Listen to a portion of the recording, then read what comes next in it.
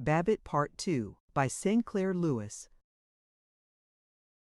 Chapter 15. His march to greatness was not without disastrous stumbling. Fame did not bring the social advancement which the Babbitts deserved. They were not asked to join the Tonawanda Country Club, nor invited to the dances at the Union. Himself, Babbitt fretted, he didn't care a fat hoot for all these high rollers, but the wife would kind of like to be among those present. He nervously awaited his university class dinner and an evening of furious intimacy with such social leaders as Charles McKelvey, the millionaire contractor, Max Kruger, the banker, Irving Tate, the tool manufacturer, and Adelbert Dobson, the fashionable interior decorator. Theoretically, he was their friend, as he had been in college. And when he encountered them, they still called him Georgie, but he didn't seem to encounter them often, and they never invited him to dinner with champagne and a butler at their houses on Royal Ridge. All the week before the class dinner, he thought of them. No reason why we shouldn't become real chummy now, Tuck. Like all true American diversions and spiritual outpourings, the dinner of the men of the class of 1896 was thoroughly organized. The dinner committee hammered like a sales corporation. Once a week they sent out reminders. Tickler, no. 3. Old man, are you going to be with us at the livest friendship feed the alumni of the good old U have ever known? The alumni vote turned out 60% strong. Are we boys going to be beaten by a bunch of skirts? Come on, fellows. Let's work up some real genuine enthusiasm and all boost together for the snappiest dinner yet. Elegant eats, short ginger talks, and memories shared together of the brightest, gladdest days of life.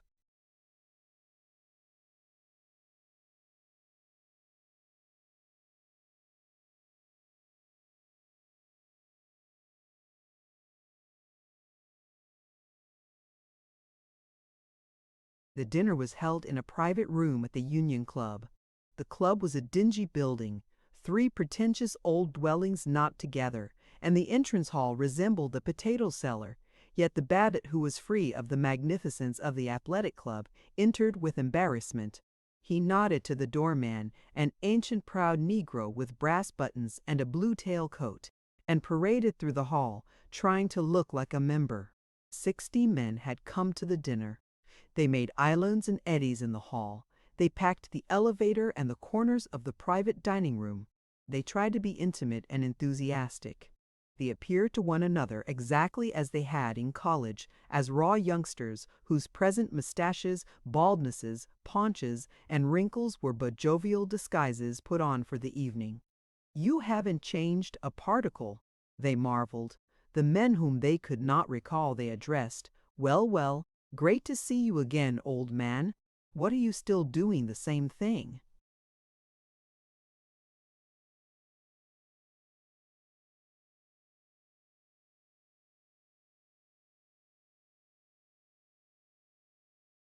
Someone was always starting a cheer or a college song, and it was always thinning into silence.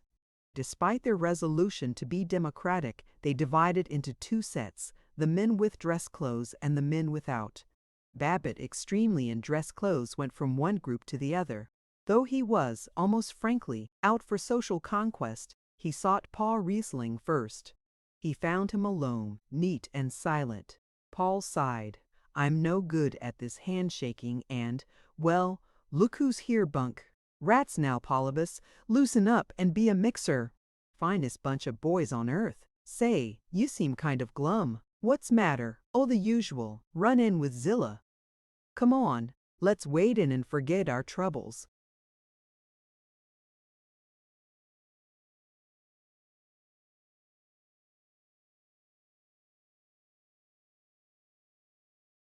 He kept Paul beside him, but worked toward the spot where Charles McKelvey stood warming his admirers like a furnace.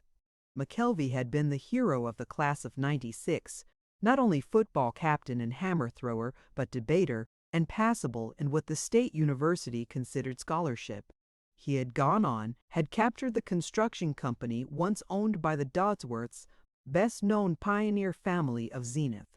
He built state capitals, skyscrapers, railway terminals. He was a heavy-shouldered, big-chested man, but not sluggish. There was a quiet humor in his eyes, a syrup-smooth quickness in his speech, which intimidated politicians and warned reporters, and in his presence the most intelligent scientist or the most sensitive artist felt thin-blooded, unworldly, and a little shabby. He was, particularly when he was influencing legislatures or hiring labor spies, very easy and lovable and gorgeous.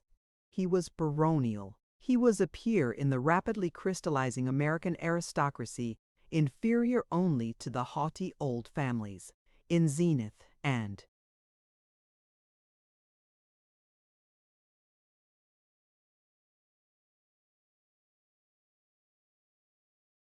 old family is one which came to town before 1840. His power was the greater because he was not hindered by scruples by either the vice or the virtue of the older Puritan tradition.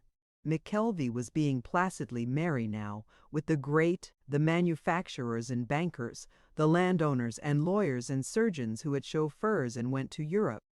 Babbitt squeezed among them. He liked McKelvey's smile as much as the social advancement to be had from his favor. If in Paul's company he felt ponderous and protective, with McKelvey he felt slight and adoring. He heard McKelvey say to Max Kruger, the banker, "Yes, we'll put up Sir Gerald Doak." Babbitt's democratic love for titles became a rich relish. "You know, he's one of the biggest iron men in England, Max. Horribly well off. Why, hello, old Georgie. Say, Max, George Babbitt is getting fatter than I am." The chairman shouted, "Take your seats, fellows."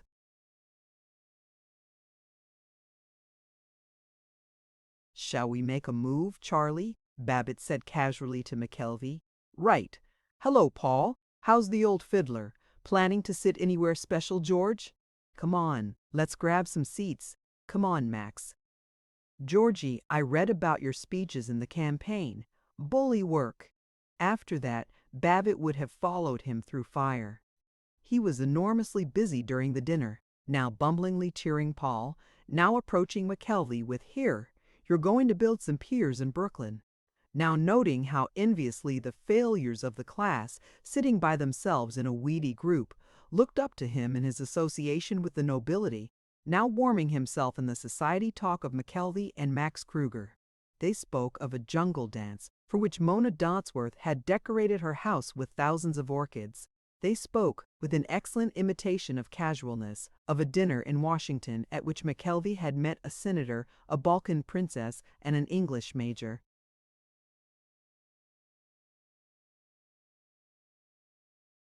General. McKelvey called the princess Jenny and let it be known that he had danced with her. Babbitt was thrilled, but not so weighted with awe as to be silent. If he was not invited by them to dinner, he was yet accustomed to talking with bank presidents, congressmen, and clubwomen who entertained poets. He was bright and referential with McKelvey. "Say, Charlie, do you remember in junior year how we chartered a sea-going hack and chased down to Riverdale to the big show Madam Brown used to put on? Remember how you beat up that hick constable that tried to run us in, and we pinched the pants pressing sign and took and hung it on Professor? Oh gosh, those were the days." Those, McKelvey agreed, were the days.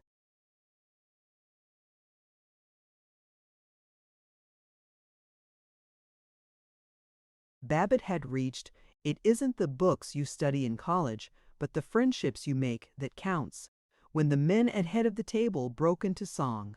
He attacked McKelvey. "It's a shame to drift apart because our business activities lie in different fields. I've enjoyed talking over the good old days. You and Mrs. McKelvey must come to dinner some night." Vaguely, "Yes, indeed, like to talk to you about the growth of real estate out beyond your Grantsville warehouse.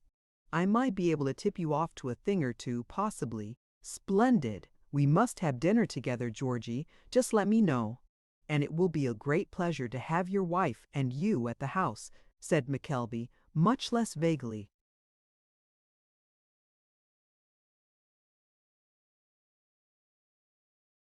Then the chairman's voice, that prodigious voice which once had roused them to cheer defiance at rooters from Ohio or Michigan or Indiana, whooped, "Come on, you wombats!" all together in the long yell. Babbitt felt that life would never be sweeter than now, when he joined with Paul Riesling and the newly recovered hero McKelvey in Bajou.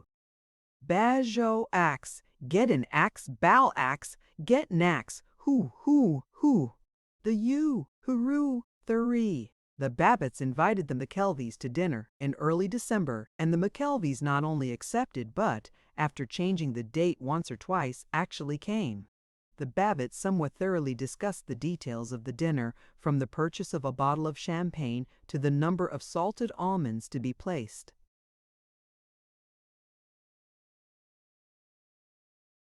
Before each person. Especially did they mention the matter of the other guests. To the last Babbitt held out for giving Paul Riesling the benefit of being with the McKelveys. Good old Charlie would like Paul and Ver Gunch better than some highfalutin Willie boy, he insisted. But Mrs. Babbitt interrupted his observations with, "Yes, perhaps I think I'll try to get some Lynnhaven oysters," and when she was quite ready she invited Dr. J. T. Angus, the oculist, and a dismally respectable lawyer named Maxwell, with their glittering wives. Neither Angus nor Maxwell belonged to the Elks or to the athletic club. Neither of them had ever called Babbitt brother or asked his opinions on carburetors. The only human people whom she invited, Babbitt raged, were the Littlefields. And Howard Littlefield at times became so statistical that Babbitt longed for the refreshment of Gunch. Well, old lemon pie face, what's the good word?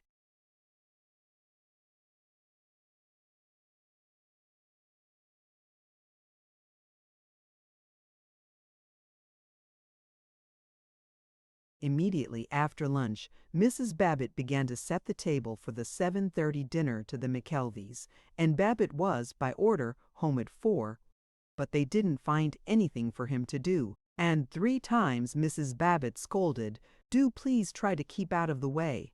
He stood in the door of the garage, his lips drooping, and wished that Littlefield or Sam Doppelbrau or somebody would come along and talk to him. He saw Ted sneaking about the corner of the house. "What's the matter, old man?" said Babbitt. "Is that you, thin owled one? G-Ma certainly is on the warpath. I told her Roan and I would juices soon not be let in on the fiesta tonight, and she bit me. She says I gotta take a bath, too. But, say, the Babbitt men will be some lookers tonight. Little Theodore in a dress suit? The Babbitt men." Babbitt liked the sound of it. He put his arm about the boy's shoulder. He wished that Paul Riesling had a daughter, so that Ted might.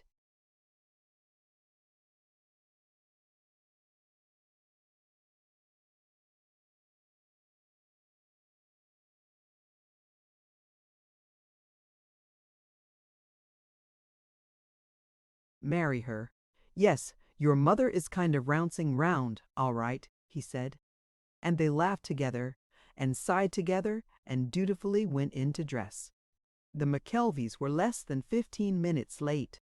Babbitt hoped that the Doppelbrayas would see the McKelveys' limousine and their uniformed chauffeur waiting in front. The dinner was well cooked and incredibly plentiful, and Mrs. Babbitt had brought out her grandmother's silver candlesticks. Babbitt worked hard. He was good. He told none of the jokes he wanted to tell. He listened to the others. He started Maxwell off with a resounding, "Let's hear about your trip to the Yellowstone." He was laudatory, extremely laudatory. He found opportunities to remark that Dr. Angus was a benefactor to humanity, Maxwell and Howard Littlefield profound scholars, Charles McKelvey an inspiration to ambitious youth, and Mrs. McKelvey an adornment to the social circles of Zenith.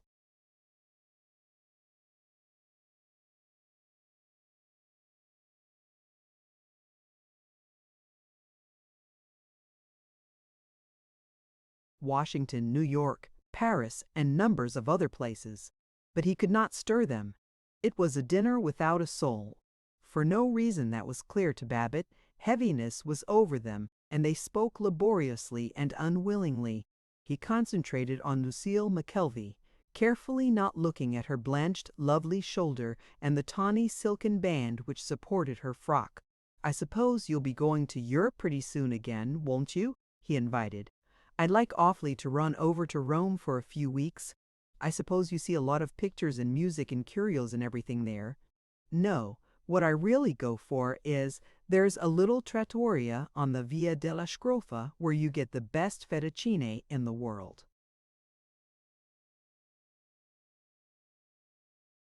"Oh, yes, that must be nice to try that. Yes." At 9:45, McKelvey discovered with profound regret that his wife had a headache. He said blithely, as Babbitt helped him with his coat, "We must lunch together sometime and talk over the old days." When the others had labored out, at 10:30, Babbitt turned to his wife, pleading, "Charlie said he had a corking time and we must lunch. Said they wanted to have us up to the house for dinner before long." She achieved?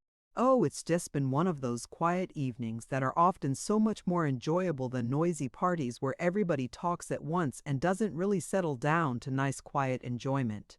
But from his cot on the sleeping porch, he heard her weeping, slowly, without hope.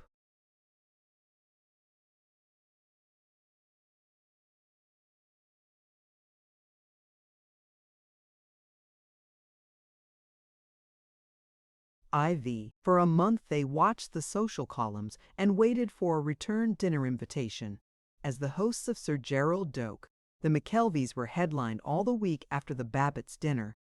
Zenith ardently received Sir Gerald, who had come to America to buy coal.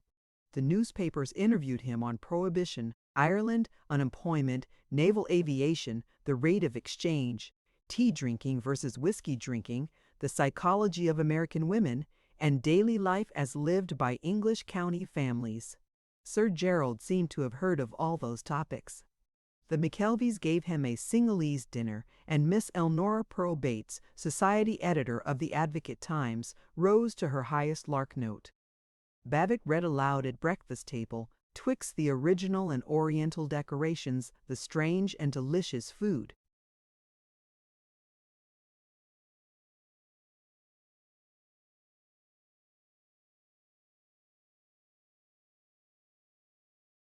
And the personalities, both of the distinguished guests, the charming hostess, and the noted host. Never has Zenith seen a more recherche affair than the salon dinner dance given last evening by Mr. and Mrs. Charles McKelvey to Sir Gerald Doak. Methought as we fortunate one were privileged to view that fairy and foreign scene, nothing at Monte Carlo or the choicest ambassadorial sets of foreign capitals could be more lovely. It is not for nothing that Zenith is in matters social rapidly becoming known as the choosiest inland city in the country. Though he is too modest to admit it, Lord Doak gives a cachet to our smart quartier such as it has not received since the ever-memorable visit of the Earl of Sittingbourne. Not only is he of the British peerage, but he is also, en dit, a leader of the British metal industries. As he comes from Nottingham, a favorite haunt of Robin Hood, though now we are informed by Lord Doak, a live modern city of 275,573 in patent lace, as well as other industries, we like to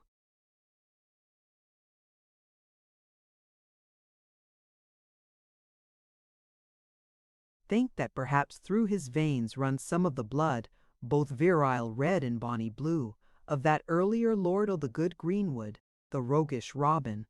The lovely Mrs. McKelvey never was more fascinating than last evening in her black net gown, relieved by dainty bands of silver, and at her exquisite waist a glowing cluster of Aaron Ward roses. Babbitt said bravely, "I hope they don't invite us to meet this Lord Doak guy. Darn sight rather just have a nice quiet little dinner with Charlie and the missus."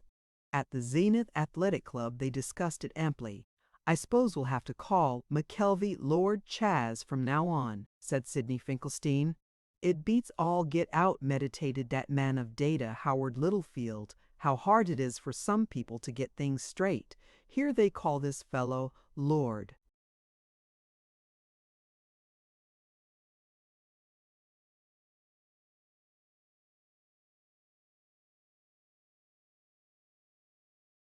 Doak when it ought to be Sir Gerald. Babbitt marveled. Is that a fact? Well, well, Sir Gerald, eh? That's what you call 'em, eh? Well, sir, I'm glad to know that. Later he informed his salesman, it's funnier, in a goat the way some folks that, just because they happen to lay up a big wad, go entertaining famous foreigners, don't have any more idea, in a rabbit how to address 'em, so's to make 'em feel at home. That evening as he was driving home, he passed McKelvey's limousine and saw Sir Gerald, a large, ruddy, pop-eyed Teutonic Englishman, whose dribble of yellow mustache gave him an aspect sad and doubtful. Babbitt drove on slowly, oppressed by futility. He had a sudden, unexplained, and horrible conviction that the McKelveys were laughing at him.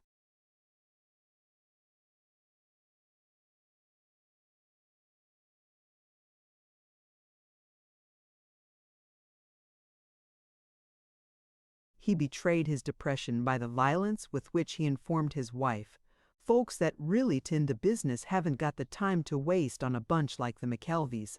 This society stuff is like any other hobby. If you devote yourself to it, you get on. But I like to have a chance to visit with you and the children instead of all this idiotic chasing round. They did not speak of the McKelveys again. It was a shame at this worried time to have to think about the Overbrooks. Ed Overbrook was a classmate of Babbitt who had been a failure. He had a large family and a feeble insurance business out in the suburb of Dorchester. He was gray and thin and unimportant. He had always been gray and thin and unimportant. He was the person whom in any group you forgot to introduce. Then introduce with extra enthusiasm. He had admired Babbitt's good fellowship in college, had admired ever since his power in real estate, his beautiful house and wonderful clothes. It pleased Babbitt, though it bothered him with a sense of responsibility. At the class dinner he had seen poor Overbrook, in a shiny blue sarge business suit, being diffident in a corner with 3 other failures. He had gone over and been cordial. "Why, hello, young Ed. I hear you're writing all the insurance in Dorchester now. Bully work." They recalled the good old days when Overbrook used to write poetry. Overbrook embarrassed him by blurting, "Say, Georgie, I hate to think of how we've been drifting apart. I wish you and Mrs. Babbitt would come to dinner some night." Babbitt boomed, "Fine, sure, just let me know, and the wife and I want to have you at the house." He forgot it, but unfortunately Ed Overbrook did not.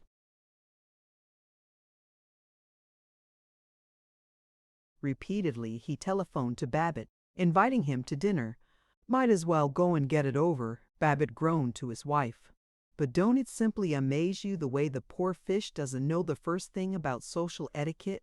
Think of him phoning me, instead of his wife sitting down and writing us a regular bid. Well, I guess we're stuck for it.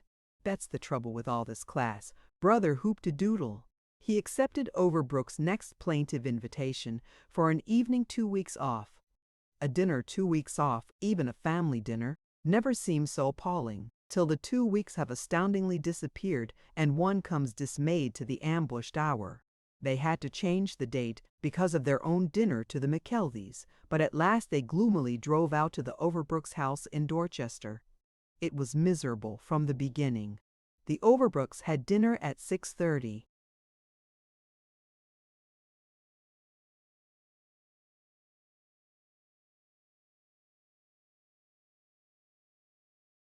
While the Babbitts never dined before 7, Babbitt permitted himself to be 10 minutes late. "Let's make it as short as possible. I think we'll duck out quick.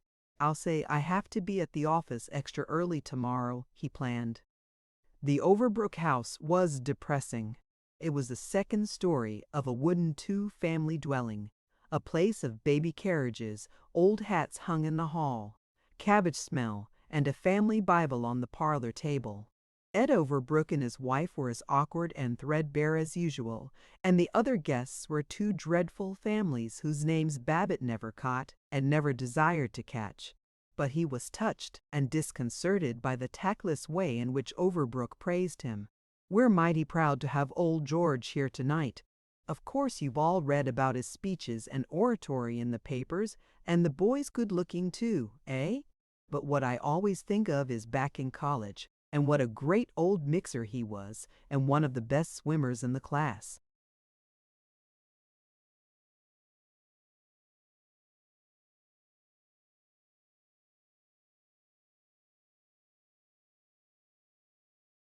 Babbitt tried to be jovial. He worked at it, but he could find nothing to interest him in Overbrook's timorousness, the blankness of the other guests, or the drained stupidity of Mrs. Overbrook with her spectacles, drab skin, and tight-drawn hair. He told his best Irish story, but it sank like soggy cake. Most bleary moment of all was when Mrs. Overbrook, peering out of her fog of nursing 8 children and cooking and scrubbing, tried to be conversational. "I suppose you go to Chicago and New York right along, Mr. Babbitt," she prodded. "Well, I get to Chicago fairly often. It must be awfully interesting. I suppose you take in all the theaters." "Well, to tell the truth, Mrs. Overbrook, thing that hits me best is a great big beefsteak at a Dutch restaurant in the Loop."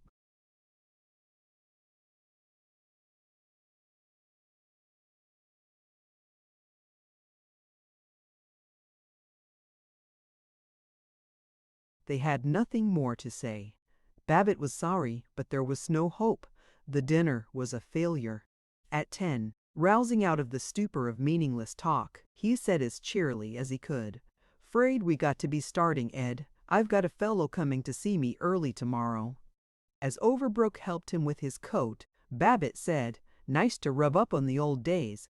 We must have lunch together, PDQ." Mrs. Babbitt sighed on their drive home. "It was pretty terrible. But how Mr. Overbrook does admire you." "Yep, poor cuss.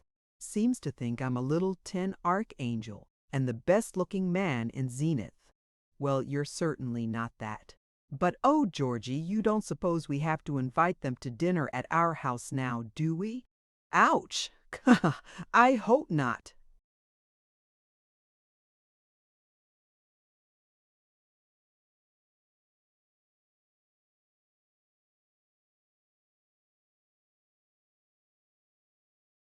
"See here now, George, you didn't say anything about it to Mr. Overbrook, did you?" "No, gee, no, honest, I didn't. Just made a bluff about having him to lunch sometime." "Well, dear, I don't want to hurt their feelings, but I don't see how I could stand another evening like this one. And suppose somebody like Dr. and Mrs. Angus came in when we had the Overbrooks there and thought they were friends of ours." For a week they worried. "We really ought to invite Ed and his wife, poor devils." But as they never saw the Overbrooks, they forgot them, and after a month or two they said that really was the best way, just to let it slide. It wouldn't be kind to them to have them here. They'd feel so out of place and hard up in our home. They did not speak of the Overbrooks again. Chapter 16. The certainty that he was not going to be accepted by the McKelveys made Babbitt feel guilty and a little absurd. But he went more regularly to the Elks. At a Chamber of Commerce luncheon he was oratorical regarding the wickedness of strikes, and again he saw himself as a prominent citizen. His clubs and associations were food comfortable to his spirit. Of a decent man in Zenith, it was required that he should belong to one, preferably 2 or 3, of the innumerous lodges and prosperity-boosting lunch clubs, to the Rotarians, the Kiwanis, or the Boosters, to the Oddfellows, Moose, Masons, Redmen, Woodmen, Owls, Eagles, Maccabees, Knights of Pythias, Knights of Columbus, and other secret orders characterized by a high degree of hardiness, sound morals, and reverence for the Constitution. There were 4 reasons for joining these orders. It was the thing to do. It was good for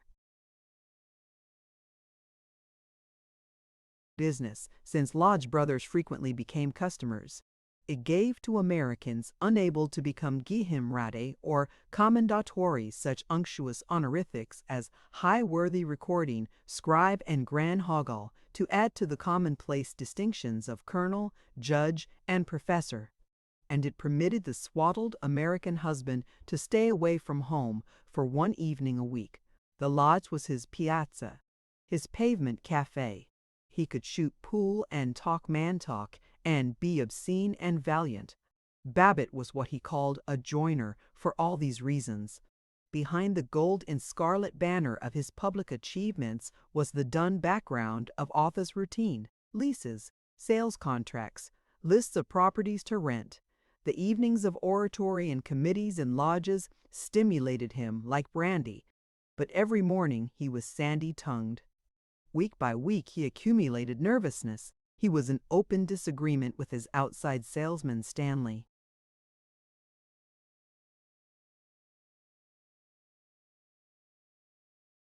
Graph. And once, though her charms had always kept him nickeringly polite to her, he snarled at Miss Magoon for changing his letters. But in the presence of Paul Riesling he relaxed. At least once a week they fled from maturity. On Saturday they played golf, jeering, "As a golfer you're a fine tennis player," or they motored all Sunday afternoon, stopping at village lunchrooms to sit on high stools at a counter and drink coffee from thick cups. Sometimes Paul came over in the evening with his violin, and even Zillah was silent as the lonely man who had lost his way and forever crept down unfamiliar roads spun out his dark soul in music. Nothing gave Babbitt more purification and publicity than his labors for the Sunday school.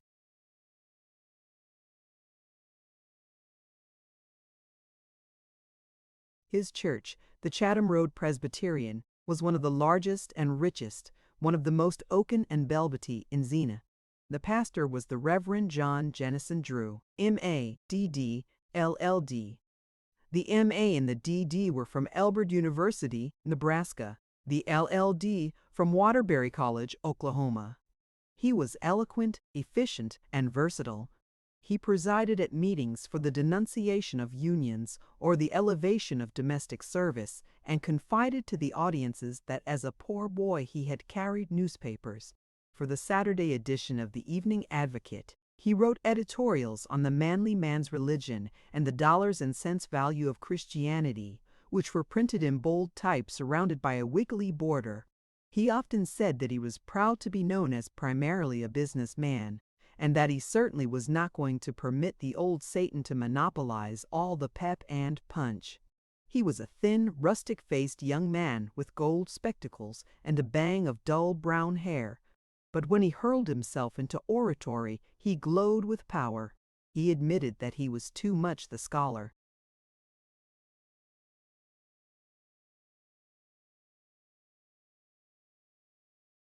And poet, to imitate the evangelist, Mike Monday, yet he had once awakened his fold to new life and to larger collections by the challenge, "My brethren, the real cheapskate is the man who won't lend to the Lord."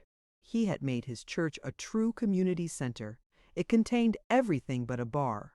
It had a nursery, a Thursday evening supper with a short, bright missionary lecture afterward, a gymnasium, a fortnightly motion picture show, a library of technical books for young workmen, though, unfortunately, no young workmen ever entered the church except to wash the windows or repair the furnace, and a sewing circle which made short little pants for the children of the poor while Mrs. Drew read aloud from earnest novels.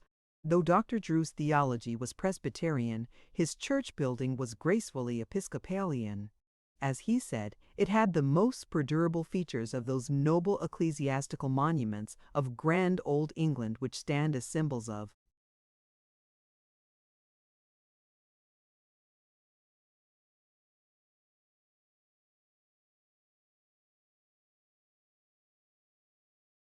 the eternity of faith, religious and civil.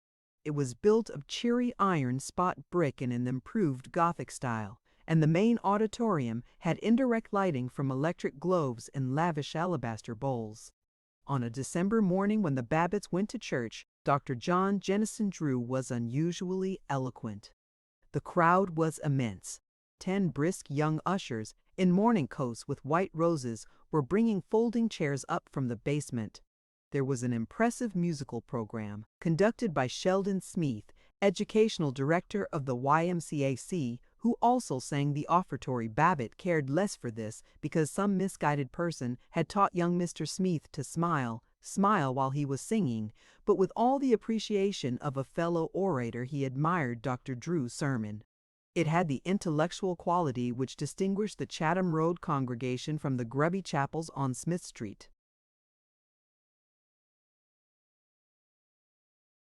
At this abundant harvest time of all the year, Dr. Drew chanted, "When though stormy the sky and laborious the path to the drudging wayfarer, yet the hovering and bodiless spirit swoops back o'er all the labors and desires of the past 12 months. Oh, then it seems to me there sounds behind all our apparent failures the golden chorus of greeting from those passed happily on.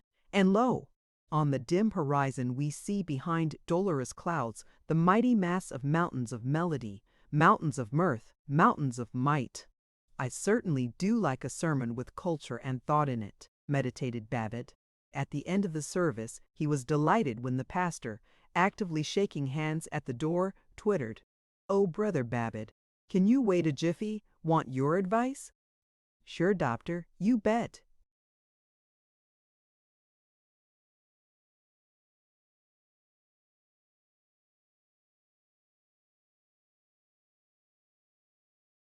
"Drop into my office. I think you'll like the cigars there." Babbitt did like the cigars. He also liked the office, which was distinguished from other offices only by the spirited change of the familiar wall placard to, "This is the Lord's busy day." Chum Frink came in, then William W. Ethorne. Mr. Ethorne was the 70-year-old president of the First State Bank of Zenith. He still wore the delicate patches of side whiskers which had been the uniform of bankers in 1870. If Babbitt was envious of the smart set of the McKelveys, before William Washington Ethorne he was reverent. Mr. Ethorne had nothing to do with the smart set, he was above it. He was the great-grandson of one of the 5 men who founded Zenith in 1792, and he was of the 3rd generation of bankers. He could examine credits, make loans, promote or injure a man's business. In his presence Babbitt breathed quickly and felt young. The Reverend Dr. Drew bounced into the room and flowered into speech.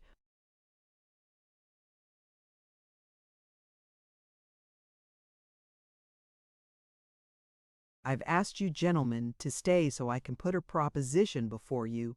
The Sunday school needs bucking up. It's the 4th largest in Zenith, but there's no reason why we should take anybody's dust. We ought to be first. I want to request you, if you will, to form a committee of advice and publicity for the Sunday school. Look it over and make any suggestions for its betterment, and then, perhaps, see that the press gives us some attention. Give the public some really helpful and constructive news instead of all these murders and divorces." "Excellent," said the banker. Babbitt and Frink were enchanted to join him. 3. If you had asked Babbitt what his religion was, he would have answered in sonorous Boosters Club rhetoric, "My religion is to serve my fellow men, to honor my brother as myself, and to do my bit to make life happier for one and all." If you had pressed him for more detail, he would have announced, "I'm a member of the Presbyterian Church, and naturally I accept its doctrines." If you had been so brutal as to go on, he would have protested, "There's no use discussing and arguing about religion, it just stirs up bad feeling." Actually, the content of his theology was that there was a supreme being who had tried to make us perfect, but presumably had failed. That if one was a good man, he would go to a place called Heaven. Babbitt unconsciously pictured it as rather like an excellent hotel with a private garden. But if one was a bad man, that is, if he murdered or committed burglary, or used cocaine or had mistresses or sold non-existent real estate, he would be punished. Babbitt was uncertain, however, about what he called this business of hell. He explained to Ted, "Of course I'm pretty liberal. I don't exactly believe in a fire and brimstone hell. Stands to reason, though, that a fellow can't get away with all sorts of vice and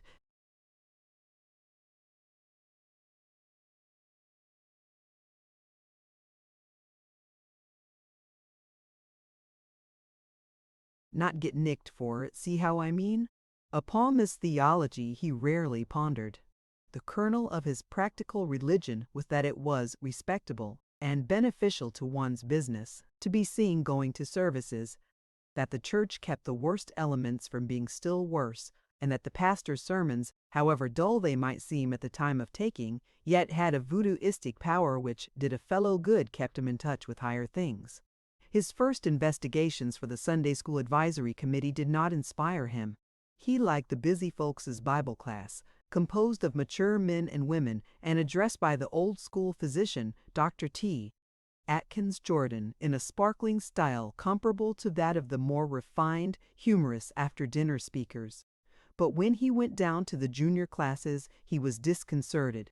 He heard Sheldon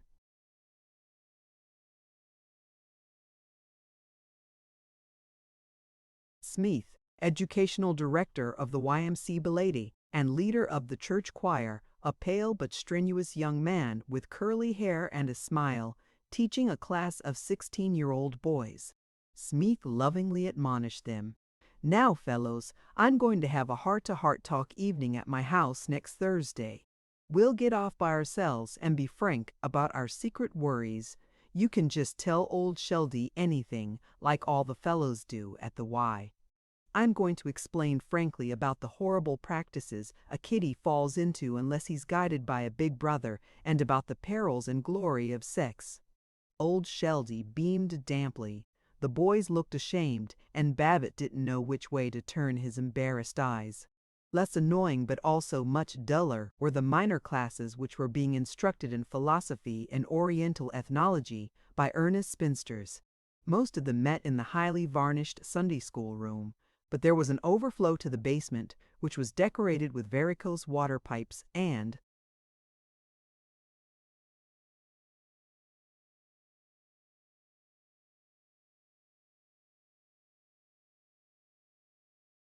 lighted by small windows high up in the oozing wall. What Babbitt saw, however, was the First Congregational Church of Catawba. He was back in the Sunday school of his boyhood. He smelled again that polite stuffiness to be found only in church parlors. He recalled the case of drab Sunday school books, Hetty, a humble heroine, and Josephus, a lad of Palestine. He thumbed once more the high-colored text cards which no boy wanted, but no boy liked to throw away, because they were somehow sacred. He was tortured by the stumbling rote of 35 years ago, as in the vast Zenith church he listened to. "Now, Edgar, you read the next verse. What does it mean when it says it's easier for a camel to go through a needle's eye? What does this teach us? Clarence, please don't wiggle so. If you had studied your lesson, you wouldn't be so fidgety. Now, Earl, what is the lesson Jesus was trying to teach his disciples?" The one thing I want you to especially remember, boys, is the words, "With God all things are possible." Just think of that always. Clarence, please pay attention. Just say, "With God all things are possible," whenever you feel discouraged. And, Alec, will you read the next verse?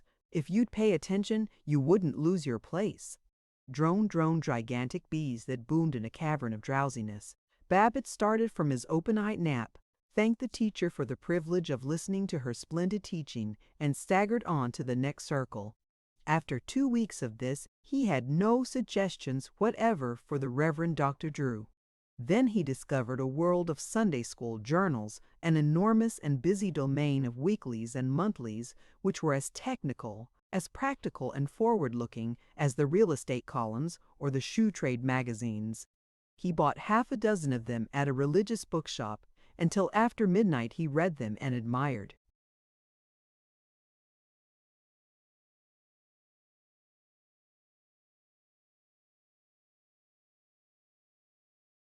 He found many lucrative tips on focusing appeals, scouting for new members, and getting prospects to sign up with the Sunday school. He particularly liked the word prospects, and he was moved by the rubric. The moral springs of the community's life lie deep in its Sunday schools, its schools of religious instruction and inspiration. Neglect now means loss of spiritual vigor and moral power in years to come. Facts like the above, followed by a straight-arm appeal, will reach folks who can never be laughed or jollied into doing their part. Babbitt admitted, "That's so. I used to skin out of the old Sunday school at Catawba every chance I got. But same time, I wouldn't be where I am today. Maybe, if it hadn't been for its training in moral power. And all about the Bible, great literature. Have to read some of it again one of these days. How scientifically the Sunday school could be organized, he learned from an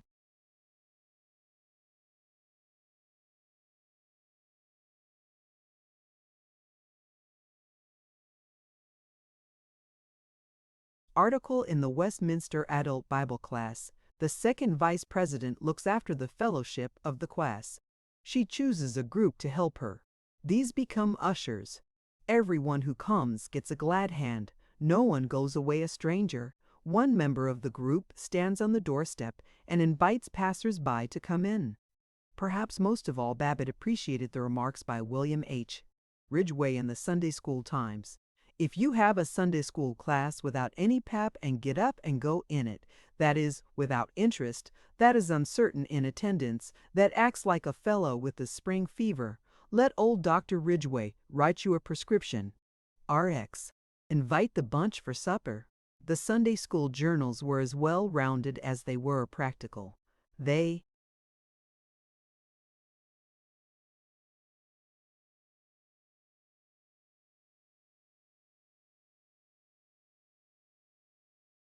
neglected none of the arts. As to music, the Sunday School Times advertised that C. Harold Loden, known to thousands through his sacred compositions, had written a new masterpiece entitled Yearning for You. The poem, by Harry D. Kerr, is one of the daintiest you could imagine, and the music is indescribably beautiful. Critics are agreed that it will sweep the country, may be made into a charming sacred song by substituting the hymn words, I heard the voice of Jesus say. Even manual training was adequately considered. Babbitt noted an ingenious way of illustrating the resurrection of Jesus Christ. Model for pupils to make. Tomb with rolling door. Use a square covered box turned upside down. Pull the cover forward a little to form a groove at the bottom. Cut a square door, also cut a circle of cardboard to more than cover the door. Cover the circular door and the tomb thickly with stiff mixture of sand.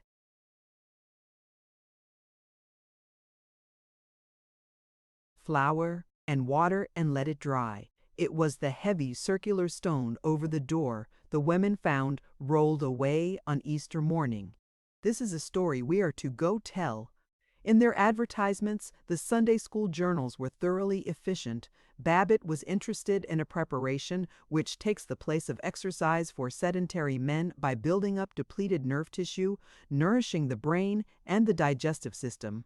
He was edified to learn that the selling of Bibles was a hustling and strictly competitive industry, and as an expert on hygiene he was pleased by the Sanitary Communion Outfit Company's announcement of an improved and satisfactory outfit throughout, including highly polished, beautiful mahogany tray. This tray eliminates all noise, is lighter and more easily handled than others, and is more in keeping with the furniture of the church than a tray of any other material.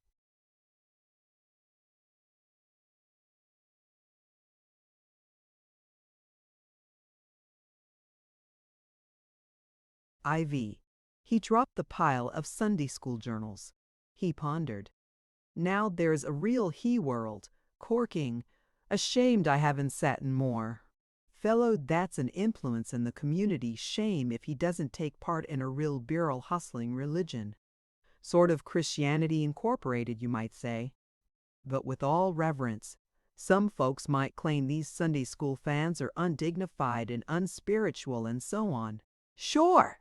Always some skunk to spring things like that, knocking and sneering and tearing down so much easier than building up. But me, I certainly hand it to these magazines. They brought old George F. Babbitt into camp, and that's the answer to the critics.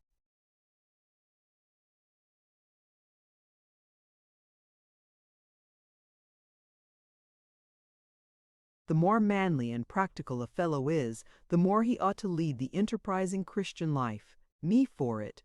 Cut out this carelessness and boozing and roan. Where the devil you been? This is a fine time of night to be coming in.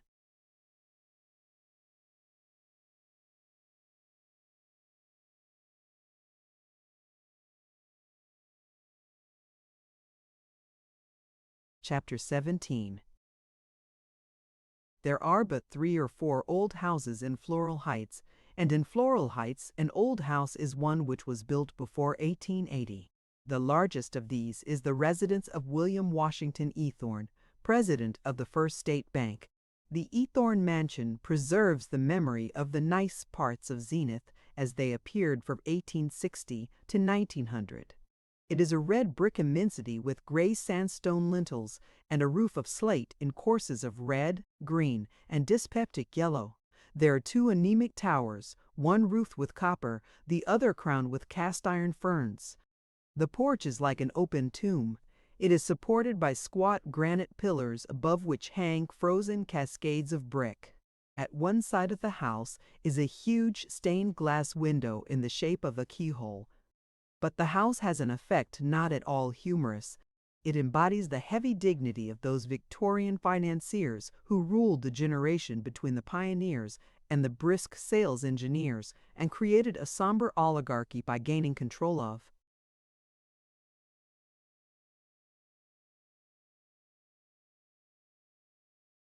banks, mills, land, railroads, mines. Out of the dozen contradictory zeniths which together make up the true and complete zenith, none is so powerful and enduring, yet none so unfamiliar to the citizens as the small, still, dry, polite, cruel zenith of the William Eathornes. And for that tiny hierarchy the other zeniths unwittingly labor and insignificantly die. Most of the castles of the testy Victorian tetrarchs are gone now, or decayed into boarding houses, but the Eathorne Mansion remains virtuous and aloof, reminiscent of London, Back Bay, Rittenhouse Square. Its marble steps are scrubbed daily, the brass plate is reverently polished, and the lace curtains are as prim and superior as William Washington Eathorne himself.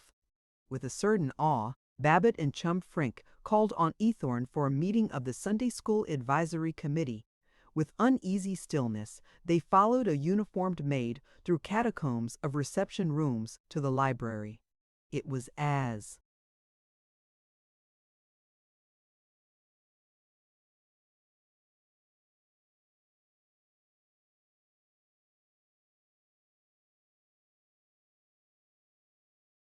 unmistakably the library of a solid old banker as Eathorne's side whiskers were the side whiskers of a solid old banker. The books were most of them standard sets, with the correct and traditional touch of dim blue, dim gold, and glossy calfskin. The fire was exactly correct and traditional, a small, quiet, steady fire reflected by polished fire irons. The oak desk was dark and old and altogether perfect. The chairs were gently supercilious. Eathorne's inquiries as to the healths of Mrs. Babbitt, Miss Babbitt, and the other children were softly paternal, but Babbitt had nothing with which to answer him. It was indecent to think of using the house trick's old socks, which gratified Virgil Gunch and Frank and Howard Littlefield, men who till now had seemed successful and urbane. Babbitt and Frank sat politely, and politely did Eathorne observe, opening his thin lips just wide enough to dismiss the words, "Gentlemen, before we begin our conference, you may have felt the cold in coming here, so good of you to save an old man the journey, shall we perhaps have a whiskey toddy?" So well trained was Babbitt in all the conversation that befits a good fellow that he almost disgraced himself with, rather than make trouble and always providin' there ain't any enforcement officers hiding in the wastebasket. The words died choking in his throat. He bowed in flustered obedience. So did chum Frank. Eathorne rang for the maid. The modern and luxurious Babbitt had never seen anyone ring for a servant in a private house, except during meals. Himself, in hotels, had rung for bellboys, but in the house you didn't hurt Matilda's feelings. You went out in the hall and shouted for her. Nor had he, since Prohibition, known anyone to be casual about drinking. It was extraordinary merely to sip his toddy and not cry, "Oh, mine, this hits me right where I live," and always with the ecstasy of youth meeting.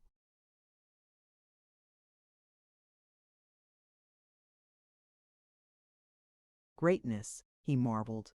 That little fuzzy face there, why, he could make me or break me. If he told my banker to call my loans. Gosh, that quarter-sized squirt, and looking like he hadn't got a single bit of hustle to him. I wonder, do we boosters throw too many fits about pep?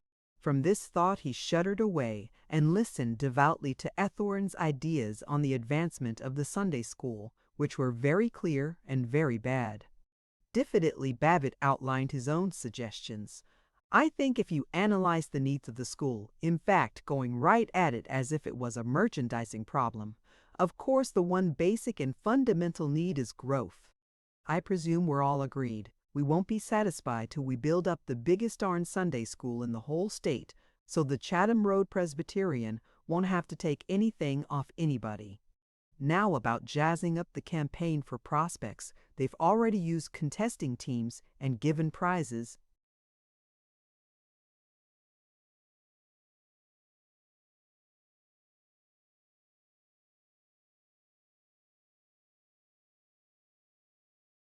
To the kids that bring in the most members. And they made a mistake there. The prizes were a lot of folderols and doodads, like poetry books and illustrated testaments, instead of something a real live kid would want to work for, like real cash or a speedometer for his motorcycle. Course suppose it's all fine and dandy to illustrate the lessons with these decorated bookmarks and blackboard drawings and so on. But when it comes down to real hustling, getting out and drumming up customers or members, why, you got to make it worth a fellow's while. Now, I want to propose 2 stunts. First, divide the Sunday school into 4 armies depending on age.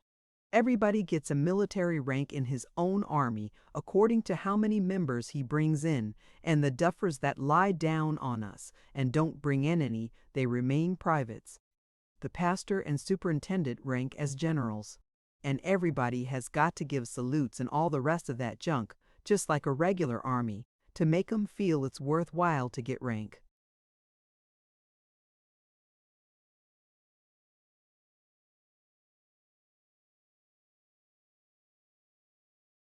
Then, second, course the school has its advertising committee, but Lord, nobody ever really works good. Nobody works well just for the love of it. The thing to do is to be practical and up to date, and hire a real paid press agent for the Sunday school, some newspaper fellow who can give part of his time. Sure, you bet, said Chum Frink. Think of the nice juicy bits he could get in, Babbitt crowed.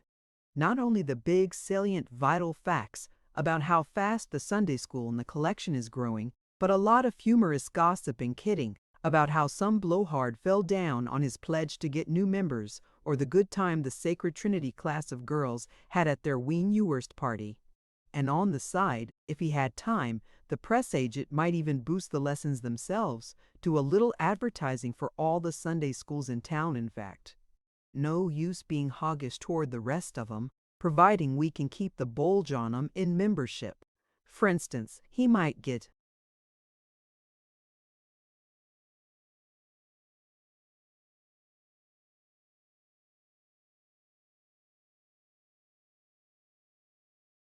the papers to course. I haven't got a literary training like Frank here, and I'm just guessing how the pieces ought to be written. But take for instance, suppose the week's lesson is about Jacob. Well, the press agent might get in something that would have a fine moral, and yet with a trick headline that get folks to read it, say like, Jake fools the old man, makes getaway with girl in bankroll. See how I mean? That'd get their interest. Now, course, Mr. Ethorn, you're conservative, and maybe you feel these stunts would be undignified, but honestly, I believe they'd bring home the bacon. Ethorn folded his hands on his comfortable little belly and purred like an aged pussy. May I say first that I have been very much pleased by your analysis of the situation, Mr. Babbitt. As you surmise, it's necessary in my position to be conservative and perhaps endeavor to maintain a certain standard of dignity. Yet,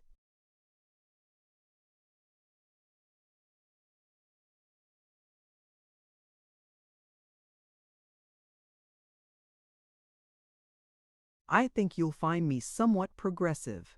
In our bank, for example, I hope I may say that we have as modern a method of publicity and advertising as any in the city.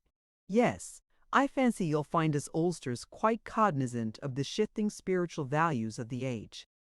Yes, oh yes. And so, in fact, it pleases me to be able to say that, though personally I might prefer the sterner Presbyterianism of an earlier era, Babbitt finally gathered that Ethorn was willing. Chemfrink suggested as part-time press agent one Kenneth Escott, reporter on the Advocate-Times. They parted on a high plane of amity and Christian helpfulness. Babbitt did not drive home, but toward the center of the city. He wished to be by himself and exult over the beauty of intimacy with William Washington.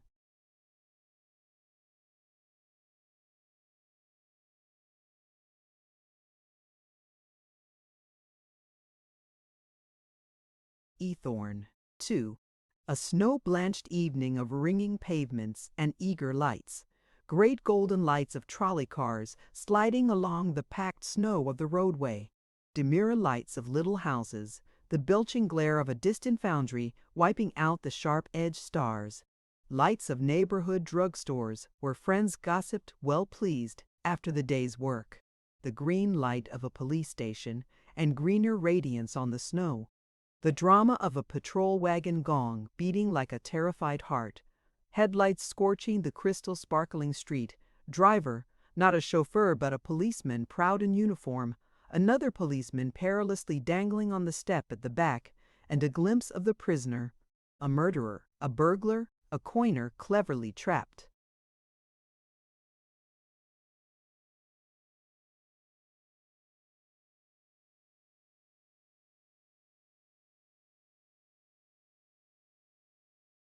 An enormous gray stone church with a rigid spire.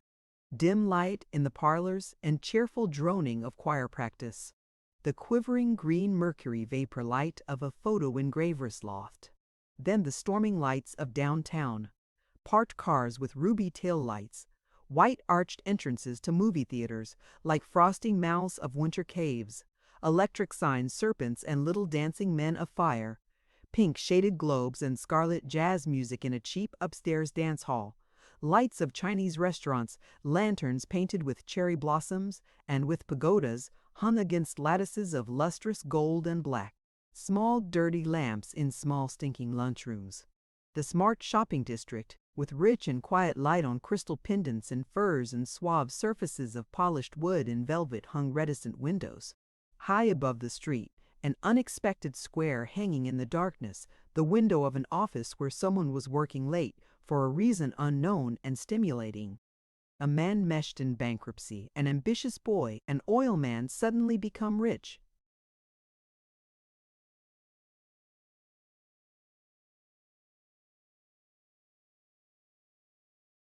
The air was shrewd, the snow was deep in uncleared alleys, and beyond the city Babbitt knew were hillsides of snow drift among wintry oaks and the curving ice-enchanted river. He loved his city with passionate wonder. He lost the accumulated weariness of business worry and expansive oratory. He felt young in potential. He was ambitious. It was not enough to be a Virgil Gunch, an Orville Jones. No. They're bully fellows, simply lovely, but they haven't got any finesse. No, he was going to be an Ethorn, delicately rigorous, coldly powerful. That's the stuff, the wallop and the velvet mitt, not let anybody get fresh with you. Been getting careless about my diction, slang, colloquial. Cut it out. I was first rate at rhetoric in college. Themes on. Anyway, not bad. Had too much of this hoopadoodle and Goodfellow stuff. Ha! Why couldn't I organize a bank of my own someday and Ted succeed me?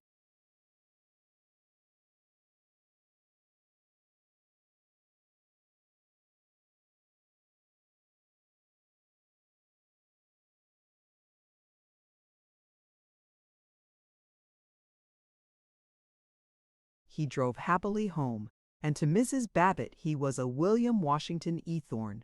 But she did not notice it. 3. Young Kenneth Escott, reporter on the Advocate-Times, was appointed press agent of the Chatham Road Presbyterian Sunday School. He gave 6 hours a week to it.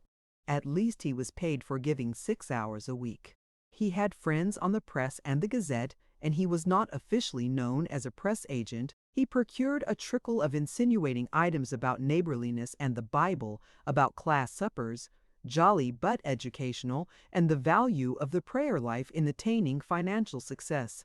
The Sunday school adopted Babbitt's system of military ranks.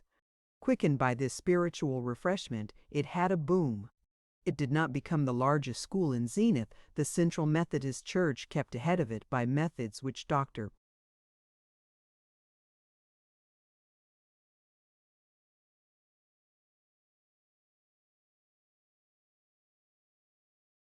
Drew scored as unfair, undignified, un-American, ungentlemanly, and unchristian, but it climbed from 4th place to 2nd, and there was rejoicing in heaven, or at least in that portion of heaven included in the parsonage of Dr. Drew, while Babbitt had much praise and good repute. He had received the rank of colonel on the general staff of the school. He was plumply pleased by salutes on the street from unknown small boys. His ears were tickled to ruddy ecstasy by hearing himself called Colonel, and if he did not attend Sunday school merely to be thus exalted, certainly he thought about it all the way there. He was particularly pleasant to the press agent, Kenneth Escott.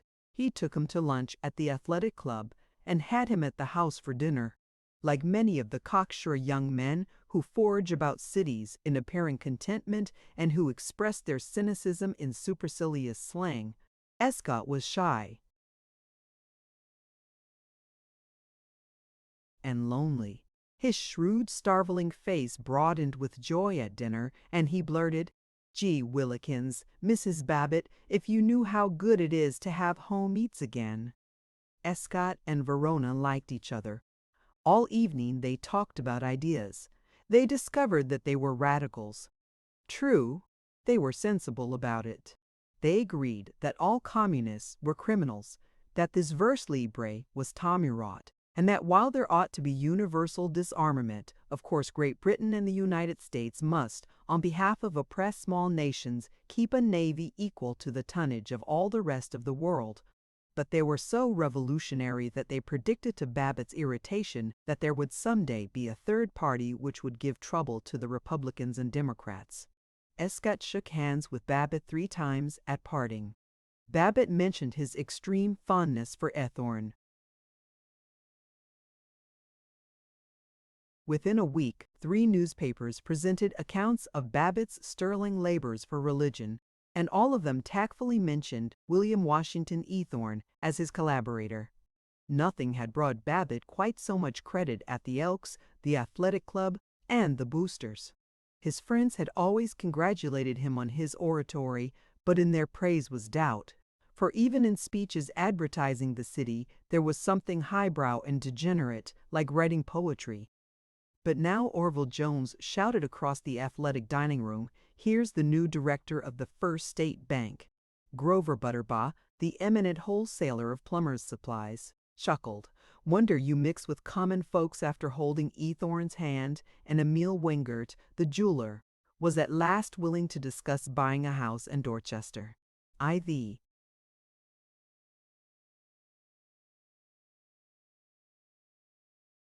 When the Sunday school campaign was finished, Babbitt suggested to Kenneth Escott, "Say, how about doing a little boosting for Doc Drew personally?" Escott grinned. "You trust the doc to do a little boosting for himself, Mr. Babbitt.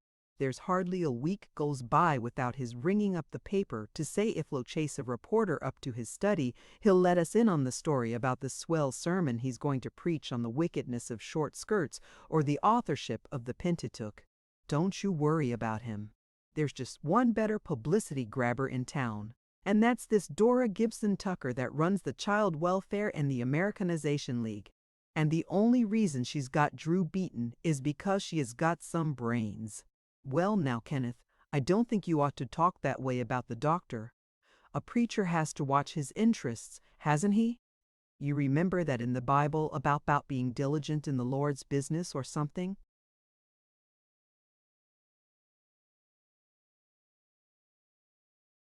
All right, I'll get something in if you want me to, Mr. Babbitt, but I'll have to wait till the managing editor is out of town, and then Blackjack the city editor.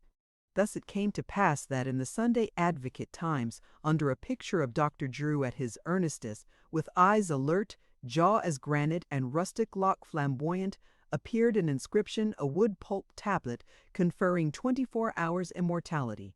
The Reverend Dr. John Jennison Drew, M.A., pastor of the beautiful Chatham Road Presbyterian Church in lovely Floral Heights, is a wizard soul winner.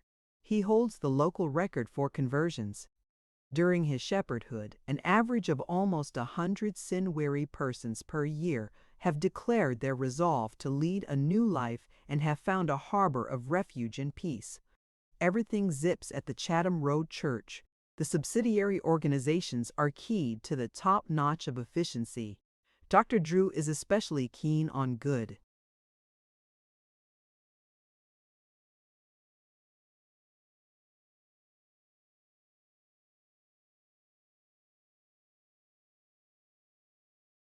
Congregational singing. Bright, cheerful hymns are used at every meeting, and the special sing services attract lovers of music and professionals from all parts of the city. On the popular lecture platform, as well as in the pulpit, Dr. Drew is a renowned word painter, and during the course of the year, he receives literally scores of invitations to speak at varied functions, both here and elsewhere. V. Babbitt let Dr. Drew know that he was responsible for this tribute. Dr. Drew called him brother and shook his hand a great many times. During the meetings of the advisory committee, Babbitt had hinted that he would be charmed to invite Ethorn to dinner.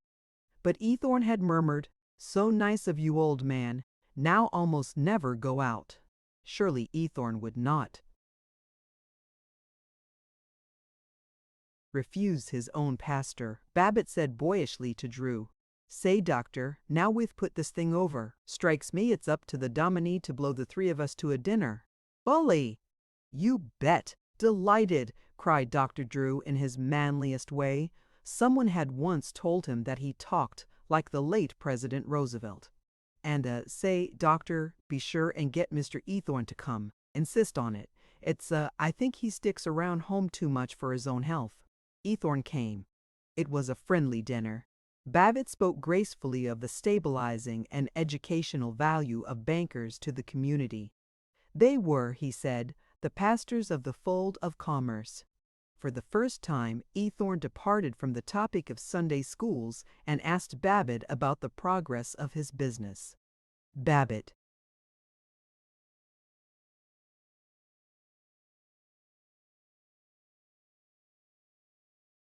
answered modestly, almost filially. A few months later, when he had a chance to take part in the Street Traction Company's terminal deal, Babbitt did not care to go to his own bank for a loan. It was rather a quiet sort of deal, and, if it had come out, the public might not have understood. He went to his friend, Mr. Ethorn. He was welcomed and received the loan as a private venture, and they both profited in their pleasant new association. After that, Babbitt went to church regularly, except on spring Sunday mornings, which were obviously meant for motoring. He announced to Ted, "I tell you, boy, there's no stronger bulwark of sound conservatism than the evangelical church, and no better place to make friends who'll help you to gain your rightful place in the community than in your own church home."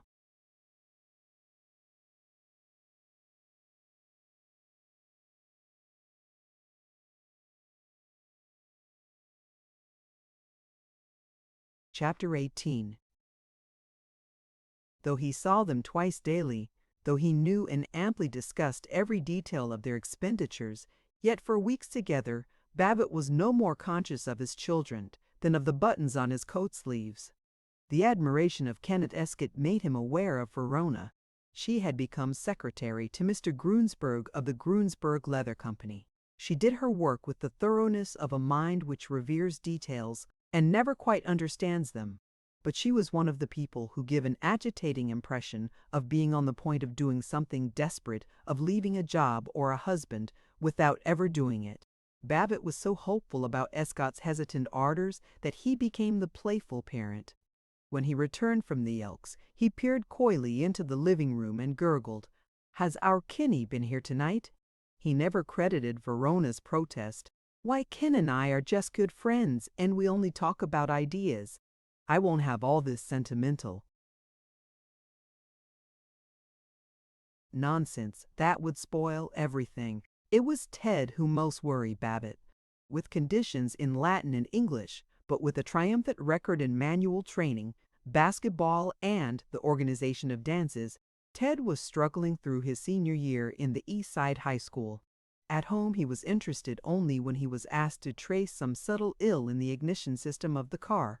He repeated to his tut-tutting father that he did not wish to go to college or law school, and Babbitt was equally disturbed by this shiftlessness and by Ted's relations with Eunice Littlefield next door.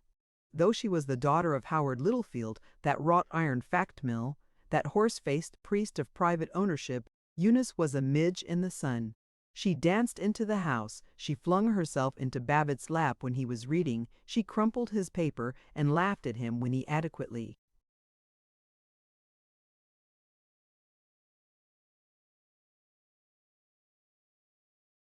explained that he hated a crumpled newspaper as he hated a broken sales contract. She was 17 now. Her ambition was to be a cinema actress.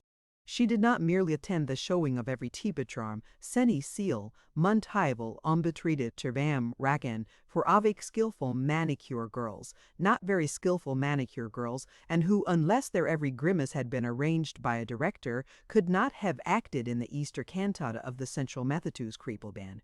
Quite seriously, in interviews plastered with writing brooches and California bungles, de Pulis bungle. Ed Cordet trained Roberts and bekulted Schraufowitz. It's begaugas could decul the termang cycling. By the agtive theories of these authorities Eunice studied. She frequently did tell whether it was in November or December 1905 that Mac Harker, the renowned screen cowpuncher and badman, began his public career as chorus man in "Oh, You Naughty Girlie." On the wall of her room, her father reported, she had pinned up 21 photographs of actors. But the signed portrait of the most graceful of the movie heroes she carried in her young bosom. Babbitt was bewildered by this worship of new gods, and he suspected that Eunice smoked cigarettes. He smelled the cloying reek from upstairs and heard her giggling with Ted. He never inquired. The agreeable child dismayed him. Her thin and charming face was sharpened by bobbed hair. Her skirts were short, her stockings were rolled, and as she flew after Ted, above the caressing silk were glimpses of soft knees which made Babbitt uneasy, and wretched that she should consider him old. Sometimes, in the veiled life of his dreams, when the fairy child came running to him, she took on the semblance of Eunice Littlefield.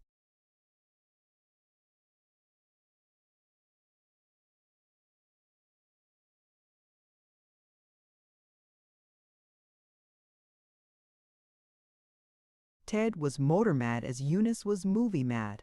1,000 sarcastic refusals did not check his teasing for a car of his own. However lax he might be about early rising and the prosody of Virgil, he was tireless in tinkering. With 3 other boys, he bought a rheumatic Ford chassis, built an amazing racer body out of tin and pine, went skidding round corners in the perilous craft, and sold it at a profit.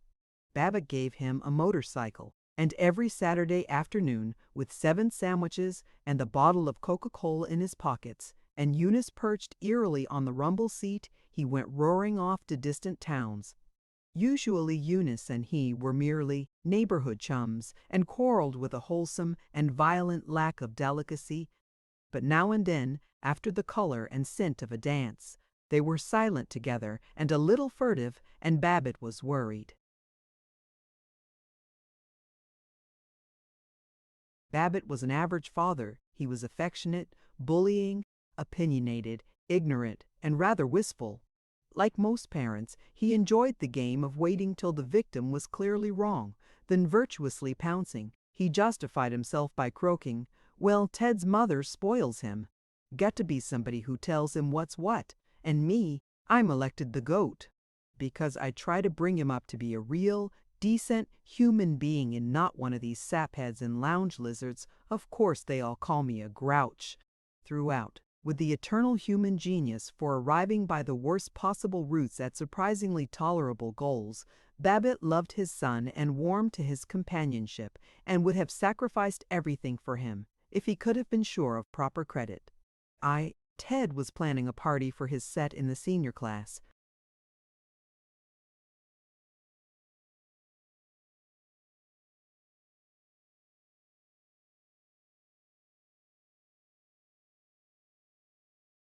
Babbitt meant to be helpful and jolly about it.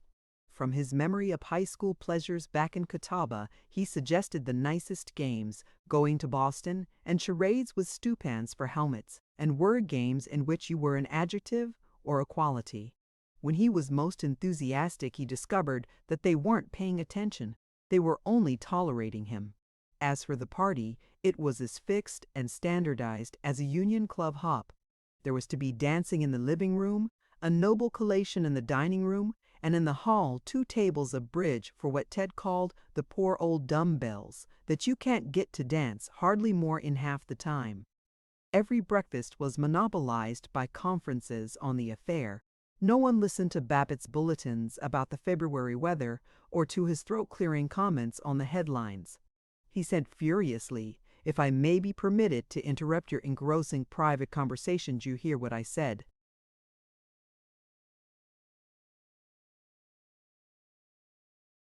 "Oh, don't be a spoiled baby. Ted and I have just as much right to talk as you have," flared Mrs. Babbitt.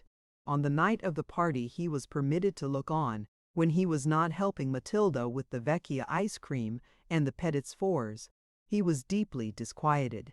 8 years ago, when Verona had given a high school party, the children had been featureless babies.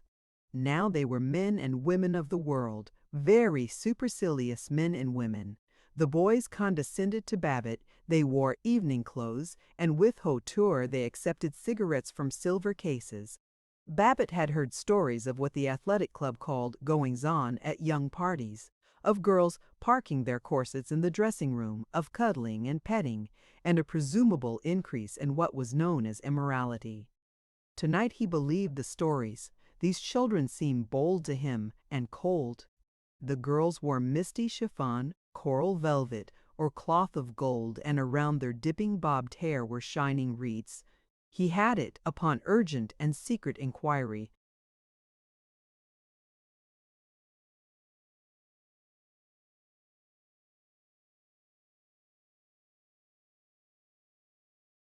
that no corsets were known to be parked upstairs.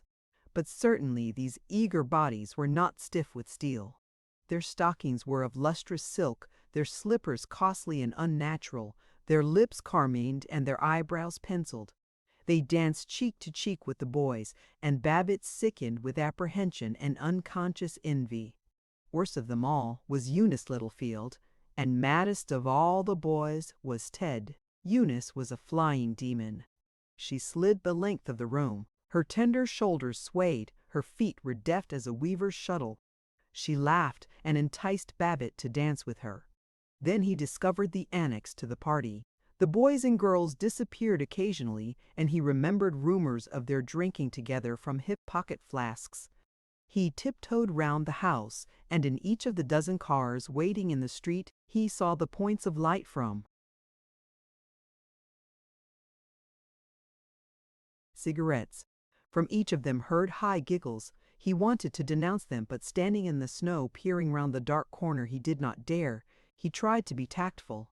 When he had returned to the front hall, he coaxed the boys. "Say, if any of you fellows are thirsty, there's some dandy ginger ale." "Oh, thanks," they condescended. He sought his wife in the pantry and exploded. "I'd like to go in there and throw some of those young pups out of the house. They talk down to me like I was the butler." "I'd like to, I know," she sighed. "Only everybody says, all the mothers tell me, unless you stand for them. If you get angry because they go out to their cars to have a drink, they won't come to your house anymore, and we wouldn't want Ted left out of things, would we?" He announced that he would be enchanted to have Ted left out of things, and hurried in to be polite, lest Ted be left out of things. But he resolved, if he found that the boys were drinking, he'd hand 'em something that would surprise 'em.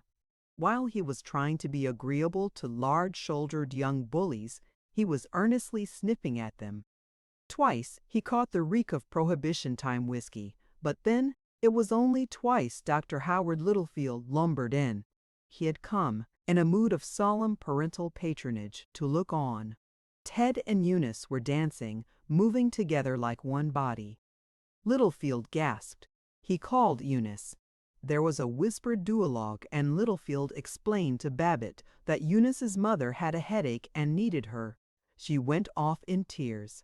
Babbitt looked after them furiously. That little devil, getting Ted into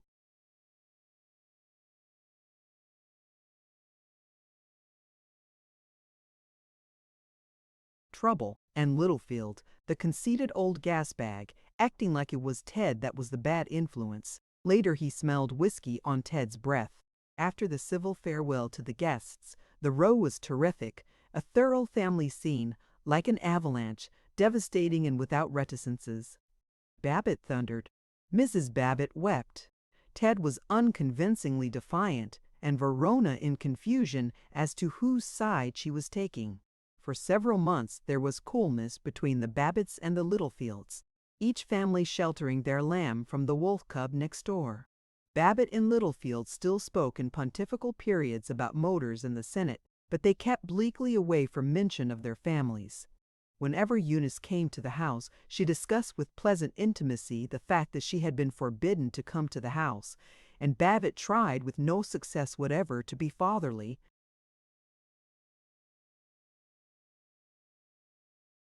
An advisory with her.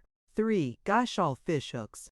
Ted wailed to Eunice as they wolfed hot chocolate, lumps of nougat, and an assortment of glacé nuts in the mosaic splendor of the Royal Drugstore. It gets me why Dad doesn't just pass out from being so pokey. Every evening he sits there, about half asleep, and if Roan or I say, "Oh, come on, let's do something," he doesn't even take the trouble to think about it. He just yawns and says, "Naw, this suits me right here." He doesn't know there's any fun going on anywhere. I suppose he must do some thinking, same as you and I do, but gosh, there's no way of telling it. I don't believe that outside of the office and playing a little bum golf on Saturday, he knows there's anything in the world to do except just keep sitting there every night, not wanting to go anywhere, not wanting to do anything, thinking us kids are crazy sitting.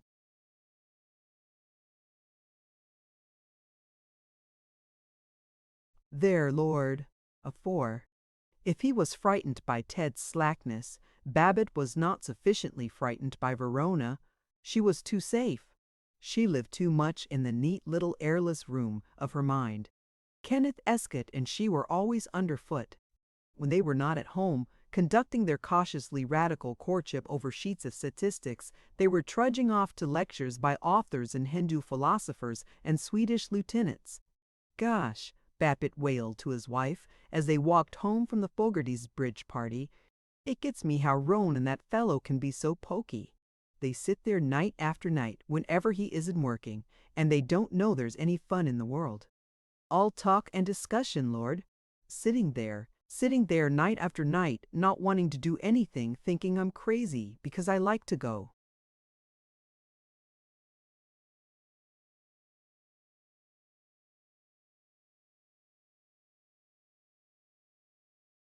out and play a fist of cards sitting there, gosh. Then round the swimmer, bored by struggling through the perpetual surf of family life, Newcomber swelled. They Babbitt's father and mother-in-law, Mr. and Mrs. Henry T. Thompson, rented their old house in the Bellevue district and moved to the Hotel Hatton, that glorified boarding house filled with widows, red plush furniture, and the sound of ice-water pitchers. They were lonely there, and every other Sunday evening the Babbitts had to dine with them on fricassee chicken, discouraged celery and cornstarch ice cream, and afterward sit polite and restrained in the hotel lounge while a young woman violinist played songs from the German via Broadway. Then Babbitt's own mother came down from Catawba to spend 3 weeks. She was a kind woman and magnificently uncomprehending. She congratulated the convention-defying Verona on being a nice, loyal homebody without all these ideas that so many girls seem to have nowadays. And when Ted filled the differential with grease, out of pure love of mechanics and filthiness, she rejoiced that he was so handy around the house and helping his father and all, and not going out with the girls all the time and trying to pretend he was a society fellow. Babbitt loved his mother, and sometimes he rather liked her, but he was annoyed by her Christian patience, and he was reduced to pulpiness when she discoursed about a quite mythical hero called Your Father. You won't remember it, Georgie. You were such a little fellow at the time. I remember just how you looked that day. With your goldy brown curls and your lace collar, you always were such a dainty child, and kind of puny and sickly, and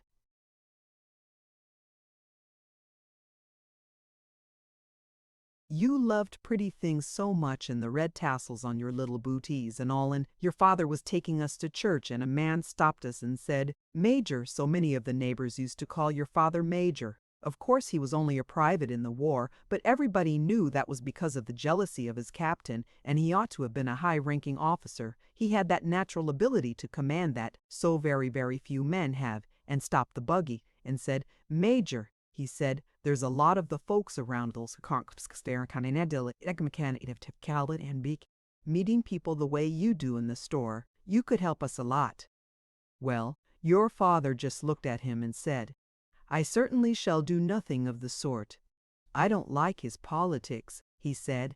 Well, the man Captain Smith, they used to call him, and heaven only knows why, because he hadn't the shadow or vestige of a right to be called captain, or any other title, this Captain Smith said, Will.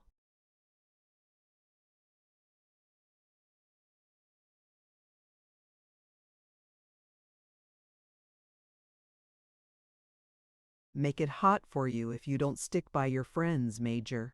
Well, you know how your father was, and this Smith knew it too. He knew what a real man he was, and he knew your father knew the political situation from A to Z, and he ought to have seen that here was one man he couldn't impose on, but he went on trying to, and hinting and trying till your father spoke up and said to him, Captain Smith, he said, I have a reputation around these parts for being one who was amply qualified to mind his own business and let other folks mind their, and with there's the drogo with by to Babbitt was most exasperated when she revealed his boyhood to the children. He had, it seemed, been fond of barley sugar, had worn the loveliest little pink bow in his curls, and corrupted his own name to Gugo. He heard, though he did not officially hear Ted admonishing Tinka, Come on now, kid, stick the lovely pink bow in your curls and beat it down to breakfast, or Goo will jaw.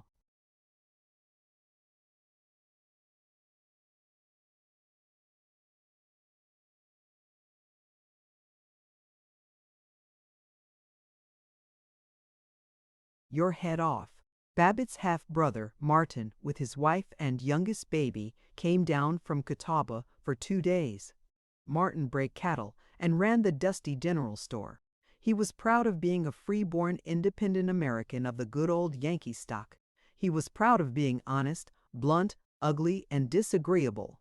His favorite remark was, How much did you pay for that? He regarded Verona's books, Babbitt's silver pencil, and flowers on the table as citified extravagances, and said so. Babbitt would have quarreled with him but for his gawky wife and the baby, whom Babbitt teased and poked fingers at and addressed. I think this baby's a bum. Yes, sir. I think this little baby's a bum. He's a bum. Yes, sir, he's a bum. That's what he is. He's a bum. This baby's a bum. He's nothing but an old bum. That's what he is, a bum. All the while, Verona and Kenneth Escott held long inquiries into epistemology. Ted was a disgraced rebel, and Tinka, aged 11, was demanding that she be allowed to go to the movies thrice a week, like all the girls. Babbitt raged, I'm sick of it. Having to carry 3 generations. Whole damn bunch lean on me. pay half of mother's income, listen to Henry T., listen to Myra's worrying, be polite to Mart, and get called an old grouch for trying to help the children. All of 'em depending on me and picking on me, and not a damn one of 'em grateful. No relief and no credit and no help from anybody, and to keep it up for good Lord how long? He enjoyed being sick in February. He was delighted by their consternation that he, the Rock, should give way. He had eaten a questionable clam. For 2 days he was languorous and petted and esteemed. He was allowed to snarl, "Oh, let me alone," without reprisals. He lay on the sleeping porch and watched the winter sun slide along the taut.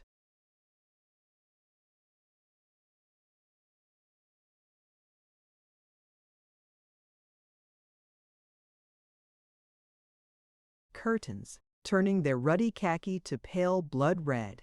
The shadow of the drawrobe was dense black in an enticing ripple on the canvas.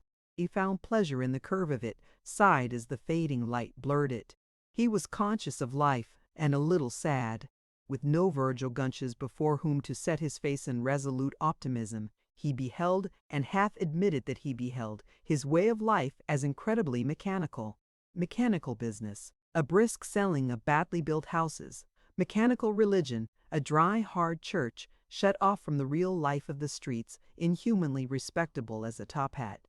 Mechanical golf and dinner parties, and bridge in conversation, save with Paul Riesling, mechanical friendships backslapping and jocular, never daring to essay the test of quietness. He turned uneasily in bed. He saw the years, the brilliant winter days, and all the long sweet afternoons which were meant for summery meadows, lost in such brittle pretentiousness. He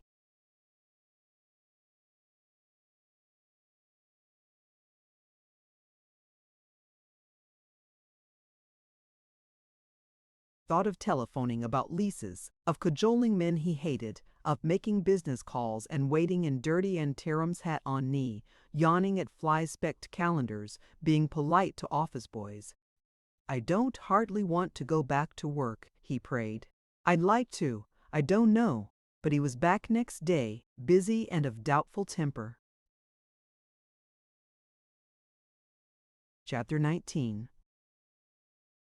The Zenith Street Traction Company planned to build car repair shops in the suburb of Dorchester, but when they came to buy the land, they found it held on options by the Babbitt Thompson Realty Company. The purchasing agent, the first vice president, and even the president of the traction company protested against the Babbitt price. They mentioned their duty toward stockholders. They threatened an appeal to the courts, though somehow the appeal to the courts was never carried out, and the officials found it wiser to compromise with Babbitt. Carbon copies of the correspondence are in the company's files, where they may be viewed by any public commission. Just after this, Babbitt deposited $3,000 in the bank. The purchasing agent of the Street Traction Company bought a $5,000 car. The first vice president built a home in Devon Woods, and the president was appointed minister to a foreign country.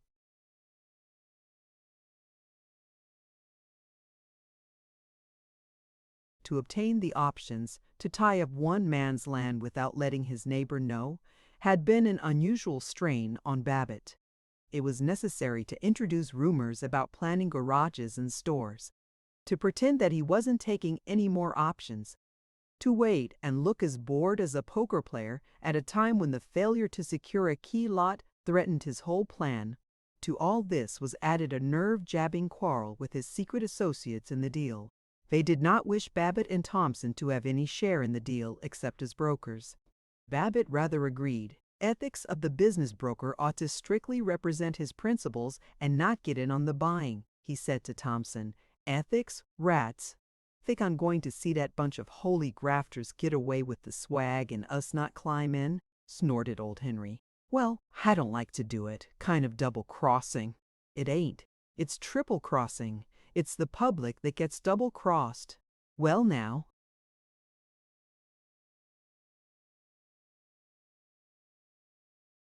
We've been ethical and got it out of our systems. The question is where we can raise a loan to handle some of the property for ourselves. On the queue.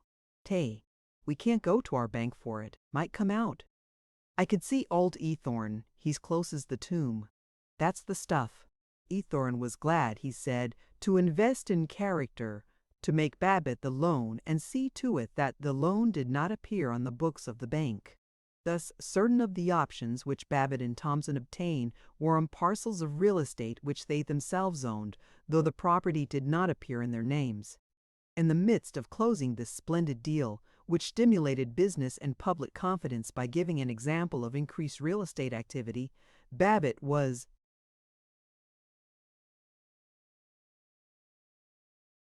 overwhelmed to find that he had a dishonest person working for him.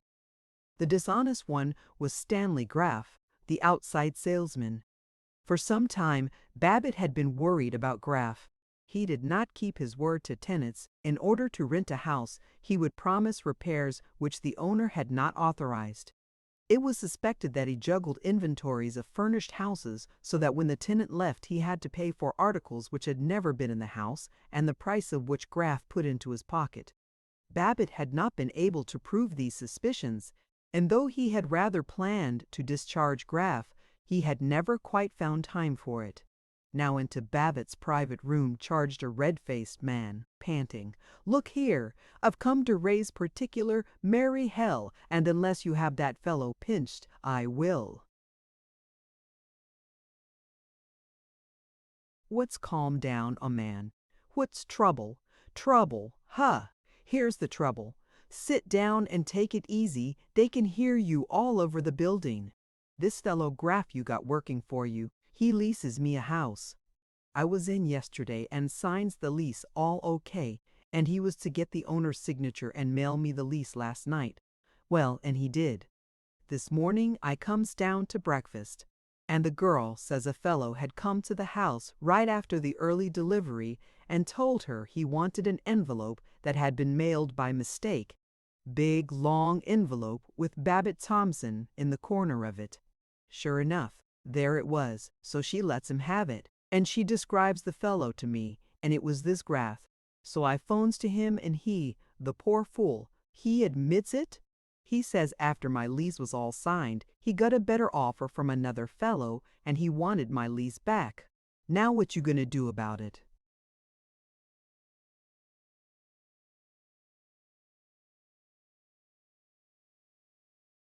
Your name is? William Varney, W.K. Varney. Oh yes, that was the Garrison house. Babbitt sounded the buzzer. When Miss Magoon came in, he demanded, "Graff gone out?" "Yes, sir." "Will you look through his desk and see if there is a lease made out to Mr. Varney on the Garrison house? To Varney, can't tell you how sorry I am this happened. Needless to say, I'll fire Graff the minute he comes in. And of course your lease stands. But there's one other thing I'd like to do. I'll tell the owner not to pay us the commission, but apply it to your rent. No, straight. I want to. To be frank, this thing shakes me up bad. I suppose I've always been a practical businessman. Probably I've told one or two fairy stories in my time when the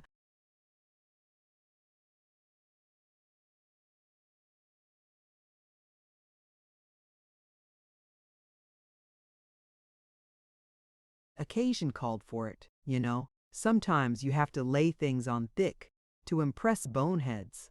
But this is the first time I've ever had to accuse one of my own employees of anything more dishonest than pinching a few stamps. Honest, it would hurt me if we profited by it. So you'll let me hand you the commission? Good. T. He walked through the February city where trucks flung up a spattering of slush and the sky was dark above dark brick cornices.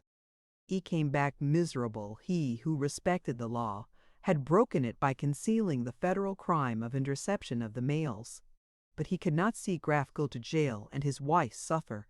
Worse, he had to discharge Graff, and this was a part of office routine which he feared.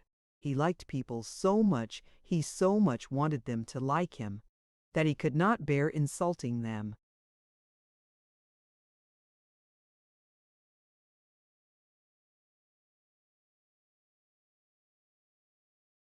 Miss McGowan dashed in to whisper with the excitement of an approaching scene. "He's here! Mr. Graff! Ask him to come in!"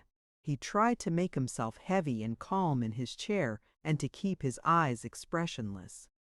Graff stalked in a man of 35, dapper, eyeglassed, with a foppish mustache. "Want me?" said Graff. "Yes. Sit down." Graff continued to stand, grunting.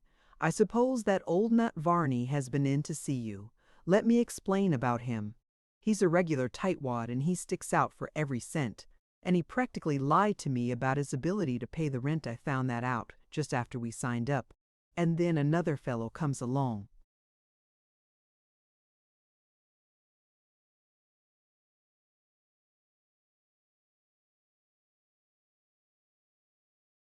With a better offer for the house, and I felt it was my duty to the firm to get rid of Varney, and I was so worried about it, I skun up there and got back the lease. Honest, Mr. Babbitt, I didn't intend to pull anything crooked. I just wanted the firm to have all the commas. Wait now, Stan, this may all be true, but I've been having a lot of complaints about you. Now, I don't suppose you ever mean to do wrong. And I think if you just get a good lesson that'll jog you up a little, you'll turn out a first-class realtor yet. But I don't see how I can keep you on." Graff leaned against the filing cabinet, his hands in his pockets, and laughed. "So I'm fired. Well, old Vision and Ethics, I'm tickled to death. But I don't want you to think you can get away with any holier-than-thou stuff. Sure, I've pulled some raw stuff, a little of it, but how could I help it in this office? Now, by God, young man."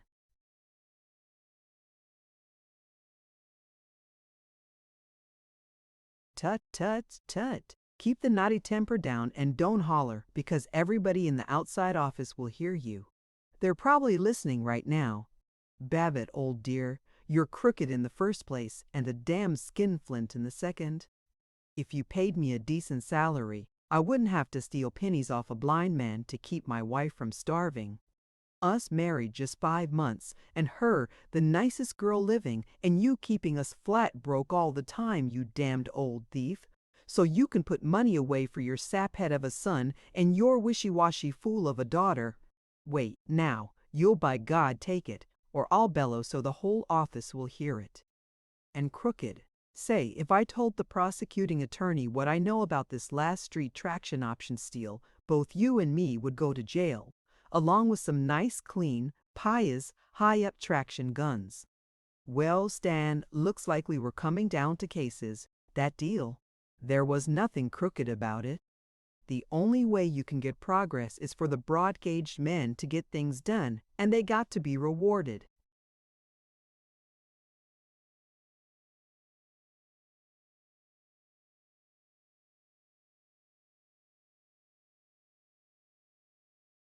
Oh, for Pete's sake, don't get virtuous on me. As I gather it, I'm fired. All right, it's a good thing for me. And if I catch you knocking me to any other firm, I'll squeal all I know about you and Henry T. and the dirty little lickspittle deals that you corporals of industry pull off for the bigger and brainier crooks, and you'll get chased out of town. And me, you're right, Babbitt, I've been going crooked, but now I'm going straight, and the first step will be to get a job in some office where the boss doesn't talk about ideals. Bad luck, old dear, and you can stick your job up the sewer." Babbitt sat for a long time, alternately raging, "I'll have him arrested," and yearning, "I wonder. No, I've never done anything that wasn't necessary to keep the wheels of progress moving." Next day he hired in Graff's place Fritz Weilinger, the salesman of his most injurious rival, the East Side Homes and Development Company, and thus, at once annoyed his competitor and acquired an excellent man. Young Fritz was a curly-headed, merry, tennis-playing youngster. He made customers welcome to the office. Babbitt thought of him as a son, and in him had much comfort. 3. An abandoned racetrack on the outskirts of Chicago, a plot excellent for factory sites, was to be sold, and Jake Offutt asked Babbitt to bid on it for him. The strain of the straight traction deal and his disappointment in Stanley Graff had so shaken Babbitt that he found it hard to sit at his desk and concentrate. He proposed to his family, "Look here, folks. Do you know who's going to trot up to Chicago for a couple of days just weekend? Won't lose but one day of school. Know who's going with that celebrated business ambassador, George F. Babbitt.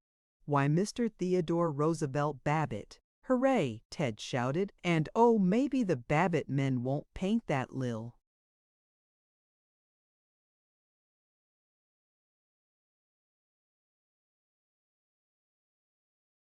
Old Town Red. And, once away from the familiar implications of home, they were two men together. Ted was young only in his assumption of oldness, and the only realms, apparently, in which Babbitt had a larger and more grown-up knowledge than Ted's were the details of real estate and the phrases of politics. When the other sages of the Pullman smoking compartment had left them to themselves, Babbitt's voice did not drop into the playful and otherwise offensive tone in which one addresses children, but continued its overwhelming and monotonous rumble, and Ted tried to imitate it in his strident tenor. "Gee, Dad, you certainly did show up that poor boot when he got flip about the League of Nations." Well, the trouble with a lot of these fellows is they simply don't know what they're talking about. They don't get down to facts. What do you think of Ken?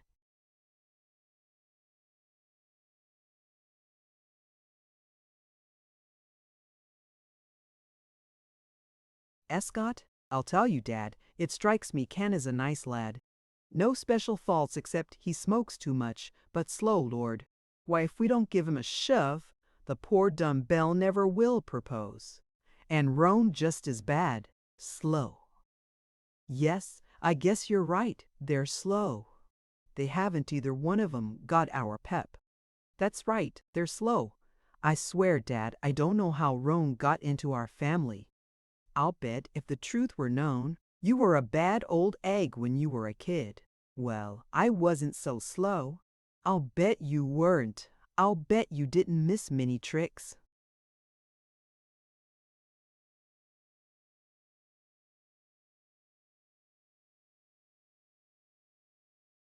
Well, when I was out with the girls, I didn't spend all the time telling them about the strike in the knitting industry. They roared together, and together lighted cigars. What are we going to do with them? Babbitt consulted. Gosh, I don't know. I swear, sometimes I feel like taking Ken aside and putting him over the jumps and saying to him, "Young fella me lad, are you going to marry young Roan, or are you going to talk her to death? Here you are getting on toward 30, and you're only making 20 or 25 a week. When you going to develop a sense of responsibility and get a raise? If there's anything that George F. or I can do to help you, call on us, but show a little speed, anyway." Well, at that it might not be so bad if you or I talk to him, except he might not understand. He's one of these highbrows. He can't come down to cases, and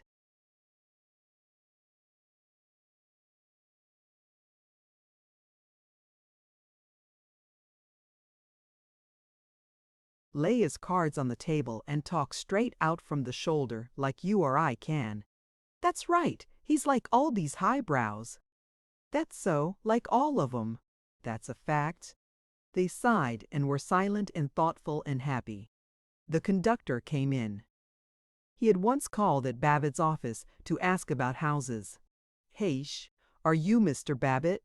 We going to have you with us to Chicago? This your boy?" "Yes, this is my son Ted." "Well now, what do you know about that?" "Here I've been thinking you were a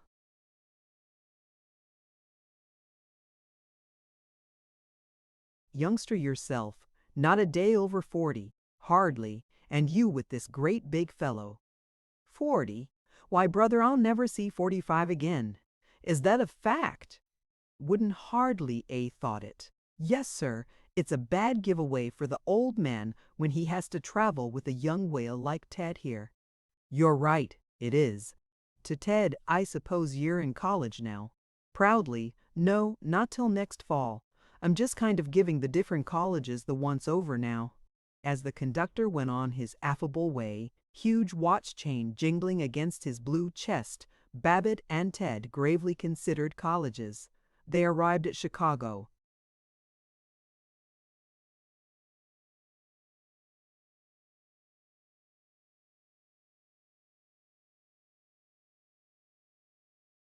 Late at night, they lay abed in the morning, rejoicing. pretty nice not to have to get up and get down to breakfast, huh? They were staying at the modest Eden Hotel, because Zenith businessmen always stayed at the Eden, but they had dinner in the brocade and crystal Versailles room of the Regency Hotel. Babbitt ordered Blue Point oysters with cocktail sauce, a tremendous steak with a tremendous platter of French fried potatoes, 2 pots of coffee, apple pie with ice cream for both of them, and, for Ted, an extra piece of mince pie. Hot stuff.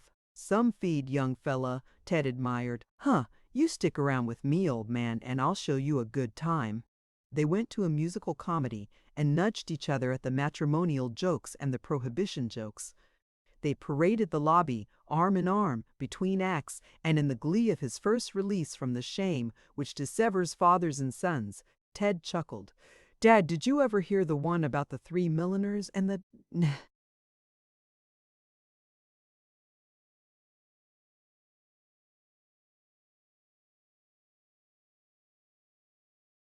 Judge, when Ted had returned to Zenith, Babbitt was lonely, as he was trying to make alliance between Offutt and certain Milwaukee interests which wanted the racetrack plot. Most of his time was taken up in waiting for telephone calls. Sitting on the edge of his bed, holding the portable telephone, asking wearily, Mr. Sagan not in yet? Didn't he leave any message for me? All right, I'll hold the wire. Staring at a stain on the wall, reflecting that it resembled a shoe, and being bored by this 20th discovery that it resembled a shoe, lighting a cigarette, then, bound to the telephone with no ashtray in reach, wondering what to do with this burning menace and anxiously trying to toss it into the tiled bathroom. At last, on the telephone, no message, eh? All right, I'll call up again. One afternoon he wandered through snow-rutted streets of which he had never heard, streets of small tenements and 2-family houses and marooned cottages.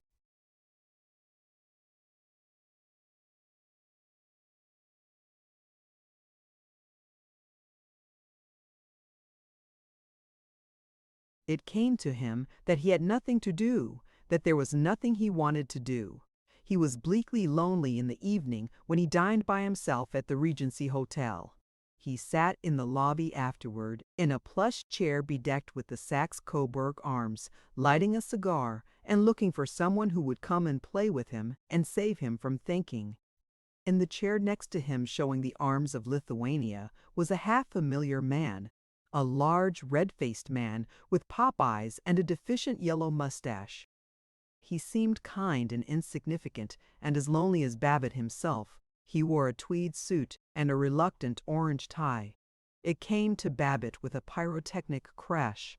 The melancholy stranger was Sir Gerald Doak. Instinctively, Babbitt rose, bumbling. How you, Sir Gerald? 'Member we met in Zenith at Charlie McKelvey's. Babbitt's my name, real estate. Oh, how'd you do?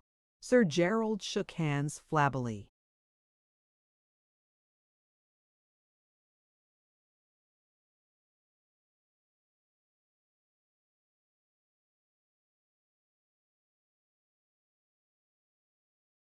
Embarrassed, standing, wondering how he could retreat, Babbitt maundered, Well, I suppose you've been having a great trip since we saw you in Zenith. Quite. British Columbia and California and all over the place, he said doubtfully, looking at Babbitt lifelessly. How did you find business conditions in British Columbia? Or I suppose maybe you didn't look into 'em. Scenery and sport and so on. Scenery? Oh, capital. But business conditions. You know, Mr. Babbitt, they're having almost as much unemployment as we are. Sir Gerald was speaking warmly now. So? Business conditions not so doggone good, eh? No, business conditions weren't at all what I'd hoped to find them. Not good, eh? No, not really good. That's a darn shame. Well, I suppose you're waiting for somebody to take you out to some big shindig, Sir Gerald. Shindig? Oh, shindig! No, to tell you the truth, I was wondering what the deuce I could do this evening. Don't know a soul in Chicago. I wonder if you happen to know whether there's a good theater in this city? Good. Why say, they're running Grand Opera right now. I guess maybe you'd like that. Eh? Eh? Went to the opera once in London. Covent Garden sort of thing. Shocking. No, I was wondering if there was a good cinema movie.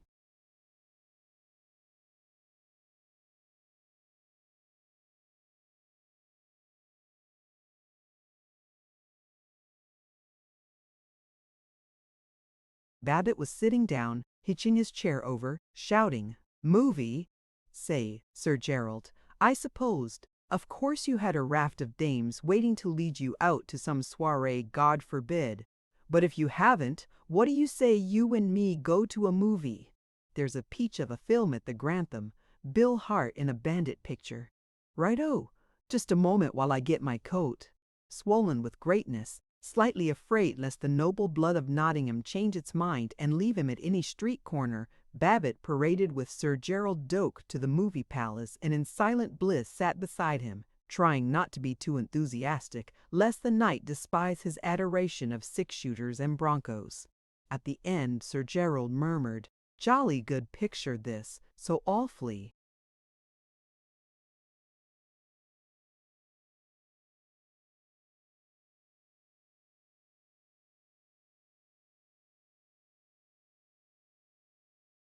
"Decent of you to take me. Haven't enjoyed myself so much for weeks.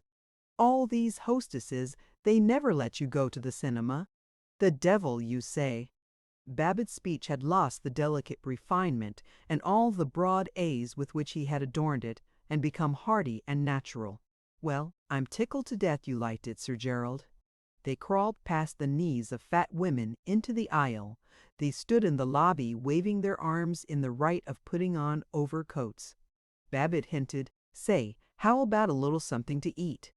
I know a place where we could get a swell rarebit, and we might dig up a little drink. That is, if you ever touch the stuff." "Rather.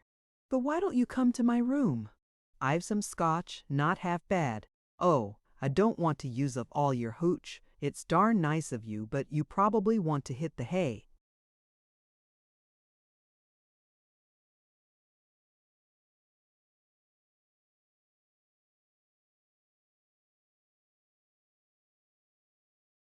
Sir Gerald was transformed. He was beefily yearning. "Oh, really now? I haven't had a decent evening for so long, having to go to all these dances. No chance to discuss business and that sort of thing. Do be a good chap and come along. Won't you? Will I? You bet. I just thought maybe, say, by golly, it does do a fellow good, don't it, to sit and visit about business conditions, after he's been to these balls and masquerades and banquets and all that society stuff? I often feel that way in Zenith." "Sure, you bet I'll come. That's awfully nice of you." They beamed along the street. "Look here, old chap, can you tell me, do American cities always keep up this dreadful social pace? All these magnificent parties. Go on now, quit your kidding. Gosh, you with court balls and functions and everything." "No, really, old chap. Mother and I, Lady Doak, I should say, we usually play a hand of bezique and go to bed at 10. Bless my soul, I couldn't keep up your beastly pace. And talking. All your American women, they know so much culture and that sort of thing. This Mrs. McKelvey, your friend, old Lucille, good kid. She asked me which of the galleries I liked best in Florence, or was it in Firenze? Never been in Italy in my life. And primitives. Did I like primitives? Do you know what the deuce a primitive is? Me? I should say not, but I know what a discount for cash is. Rather, so do I, by George. But primitives, primitives."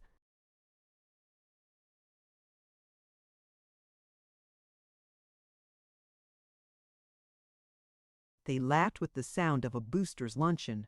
Sir Gerald's room was, except for his ponderous and durable English bags, very much like the room of George F. Babbitt, and quite in the manner of Babbitt he disclosed a huge whiskey flask, looked proud and hospitable and chuckled. "Say when, old chap." It was after the third drink that Sir Gerald proclaimed, "How do you Yankees get the notion that writing chaps like Bertrand Shaw and this Wells represent us? The real business England, we think those chaps are traitors.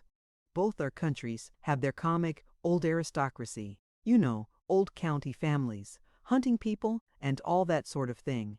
And we both have our wretched labor leaders, but we both have a backbone of sound businessmen who run the whole show. You bet. Here's to the real guys. I'm with you. Here's to ourselves. It was after the fourth drink that Sir Gerald asked humbly, "What do you think of North Dakota mortgages?" But it was not till after the fifth that Babbitt began to call him Jerry, and Sir Gerald confided, "I say, do you mind if I pull off my boots?" And ecstatically stretched his knightly feet, his poor, tired, hot, swollen feet out on the bed.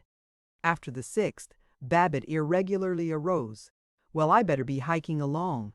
Jerry, you're a regular human being. I wish to thunder we'd been better acquainted in Zenith. Look it, can't you come back and stay with me a while?" "So sorry, must go to New York tomorrow. Most awfully sorry, old boy. I haven't enjoyed an evening so much since I've been in the States. Real talk, not all this social rot.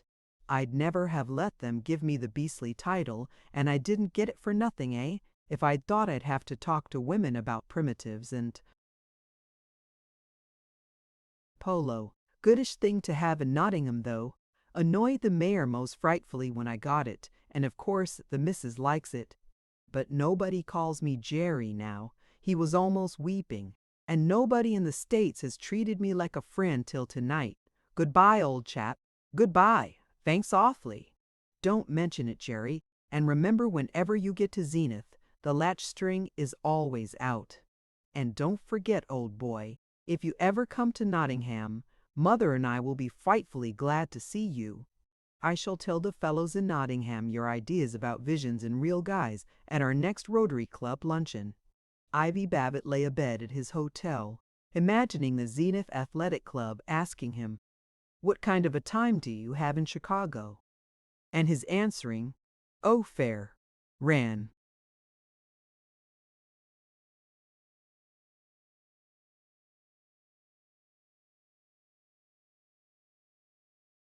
"Around with Sir Gerald Doak a lot." Picturing himself meeting Lucille McKelvey and admonishing her, "You're all right, Mrs. Mack, when you aren't trying to pull this highbrow pose. It's just as Gerald Doak says to me in Chicago. Oh yes, Jerry's an old friend of mine. The wife and I are thinking of running over to England to stay with Jerry in his castle next year, and he said to me, 'Georgie, old bean, I like Lucille first rate, but you and me, George, we gotta make her get over this highty-tighty hooped-it-diddle way she's got.'" But that evening a thing happened which wrecked his pride. At the Regency Hotel cigar counter, he fell to talking with the salesman of pianos, and they dined together. Babbitt was filled with friendliness and well-being. He enjoyed the gorgeousness of the dining room, the chandeliers, the looped brocade curtains, the portraits of French kings against panels of gilded oak. He enjoyed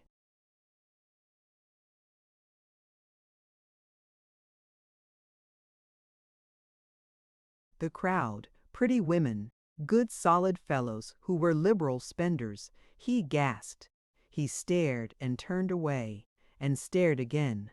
3 tables off, with a doubtful sort of woman, a woman at once coy and withered, was Paul Riesling, and Paul was supposed to be in Akron selling tar roofing. The woman was tapping his hand, mooning at him and giggling. Babbitt felt that he had encountered something involved and harmful. Paul was talking with the rapt eagerness of a man who is telling his troubles. He was concentrated on the woman's faded eyes. Once he held her hand, and once, blind to the other guests, he puckered his lips as though he was pretending to kiss her. Babbitt had so strong an impulse to go to Paul that he could feel his body uncoiling, his shoulders moving, but he felt desperately that he must be diplomatic, and not till he saw Paul paying the check did he bluster to the piano salesman, "By golly, friend of mine over there, 'scuse me second, just say hello to him."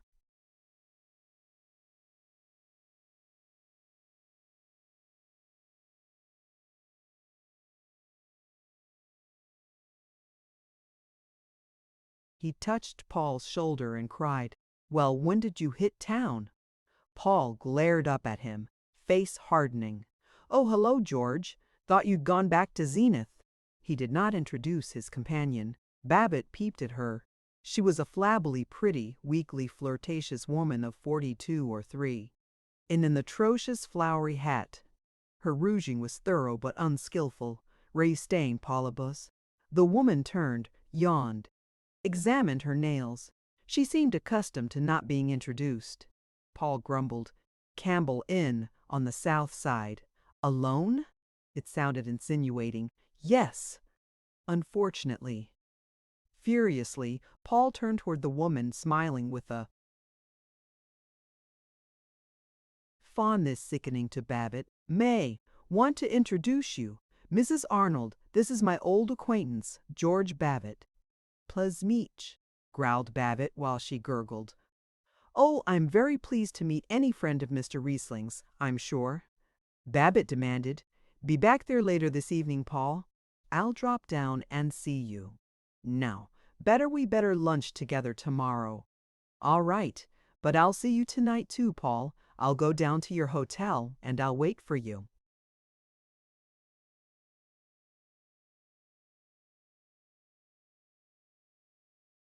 Chapter 20. He sat smoking with the piano salesman, clinging to the warm refuge of gossip, afraid to venture into thoughts of Paul.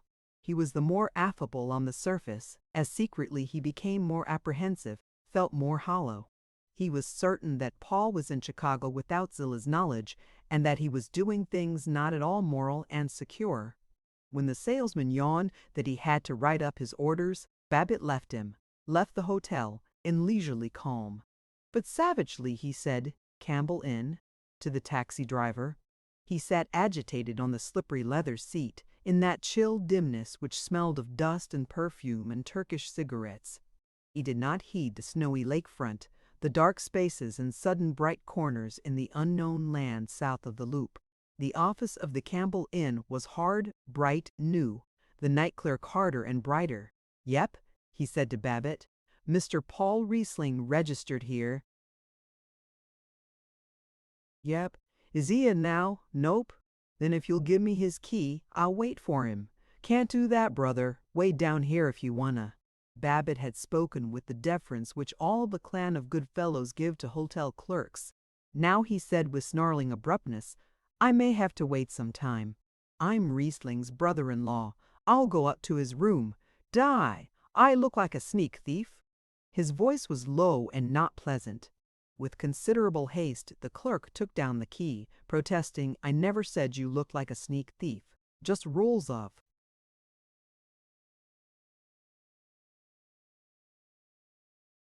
the hotel. But if you want to, on his way up in the elevator, Babbitt wondered why he was here. Why shouldn't Paul be dining with a respectable married woman? Why had he lied to the clerk about being Paul's brother-in-law? He had acted like a child. He must be careful not to say foolish dramatic things to Paul. As he settled down, he tried to look pompous and placid. Then the thought, suicide. He'd been dreading that, without knowing it. Paul would be just the person to do something like that. He must be out of his head or he wouldn't be confiding in that dried-up hag. Zilla, oh damn Zilla. How gladly he'd throttle that nagging fiend of a woman.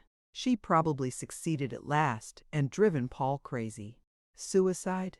Out there in the lake, way out, beyond the piled ice along the shore. It would be ghastly cold to drop into the water tonight.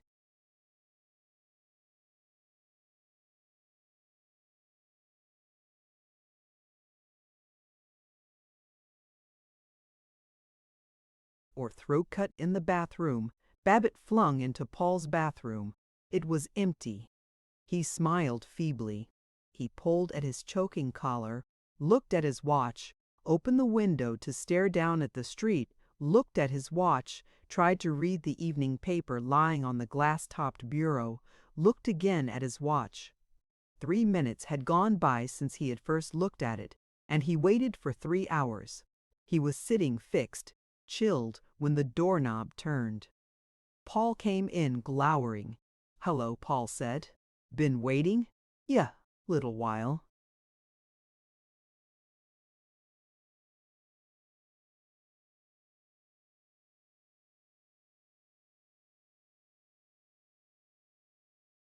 Well, what? Just thought I'd drop in to see how you made out in Akron. I did all right. What difference does it make? Why gosh, Paul, what are you sore about? What are you butting into my affairs for? Why, Paul, that's no way to talk. I'm not butting into nothing. I was so glad to see your ugly old phiz that I just dropped in to say howdy. Well, I'm not going to have anybody following me around and trying to boss me. I've had all of that I'm going to stand. Well, gosh, I'm not.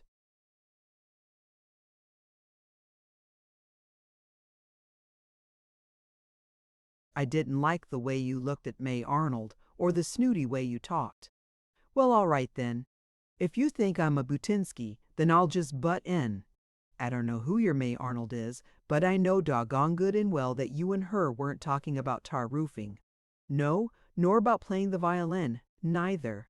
If you haven't got any moral consideration for yourself, you ought to have some for your position in the community.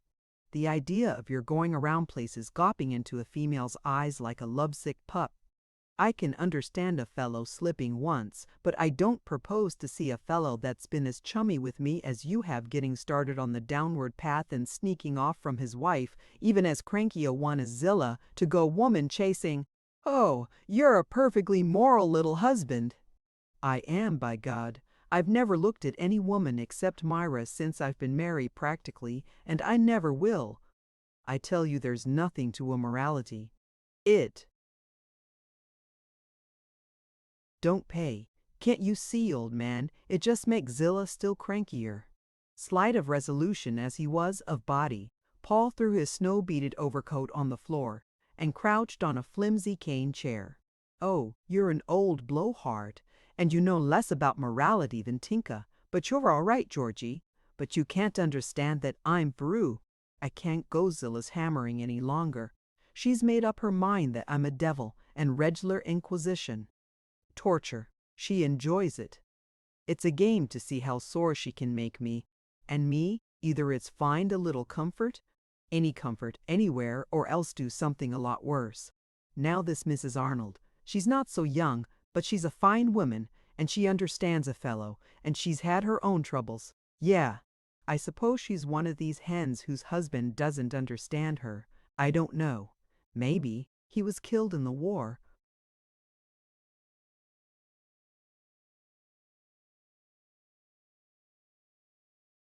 Babbitt lumbered up, stood beside Paul, patting his shoulder, making soft apologetic noises.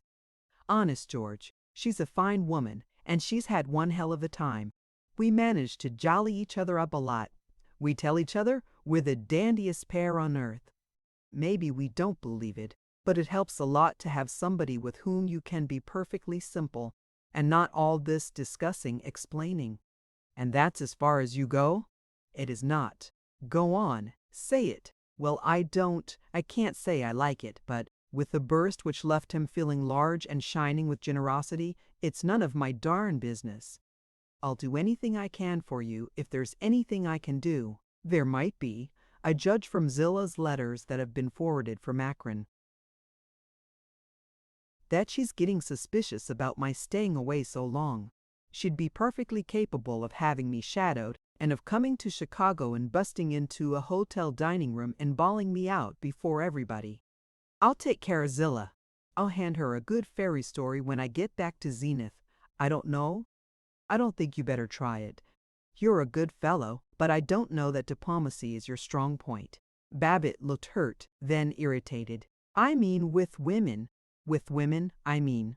Course they got to go some to beat you in business diplomacy, but I just mean with women. Zilla may do a lot of rough talking, but she's pretty shrewd.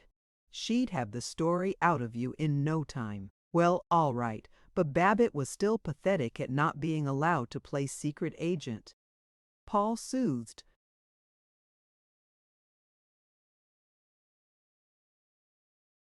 Course, maybe you might tell her you'd been in Akron and seen me there. Why, sure, you bet. Don't I have to go look at that candy store property in Akron? Don't I?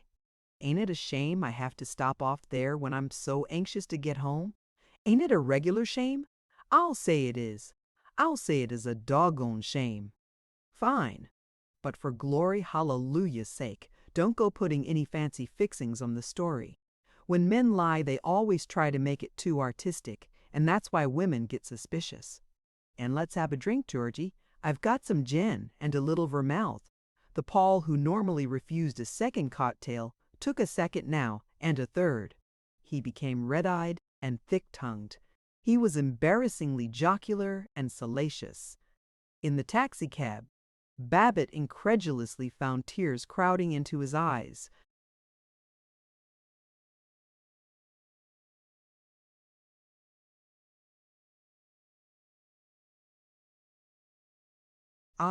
He had not told Paul of his plan, but he did stop at Akron between trains for the one purpose of sending to Zillah a postcard with "Had to come here for the day, ran into Paul." In Zenith, he called on her.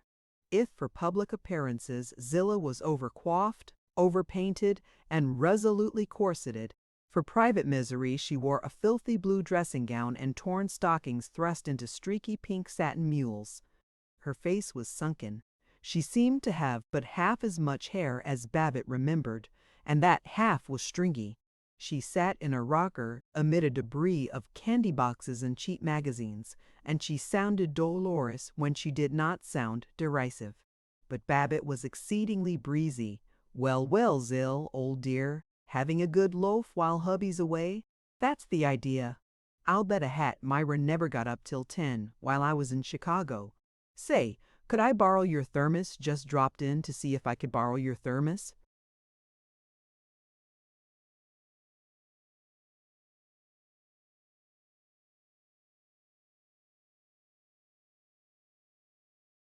Bottle. "We're going to have a toboggan party. Want to take some coffee, Mitt?" "Oh, did you get my card from Akron, saying I'd run into Paul?" "Yes." "What was he doing?"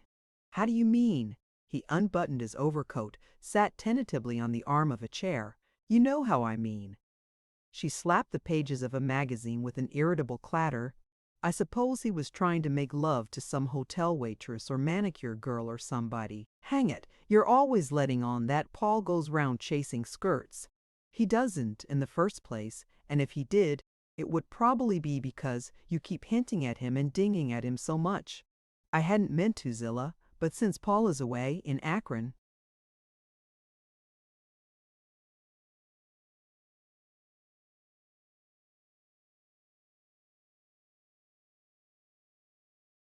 "He really is in Akron? I know he has some horrible woman that he writes to in Chicago.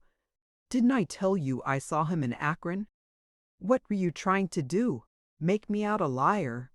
"No, but I get so worried. Now, there you are. That's what gets me. Here you love Paul, and yet you plague him and cuss him out as if you hated him. I simply can't understand why it is that the more some folks love people, the harder they try to make 'em miserable. You love Ted and Roan, I suppose, and yet you nag them." "Oh, well, that's different. Besides, I don't nag 'em, not what you'd call nagging, but she's a saying. Now, here's Paul, the nicest, most sensitive critter on God's green earth. You ought to be ashamed of yourself, the way you pan him. Why, you talk to him like a washerwoman. I'm surprised you can act so doggone common, Zillah." She brooded over her linked fingers. "Oh, I know. I do go and get mean sometimes, and I'm sorry afterwards. But, oh, Georgie, Paul is so aggravating. Honestly, I've tried awfully hard these last few years to be nice to him, but just because I used to be spiteful or I seemed so, I wasn't really, but I used to speak up and say anything that came into my head, and so he made up his mind that everything was my fault. Everything can't always be my fault, can it? And now if I get to fussing, he just turns silent, oh so dreadfully silent, and he won't look at me. He just ignores me. He simply isn't human. And he deliberately keeps it up till I bust out and say a lot of things I don't mean. So silent. Oh, you righteous men! How wicked you are! How rotten wicked!" They thrashed things over and over for half an hour. At the end, weeping drably, Zillah promised to restrain herself. Paul returned 4 days later, and the Babbitts and Rieslings went festively to the movies and had chop suey at a Chinese restaurant. As they walked to the restaurant through a street of tailor shops and barber shops, the two wives in front, chattering about cooks, Babbitt murmured to Paul, "Zill seems a lot nicer now." "Yes, she has been, except once or twice. But it's too late now. I'm not going to discuss it, but I'm afraid of her. There's nothing left. I don't ever want to see her. Someday I'm going to break away from her, somehow."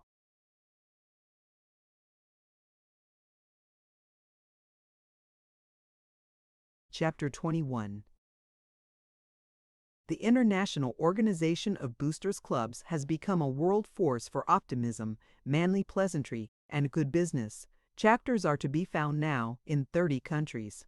920 of the 1,000 chapters, however, are in the United States. None of these is more ardent than the Zenith Boosters Club. The second March lunch of the Zenith Boosters was the most important of the year, as it was to be followed by the annual election of officers. There was agitation abroad. The lunch was held in the ballroom of the O'Hearn House. As each of the 400 boosters entered, he took from a wallboard a huge celluloid button announcing his name, his nickname, and his business. There was a fine of 10 cents for calling a fellow booster by anything but his nickname at a lunch, and as Babbitt jovially checked his hat, the air was radiant with shouts of, "Hello, Chet," and "How yer, Shorty," and "Top of the mornin', Mac." They sat at friendly tables for 8, choosing places by lot. Babbitt was with Albert Booz, the merchant tailor, Hector Sebold of the Little Sweetheart Condensed Milk Company, Emil Wengert, the jeweler, Professor Pumphrey of the Ritway Business College, Dr. Walter Gorbett, Roy T. Garden, the photographer, and Ben Berkey, the photo engraver. One of the merits of the Boosters Club was that only 2 persons from each department of business were permitted to join, so that you at once encountered the ideals of other occupations and realized the metaphysical oneness of all occupations, plumbing and portrait painting, medicine and the manufacture of chewing gum. Babbitt's table was particularly happy today because Professor Pumphrey had just had a birthday and was therefore open to teasing. "Let's pump about how old he is," said Emil Wengert. "No, let's paddle him with a dancing pump," said Ben Berkey.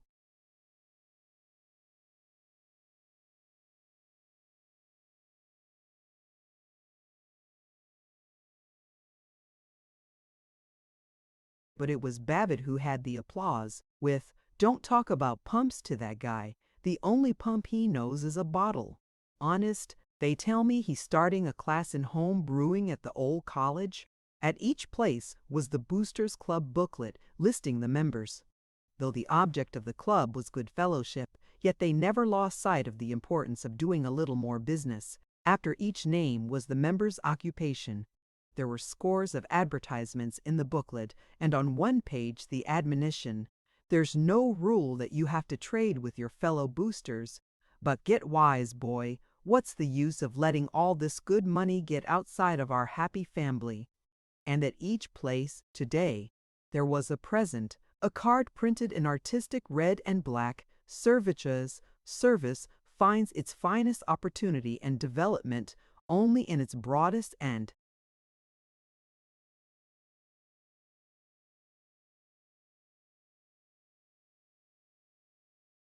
deepest application and the consideration of its perpetual action upon reaction. I believe the highest type of service, like the most progressive tenets of ethics, senses unceasingly and is motived by active adherence and loyalty to that which is the essential principle of boosterism, good citizenship in all its factors and aspects. Dave Peterson, Compliments of Dadbury Peterson Advertising Corp. Ads, not fads, at Dad's. The boosters all read Mr. Peterson's aphorism and said they understood it perfectly. The meeting opened with the regular weekly stunts. Retiring President Virgil Gunch was in the chair, his stiff hair like a hedge, his voice like a brazen gong of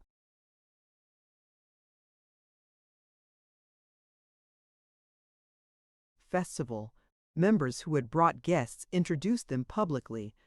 This tall, red-headed piece of misinformation is the sporting editor of the press, said Willis a Jams, and H a Jams. Hazen, the druggist, chanted, "Boys, when you're on a long motor tour and finally get to a romantic spot or scene and draw up and remark to the wife, 'This is certainly a romantic place,' it sends a glow right up and down your vertebrae. Well, my guest today is from such a place, Harper's Ferry, Virginia, in the beautiful Southland, with memories of good old General Robert E. Lee and of that brave soul, John Brown, who, like every good booster, goes marching on. There were two especially distinguished guests, the leading man of the Bird of Paradise Company, playing this week at the Dodsworth Theater, and the mayor of Zenith, the Hon. Lucas Prout. Virgil Gunch thundered, "When we managed to grab this celebrated thespian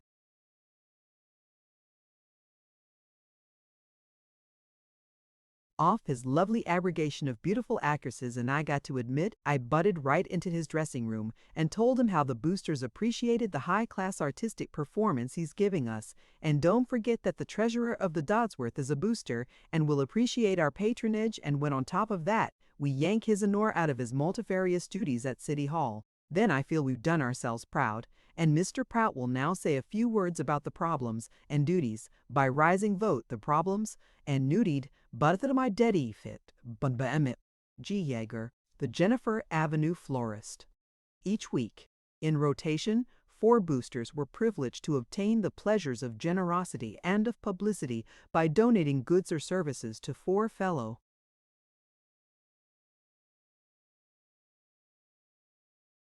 members, chosen by lot. There was laughter this week when it was announced that one of the contributors was Barnabas Joy, the undertaker. Everybody whispered, "I can think of a couple of good guys to be buried if his donation is a free funeral."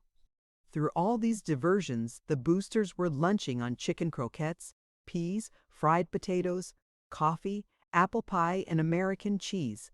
Gunch did not lump the speeches.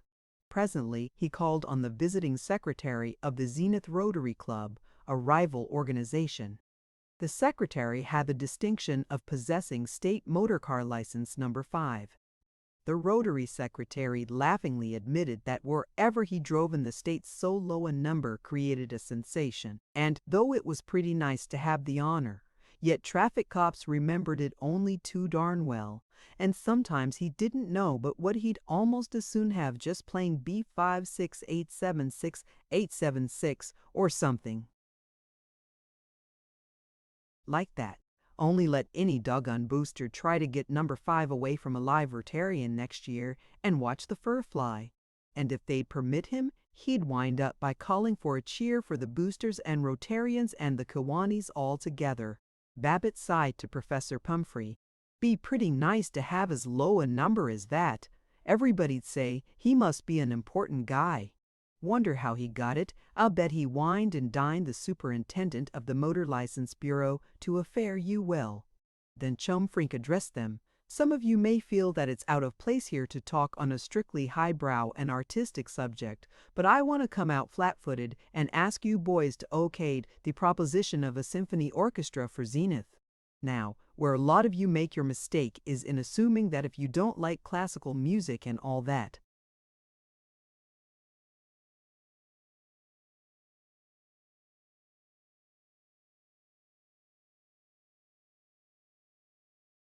junk, you ought to oppose it. Now, I want to confess that, though I'm a literary guy by profession, I don't care a rap for all this long-haired music. I'd rather listen to a good jazz band any time than to some piece by Beethoven that hasn't any more tune to it than a bunch of fighting cats and you couldn't whistle it to save your life. But that isn't the point. Culture has become as necessary an adornment and advertisement for a city today as pavements or bank clearances. It's culture, in theaters and art galleries and so on, that brings thousands of visitors to New York every year, and, to be frank, for all our splendid attainments, we haven't yet got the culture of a New York or Chicago or Boston, or at least we don't get the credit for it. The thing to do then, as a live bunch of go-getters, is to capitalize culture, to go right out and grab it. pictures and books are fine for those that have the time to study 'em, but they don't shoot out on the road and holler, "This is what little old Zenith can put up in the way of culture." That's precisely what a symphony orchestra does do. Look at the credit Minneapolis and Cincinnati get. An orchestra with first-class musicians and a swell conductor, and I believe we ought to do the thing up. Brown and get one of the highest-paid conductors on the market, providing he ain't a Hun. It goes right into Beantown and New York and Washington. It plays at the best theaters to the most cultured and moneyed people. It gives such class advertising as a town can get in no other way. And the guy who is so short-sighted as to crab his orchestra proposition is passing up the chance to impress the glorious name of Zamike that might Babbitt Brody Max or me. I could also go into the fact that for our daughters who show an interest in highbrow music and may want to teach it, having an A1 local organization is of great benefit. But let's keep this on a practical basis, and I call on you good brothers to whoop it up for culture and a world-beating symphony orchestra.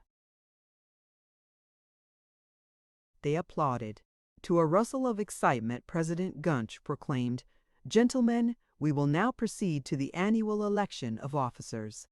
For each of the 6 offices, 3 candidates had been chosen by a committee. The second name among the candidates for vice president was Babbitt's. He was surprised. He looked self-conscious. His heart pounded. He was still more agitated when the ballots were counted, and Gunch said, "It's a pleasure to announce that Georgie Babbitt will be the next assistant gavel wielder. I know of no man who stands more stanchly for common sense and enterprise than good old George. Come on, let's give him our best long yell." As they adjourned, 100 men crushed in to slap his back. He had never known a higher moment. He drove away in a blur of wonder. He lunged into his office, chuckling to Miss Magoon. "Well, I guess you better congratulate your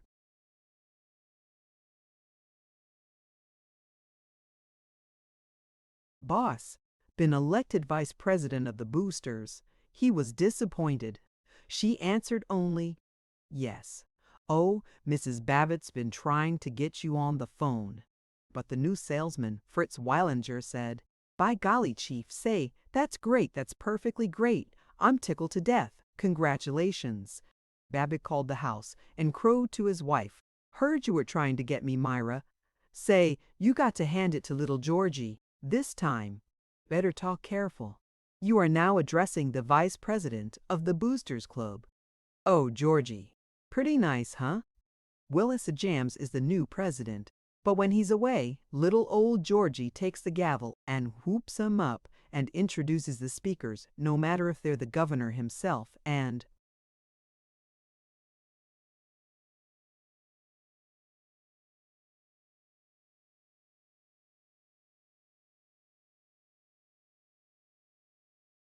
George, listen, it puts him in solid with big men like Doc Dilling and George. Paul Riesling, yes, sure, I'll phone Paul and let him know about it right away. Georgie, listen, Paul's in jail. He shot his wife. He shot Zilla. This noon, she may not live.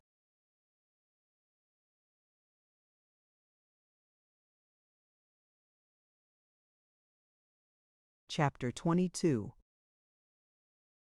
He drove to the city prison, not blindly, but with unusual fussy carrot corners, the fussiness of an old woman potting plants. It kept him from facing the obscenity of fate. The attendant said, "No, you can't see any of the prisoners till 3:30 visiting hour." It was 3. For half an hour Babbitt sat looking at a calendar and a clock on a whitewashed wall. The chair was hard and mean and creaky. People went through the office and, he thought, stared at him. He felt a belligerent defiance which broke into a wincing fear of this machine which was grinding Paul. Exactly at 3:30 he sent in his name. The attendant returned with, "Riesling says he don't want to see you." "You're crazy. You didn't give him my name. Tell him it's George wants to see."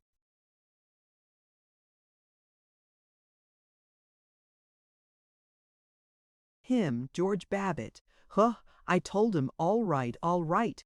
He said he didn't want to see you. Then take me in anyway. Nothing doing. If you ain't his lawyer, If he don't want to see you, that's all there is to it. But, my God. Say, let me see the warden. He's busy. Come on now. You Babbitt reared over him. The attendant hastily changed to a coaxing, "You can come back and try tomorrow. Probably the poor guy is off his nut." Babbitt drove, not at all carefully or fussily, sliding viciously past trucks, ignoring the truckman's curses, to the city hall. He stopped with a grind of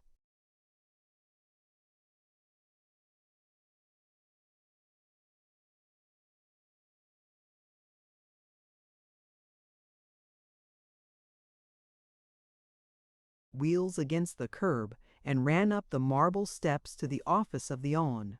Mr. Lucas Prout, the mayor. He bribed the mayor's doorman with $1. He was instantly inside, demanding, "You remember me, Mr. Prout?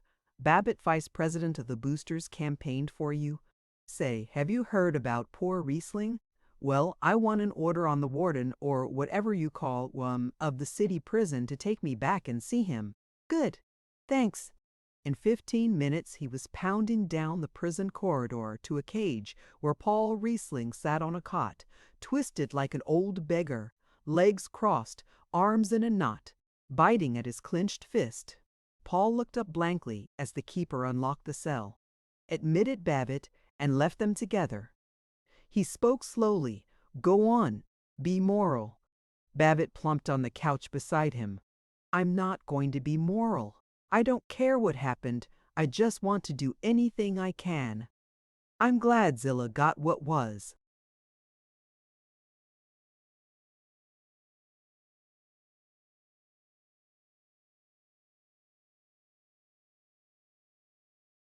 Coming to her, Paul said argumentatively, "Now, don't go jumping on Zilla. I'd been thinking, maybe she hasn't had any too easy a time. Just after I shot her, I didn't hardly mean to, but she got to deviling me, so I went crazy just for a second and pulled out that old revolver you and I used to shoot rabbits with and took a crack at her. Didn't hardly mean to. After that, when I was trying to stop the blood, it was terrible what it did to her shoulder, and she had beautiful skin. Maybe she won't die. I hope it won't leave her skin all scarred. But just afterward, when I was hunting through the bathroom for some cotton to stop the blood, I ran onto a little fuzzy yellow duck we hung on the tree one Christmas, and I remembered she and I'd been awfully happy then. Hell! I can't hardly believe it's me here." As Babbitt's arm tightened about his shoulder, Paul sighed. "I'm glad you came, but I thought maybe you'd lecture me, and when you've committed a murder and been brought here and everything there was a big crowd outside the apartment."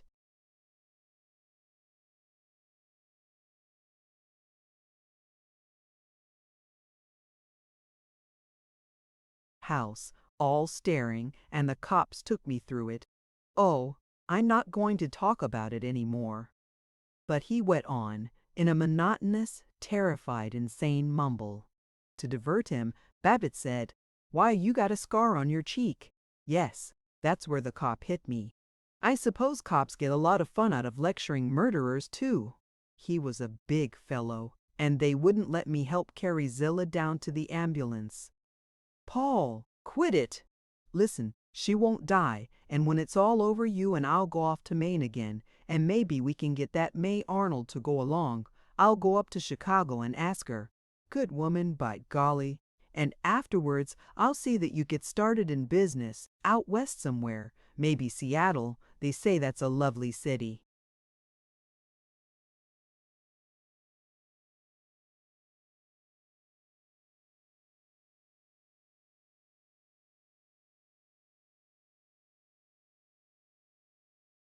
Paul was half smiling. It was Babbitt who rambled now.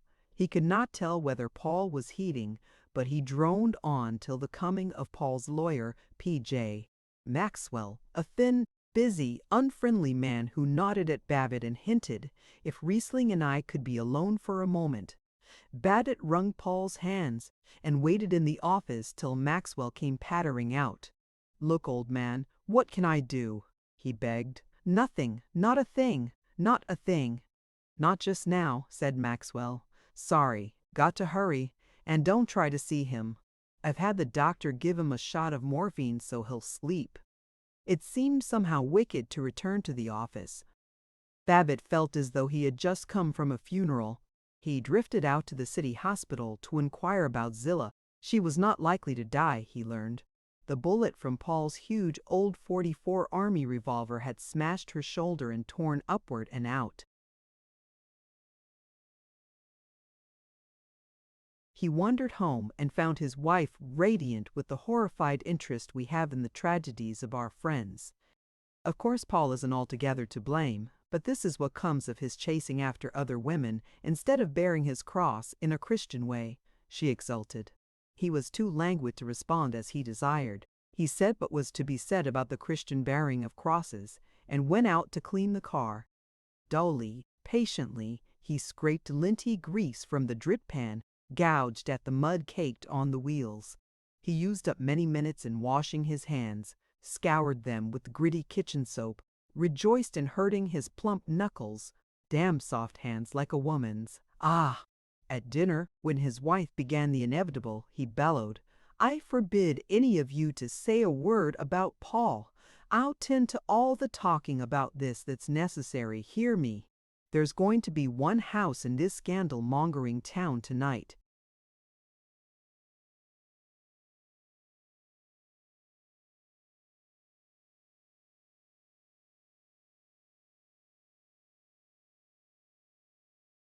That isn't going to spring the holier-than-thou, and throw those filthy evening papers out of the house.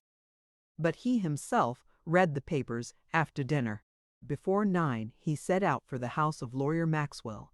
He was received without cordiality. "Well," said Maxwell, "I want to offer my services in the trial. I've got an idea. Why couldn't I go on the stand and swear I was there, and she pulled the gun first and he wrestled with her, and the gun went off accidentally, and perjure yourself?" "Huh? Yes, I suppose it would be perjury." "Oh, would it help?" "But, my dear fellow, perjury."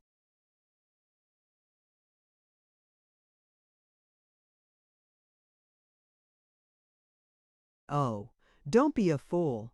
Excuse me, Maxwell. I didn't mean to get your goat. I just mean I've known and you've known many and many a case of perjury just to annex some rotten little piece of real estate, and here where it's a case of saving Paul from going to prison, I'd perjure myself black in the face. No, aside from the ethics of the matter, I'm afraid it isn't practicable. The prosecutor would tear your testimony to pieces. It's known that only Riesling and his wife were there at the time. Then, look here. Let me go on the stand and swear, and this would be the God's truth, that she pestered him till he kind of went crazy." "No, sorry." Riesling absolutely refuses to have any testimony reflecting on his wife. He insists on pleading guilty. "Then let me get up and testify something, whatever you say, let me do."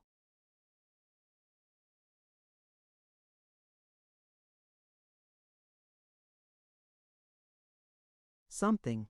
"I'm sorry, Babbitt, but the best thing you can do, I hate to say it, but you could help us most by keeping strictly out of it." Babbitt, revolving his hat like a defaulting poor tenant, winced so visibly that Maxwell condescended. "I don't like to hurt your feelings, but you see we both want to do our best for Riesling, and we mustn't consider any other factor. The trouble with you, Babbitt, is that you're one of these fellows who talk too readily. You like to hear your own voice. If there were anything for which I could put you in the witness box, you'd get going and give the whole show away. Sorry. Now I must look over some papers. So sorry. 2.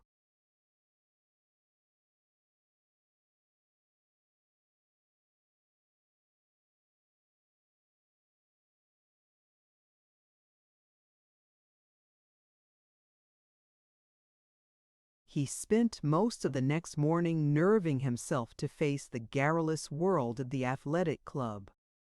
They would talk about Paul. They would be lip-licking and rotten. But at the Roughnecks table they did not mention Paul. They spoke with zeal of the coming baseball season. He loved them as he never had before. 3. He had, doubtless from some storybook, pictured Paul's trial as a long struggle with bitter arguments, a taut crowd, and sudden and overwhelming new testimony. Actually, the trial occupied less than 15 minutes, largely filled with the evidence of doctors that Zillah would recover and that Paul must have been temporarily insane. Next day, Paul was sentenced to 3 years in the state penitentiary and taken off quite undramatically, not handcuffed, merely plodding in a tired way beside a cheerful deputy sheriff, and after saying goodbye to him at the station, Babbitt returned to his office to realize that he faced a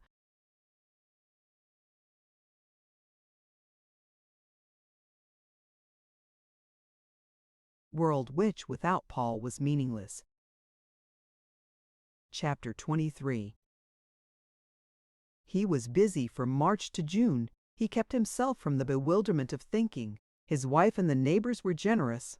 Every evening he played bridge or attended the movies, and the days were blank of face and silent. In June, Mrs. Babbitt and Tinka went east to stay with relatives, and Babbitt was free to do, he was not quite sure what.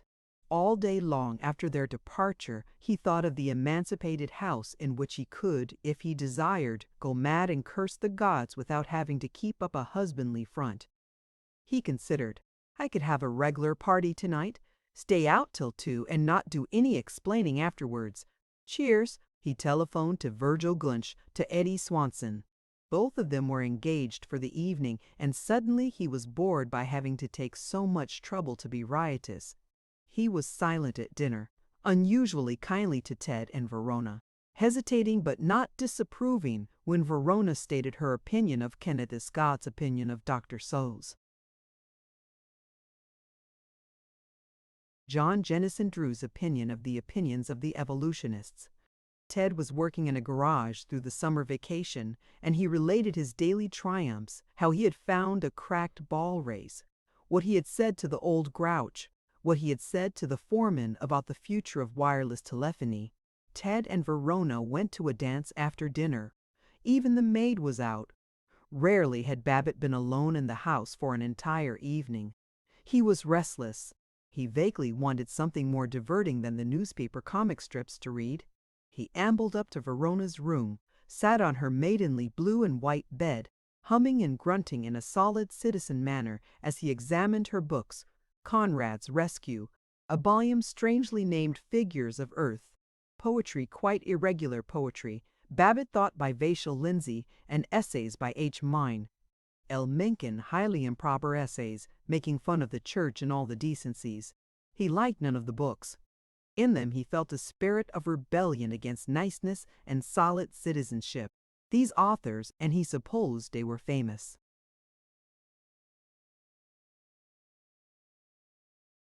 Once, too, did not seem to care about telling a good story which would enable a fellow to forget his troubles. He sighed. He noted a book, The 3 Black Pennies, by Joseph Hergesheimer. Ah, that was something like it. It would be an adventure story, maybe about counterfeiting detectives sneaking up on the old house at night. He tucked the book under his arm, he clumped downstairs and solemnly began to read under the piano lamp. A twilight like blue dust sifted into the shallow fold of the thickly wooded hills. It was early October, but a crisping frost had already stamped the maple trees with gold. The Spanish oaks were hung with patches of wine red. The sumac was brilliant in the darkening underbrush. A pattern of wild geese, flying low and unconcerned above the hills, wavered against the serene ashen evening. Howate Penny, standing in the comparative clearing of a road, decided that the shifting regular flight would not come close enough for a shot. He had no intention of hunting the geese. With the drooping of day his keenness had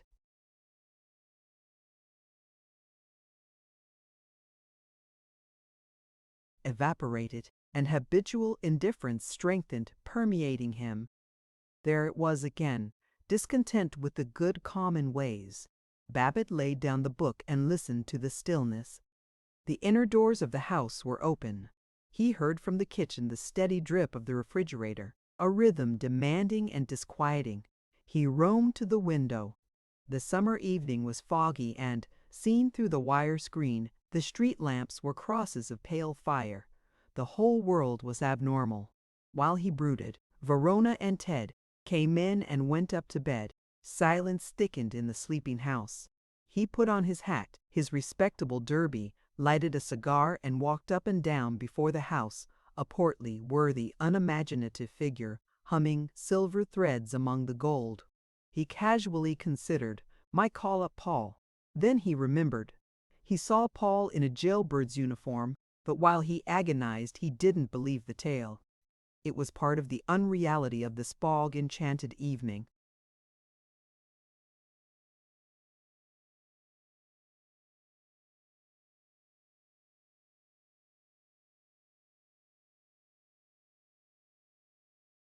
If she were here, Myra would be hinting, "Isn't it late, Georgie?"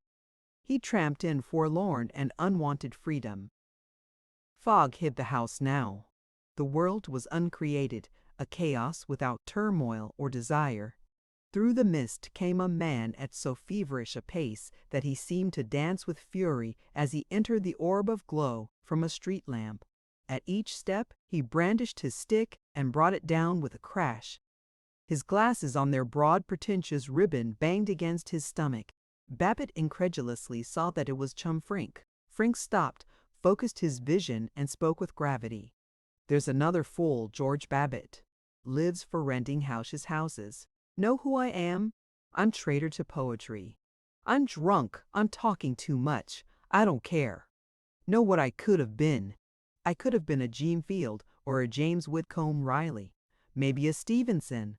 I could have. Whimsies. Magination. Listen."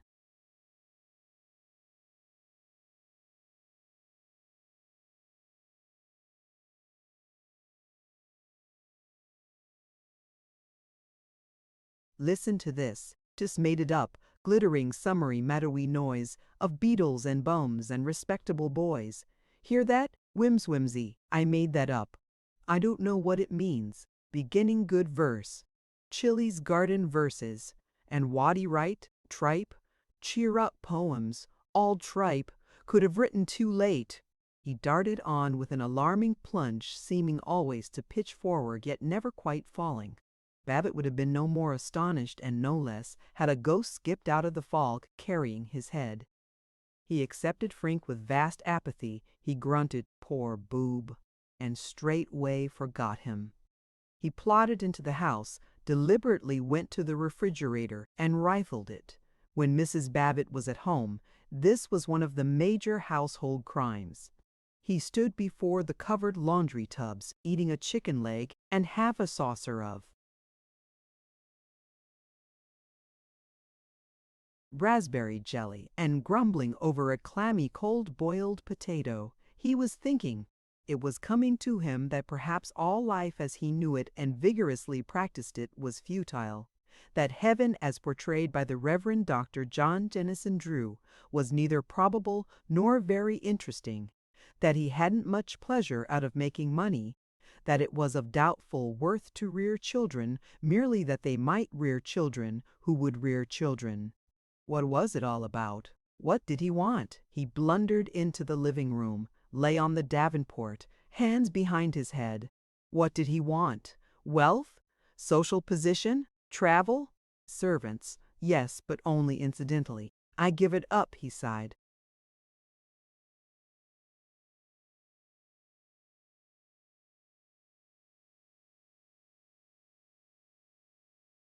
But he did know that he wanted the presence of Paul Riesling, and from that he stumbled into the admission that he wanted the fairy girl in the flesh.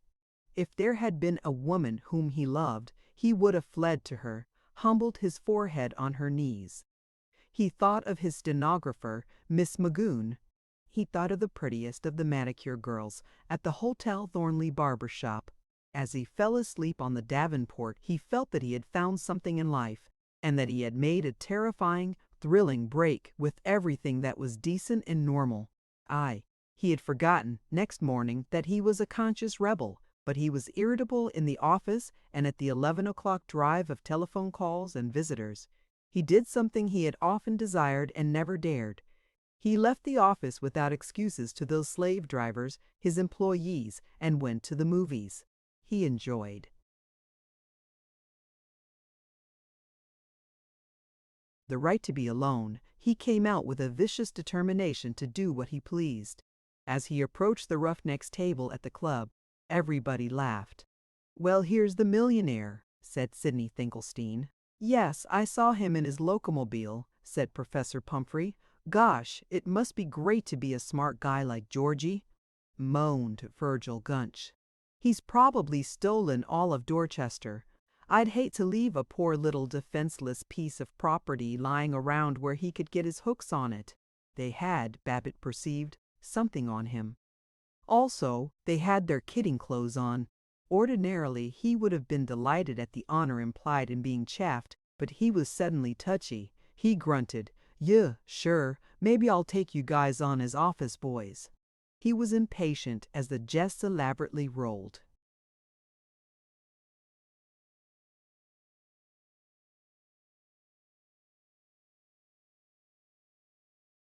onto its denouement. Of course he may have been meeting a girl, they said, and no, I think he was waiting for his old roommate, Sir Jerusalem Doak. He exploded.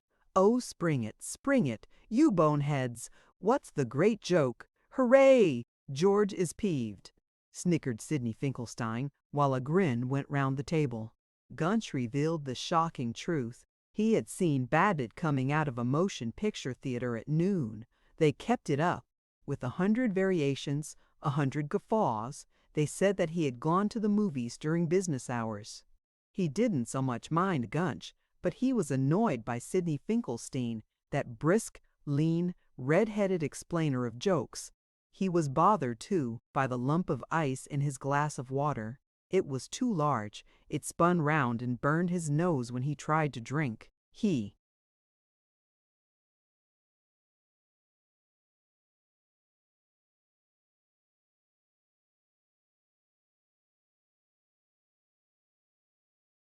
raged that Finkelstein was like that lump of ice. But he won through. He kept up his banter till they grew tired of the superlative jest and turned to the great problems of the day. He reflected, "What's the matter with me today? Seems like I've got an awful grouch. Only they talk so darn much. But I better steer careful and keep my mouth shut." As they lighted their cigars, he mumbled, "Got to get back," and on a chorus of, "If you will go spending your mornings with lady ushers at the movies," he escaped. He heard them giggling. He was embarrassed. While he was most bombastically agreeing with the coatman that the weather was warm, he was conscious that he was longing to run childishly with his troubles to the comfort of the fairy child. 3. He kept Miss Magoon after he had finished dictating. He searched for a topic which would warm her office and personality into friendliness. "Where are you going on your vacation?" He purred. "I think I'll go upstate to a farm. Do you want me to have the Siddons lease copied this afternoon?" "Oh, no hurry about it. I suppose you have a great time when you get away from us cranks in the office." She rose and gathered her pencils. "Oh, nobody's cranky here. I think I can get it copied after I do the letters." She was gone. Babbitt utterly repudiated the view that he had been trying to discover how approachable was Miss Magoon. "Course knew there was nothing doing," he said.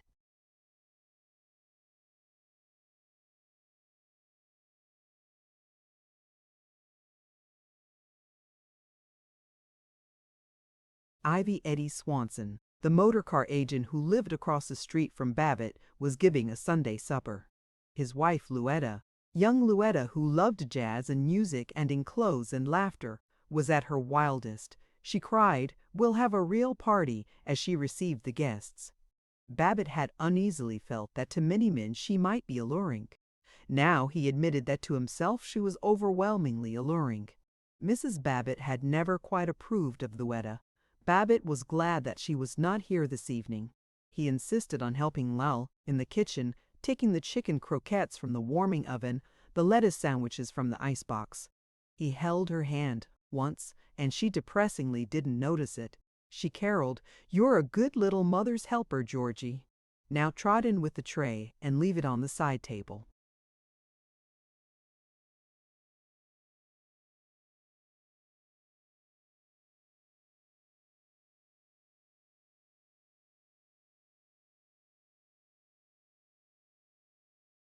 He wished that Eddie Swanson would give them cocktails, that Louetta would have one. He wanted, he wanted to be one of these bohemians you read about.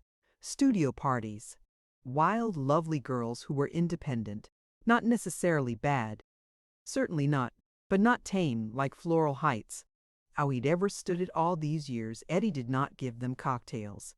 True, they supped with mirth and with several repetitions by Orville Jones of, "Any time Louetta wants to come sit on my lap, I'll tell this sandwich to beat it."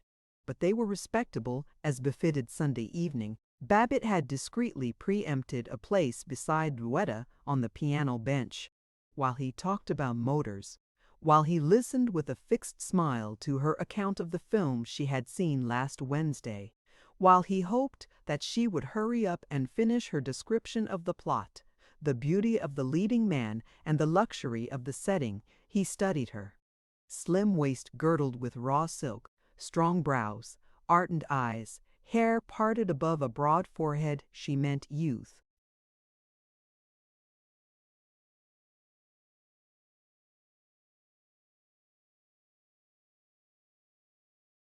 To him, and a charm which saddened.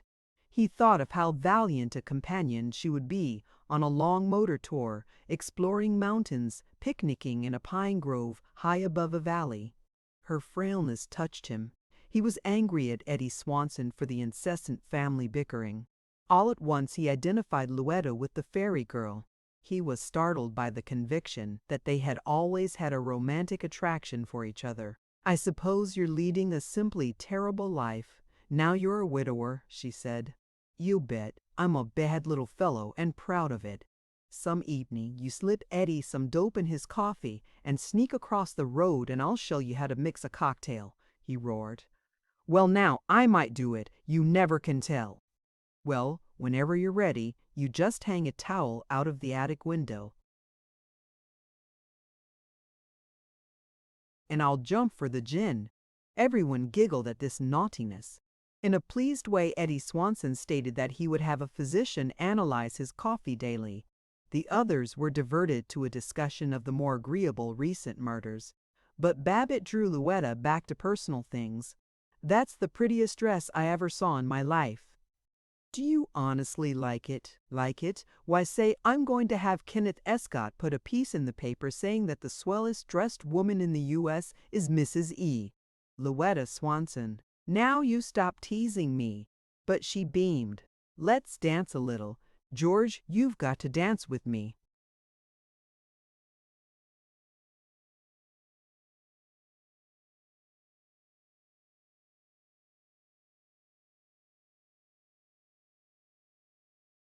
Even as he protested, "Oh, you know what a rotten dancer I am," he was lumbering to his feet. "I'll teach you. I can teach anybody." Her eyes were moist. Her voice was jagged with excitement. He was convinced that he had won her. He clasped her, conscious of her smooth warmth, and solemnly he circled in a heavy version of the one step. He bumped into only one or two people. "Gosh, I'm not doing so bad. Hitting 'em up like a regular stage dancer," he gloated, and she answered busily, "Yes, yes, I told you I could teach anybody. Don't take such long steps." For a moment he was robbed of confidence. With fearful concentration he sought to keep time to the music, but he was enveloped again by her enchantment. "She's got to like me. I'll make her," he vowed. He tried to kiss the lock beside her ear. She mechanically moved her head to avoid it, and mechanically she murmured, "Don't."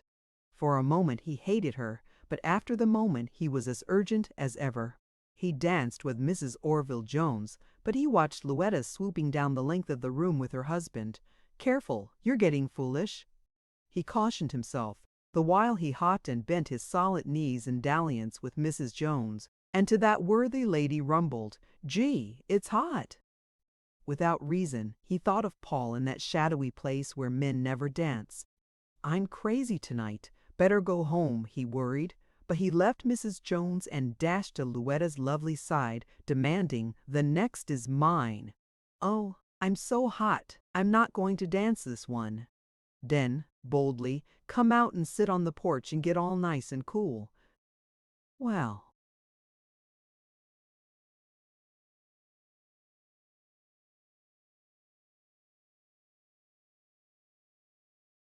In the tender darkness, with the clamor in the house behind them, he resolutely took her hand. She squeezed his once, then relaxed. Louetta, I think you're the nicest thing I know. Well, I think you're very nice. Do you? You got to like me. I'm so lonely. Oh, you'll be all right when your wife comes home. No, I'm always lonely. She clasped her hands under her chin so that he dared not touch her. He sighed. When I feel punk, and he was about to bring in the tragedy of Paul, but that was too sacred even for the diplomacy of love. When I get tired out at the office and everything, I like to look across the street and think of you. Do you know I dreamed of you one time? Was it a nice dream? Lovely. Oh well, they say dreams go by opposites. Now I must run in. She was on her feet. Oh, don't go in yet, please, Louetta. Yes, I must. Have to look out for my guests. Let 'em look out for 'em themselves.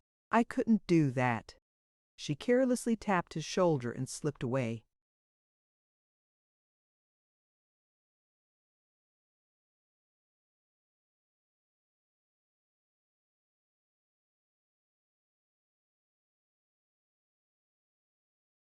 But after 2 minutes of shamed and childish longing to sneak home, he was snorting. Certainly I wasn't trying to get chummy with her. Knew there was nothing doing all the time. And he ambled in to dance with Mrs. Orville Jones and to avoid Louetta virtuously and conspicuously.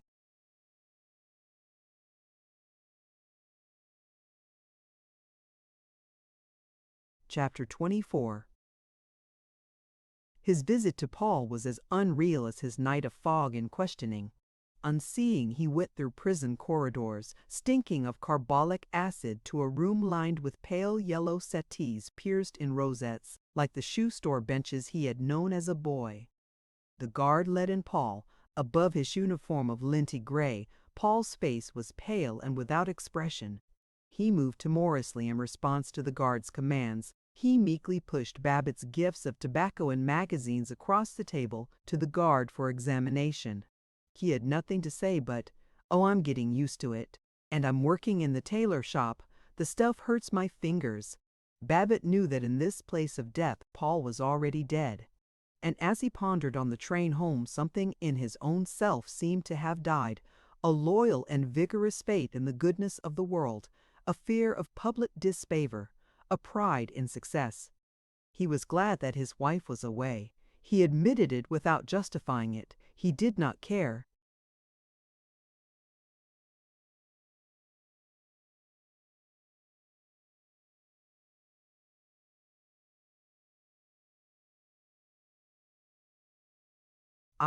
Her card read, Mrs. Daniel Judique. Babbitt knew of her as the widow of a wholesale paper dealer. She must have been 40 or 42, but he thought her younger when he saw her in the office that afternoon. She had come to inquire about renting an apartment, and he took her away from the unskilled girl accountant. He was nervously attracted by her smartness. She was a slender woman in a black Swiss frock dotted with white, a cool-looking, graceful frock. A broad black hat shaded her face. Her eyes were lustrous, her soft chin of an agreeable plumpness, and her cheeks an even rose. Babbitt wondered afterward if she was made up, but no man living knew less of such arts. She sat revolving her violet parasol. Her voice was appealing without being coy. "I wonder if you can help me?" "Be delighted."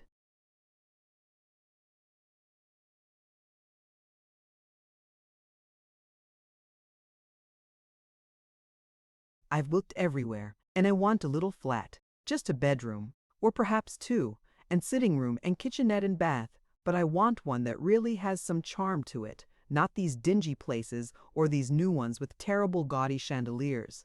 And I can't pay so dreadfully much. My name's Tanis Judique. I think maybe I've got just the thing for you.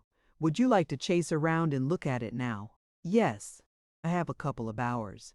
In the new Cavendish apartments, Babbitt had a flat which he had been holding for Sidney Finkelstein, but at the thought of driving beside this agreeable woman he threw over his friend Finkelstein, and with a note of gallantry he proclaimed, "I'll let you see what I can do."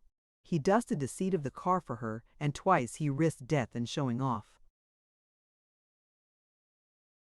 His driving. "You do know how to handle a car," she said.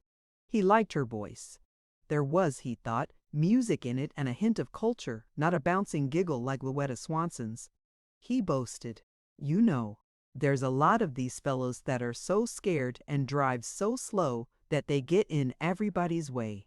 The safest driver is a fellow that knows how to handle his machine and yet isn't scared to speed up when it's necessary. Don't you think so?" "Oh, yes." "I bet you drive like a whiz." "Oh, no, I mean, not really. Of course, we had a car. Before my husband passed on and I used to make-believe drive it, but I don't think any woman ever learns to drive like a man." "Well, now there's some mighty good woman drivers." "Oh, of course, these women that try to imitate men, and play golf and everything, and ruin their complexions and spoil their hands. That's so. I never did like these mannish females. Of course I admire them dreadfully, and I feel so weak and useless beside them. Oh, rats now. I bet you play the piano like a whiz." "Oh, no, not really." "Well, I'll bet you do." He glanced at her smooth hands, her diamond and ruby.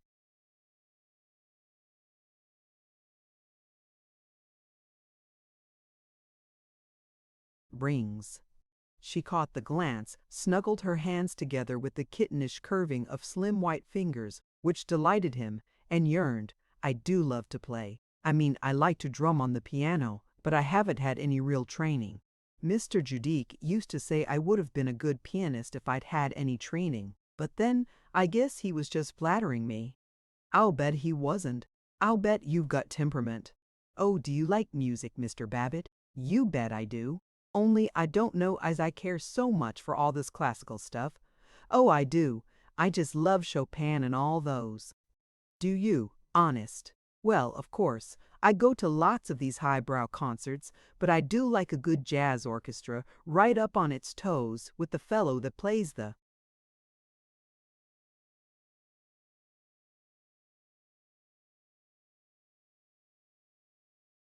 bass fiddle, spinning it around and beating it up with the bow." "Oh, I know. I do love good dance music. I love to dance, don't you, Mr. Babbitt?" "Sure, you bet. Not that I'm very darn good at it, though." "Oh, I'm sure you are. You ought to let me teach you. I can teach anybody to dance. Would you give me a lesson sometime?" "Indeed I would." "Better be careful, or I'll be taking you up on that proposition. I'll be coming up to your flat and making you give me that lesson. Yes." She was not offended, but she was non-committal. He warned himself. "Have some sense now, you chump. Don't go making a fool of yourself again." And with loftiness he discoursed. "I wish I could dance like some of these young fellows, but I'll tell you, I feel it's a man's place to take a full, you might say, a creative share in the world's work in mold conditions, and have something to show for his life, don't you think so?" "Oh, I do. And so I have to sacrifice some of the things I might like to tackle, though I do, by golly, play about as good a game of golf as the next fellow." "Oh, I'm sure you do. Are you married?" Yes. And, of course, official duties, I'm the vice president of the Boosters Club, and I'm running one of the committees of the state association of real estate boards, and that means a lot of work and responsibility and practically no gratitude for it." "Oh, I know. Public men never do get proper credit." They looked at each other with a high degree of mutual respect, and at the Cavendish apartments he helped her out in a courtly manner, waved his hand at the house as though he were presenting it to her, and ponderously ordered the elevator boy to hustle and get the keys. She stood close to him in the elevator, and he was stirred but cautious. It was a pretty flat of white woodwork in soft blue walls. Mrs. Judique gushed with pleasure as she agreed to take it, and as they walked down the hall to the elevator, she touched his sleeve, caroling, "Oh, I'm so glad I went to you. It's such a privilege to meet a man who really understands. Oh, the flat some people have showed me."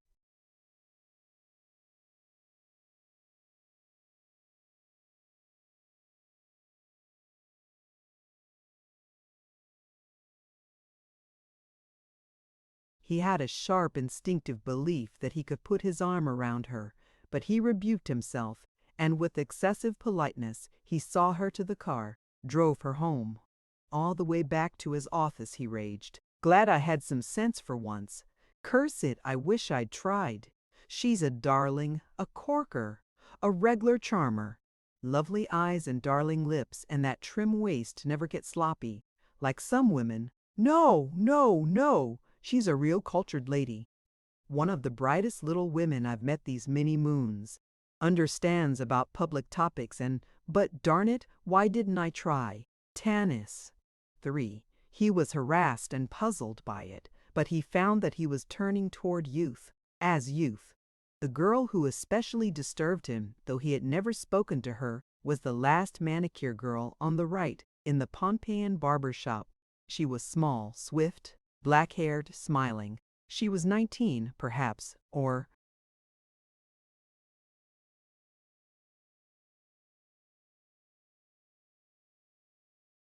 20. She wore thin salmon-colored blouses which exhibited her shoulders and her black ribbon camisoles. He went to the Pompeian for his fortnightly hair trim. As always, he felt disloyal at deserting his neighbor, the Reeves Building barber shop. Then, for the first time, he overthrew his sense of guilt. "Doggone it, I don't have to go here if I don't want to. I don't own the Reeves Building. These barbers got nothing on me. I'll doggone well get my hair cut where I doggone well want to. Don't want to hear anything more about it. I'm through standing by people unless I want to. It doesn't get you anywhere. I'm through." The Pompeian barber shop was in the basement of the Hotel Thornley, largest and most dynamically modern hotel in Zenith. Curving marble steps with a rail of polished brass led from the hotel lobby down to the barber shop.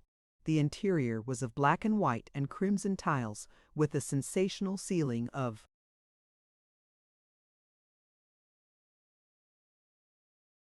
burnished gold and a fountain in which a massive nymph forever emptied a scarlet cornucopia.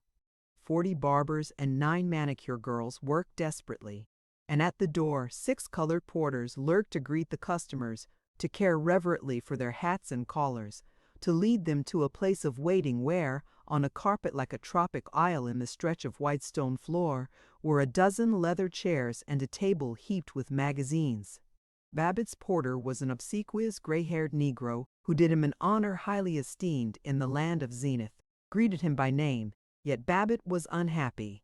His bright particular manicure girl was engaged. She was doing the nails of an overdressed man and giggling with him. Babbitt hated him. He thought of waiting, but to stop the powerful system of the Pompeian was inconceivable, and he was instantly wafted into a chair. About him was luxury, rich and delicate. One votary was having a violet ray. Facial treatment, the next an oil shampoo. Boys wheeled about miraculous electrical massage machines. The barber snatched steaming towels from a machine like a howitzer of polished nickel and disdainfully flung them away after a second's use. On the vast marble shelf facing the chairs were hundreds of tonics, amber and ruby and emerald. It was flattering to Babbitt to have 2 personal slaves at once, the barber and the bootblack. He would have been completely happy if he could also have had the manicure girl. The barber snipped at his hair and asked his opinion of the Havre de Grace races, the baseball season, and Mayor Prout. The young Negro bootblack hummed the camp meeting blues and polished and rhythmed to his tune, drawing the shiny shoe rag so taut at each stroke that it snapped like a banjo string. The barber was an excellent salesman. He made Babbitt feel rich and important by his manner of inquiring. "What is your favorite tonic, sir? Have you time today, sir, for a facial massage? Your scalp is a little tight. Shall I give you a scalp massage?"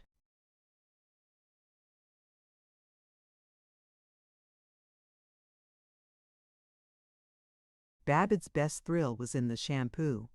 The barber made his hair creamy with thick soap. Then as Babbitt bent over the bowl, muffled in towels, drenched it with hot water which prickled along his scalp, and at last ran the water ice cold. At the shock, the sudden burning cold on his skull, Babbitt's heart thumped, his chest heaved, and his spine was an electric wire. It was a sensation which broke the monotony of life. He looked grandly about the shop as he sat up. The barber obsequiously rubbed his wet hair and bound it in a towel as in a turban, so that Babbitt resembled a plump pink caliph on an ingenious and adjustable throne. The barber begged in the manner of one who was a good fellow, yet was overwhelmed by the splendors of the caliph. "How about a little El Dorado oil rub, sir? Very beneficial to the scalp, sir. Didn't I give you one the last time?" He hadn't, but Babbitt agreed. "Well, all right." With quaking eagerness, he saw that his manicure girl was free. "I don't know. I guess I'll have a manicure after all," he droned, and excitedly watched her coming, dark-haired, smiling, tender little. The manicuring would have to be finished at her table, and he would be able to talk to her without the barber listening. He waited contentedly, not trying to peep at her, while she filed his nails, and the barber shaved him and smeared on his burning cheeks all the interesting mixtures which the pleasant minds of barbers have devised through the revolving ages. When the barber was done, and he sat opposite the girl at her table, he admired the marble slab of it, admired the sunken set bowl with its tiny silver taps, and admired himself for being able to frequent so costly a place. When she withdrew his wet hand from the bowl, it was so sensitive from the warm soapy water that he was abnormally aware of the clasp of her firm little paw. He delighted in the pinkness and glossiness of her nails. Her hands seemed to him more adorable than Mrs. Judique's thin fingers, and more elegant. He had a certain ecstasy in the pain when she gnawed at the cuticle of his nails with a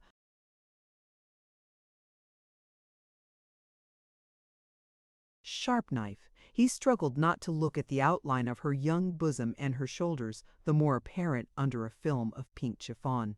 He was conscious of her as an exquisite thing, and when he tried to impress his personality on her, he spoke as awkwardly as a country boy at his first party. "Well, kinda hot to be working today." "Oh yes, it is hot. You cut your own nails last time, didn't you?" "U.S. Guess I must have. You always ought to go to a manicure." "Yes, maybe that's so. There's nothing looks so nice as nails that are looked after good. I always think that's the best way to spot a real gent. There was an auto salesman in here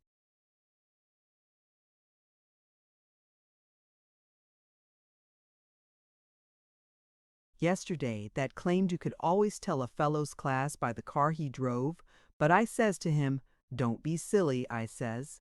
The Wisenheimers grab a look at a fellow's nails when they want to tell if he's a tin horn or a real gent. Yes, maybe there's something to that. Course, that is with a pretty kitty like you. A man can't help coming to get his mitts done. Yea, I may be a kid, but I'm a wise bird and I know nice folks when I see 'em.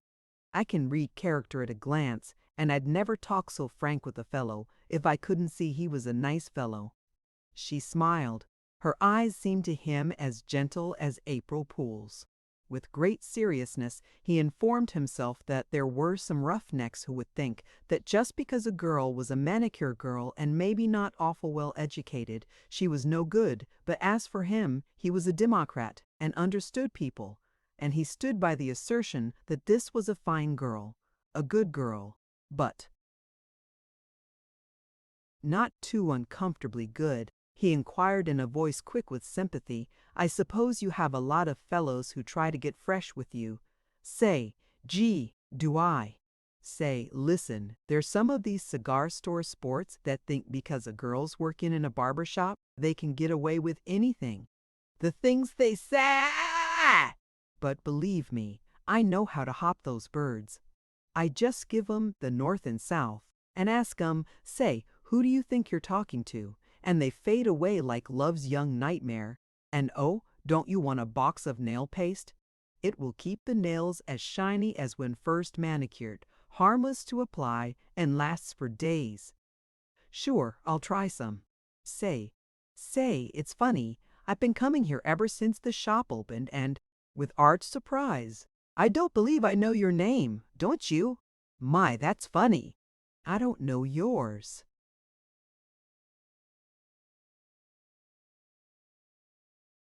Now, you quit kidding me. What's the nice little name? Oh, it ain't so darn nice. I guess it's kind of kike.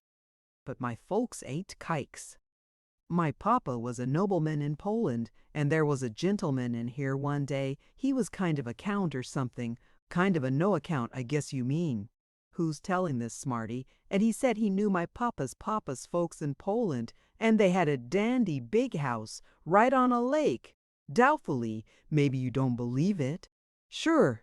No, really, sure I do. Why not? Don't think I'm kidding you, honey, but every time I've noticed you, I've said to myself, that kid has blue blood in her veins. Did you, honest?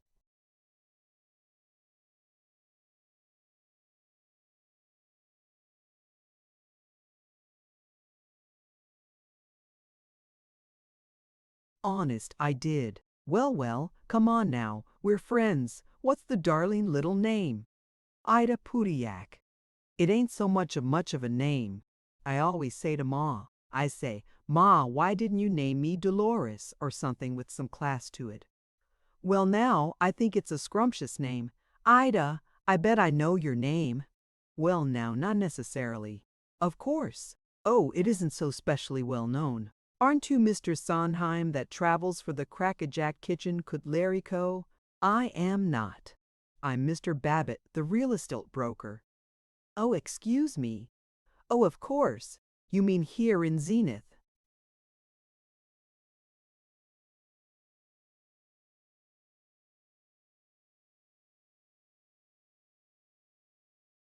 Yep, with the briskness of one whose feelings have been hurt. Oh, sure, I've read your ads, they're swell. Well, you might have read about my speeches. Course I have. I don't get much time to read, but I guess you think I'm an awfully silly little nit. I think you're a little darling.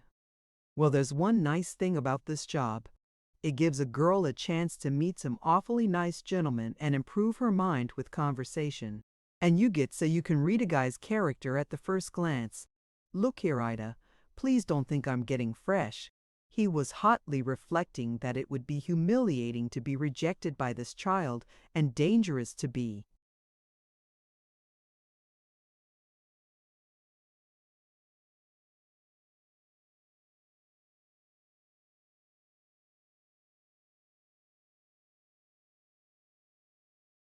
accepted. If he took her to dinner, if he were seen by censorious friends. But he went on ardently, don't think I'm getting fresh if I suggest it would be nice for us to go out and have a little dinner together some evening. I don't know as I ought to, but my gentleman friend's always wanting to take me out. But maybe I could tonight.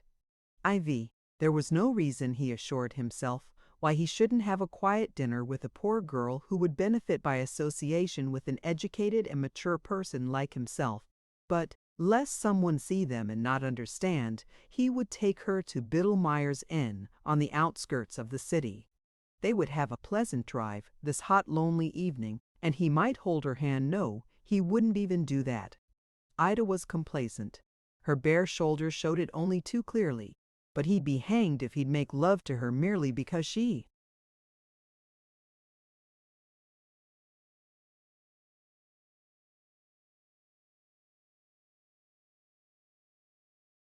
expected it. Then his car broke down. Something had happened to the ignition, and he had to have the car this evening.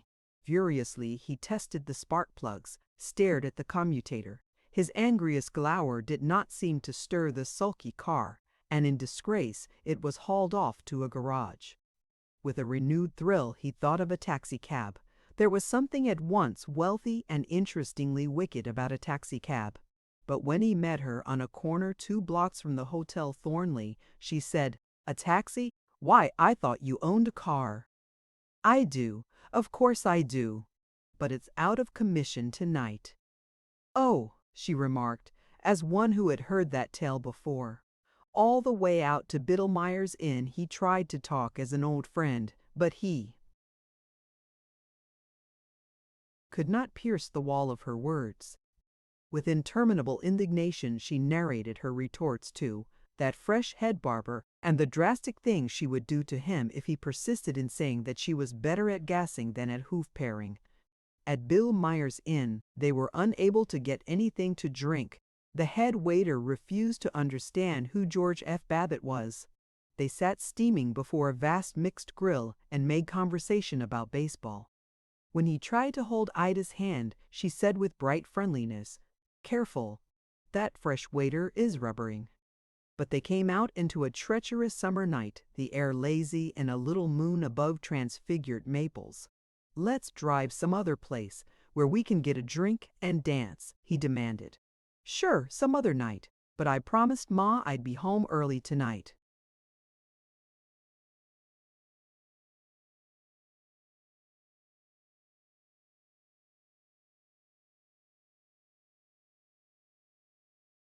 "Rats, it's too nice to go home. I'd just love to, but Ma would give me fits." He was trembling. She was everything that was young and exquisite. He put his arm about her. She snuggled against his shoulder unafraid, and he was triumphant.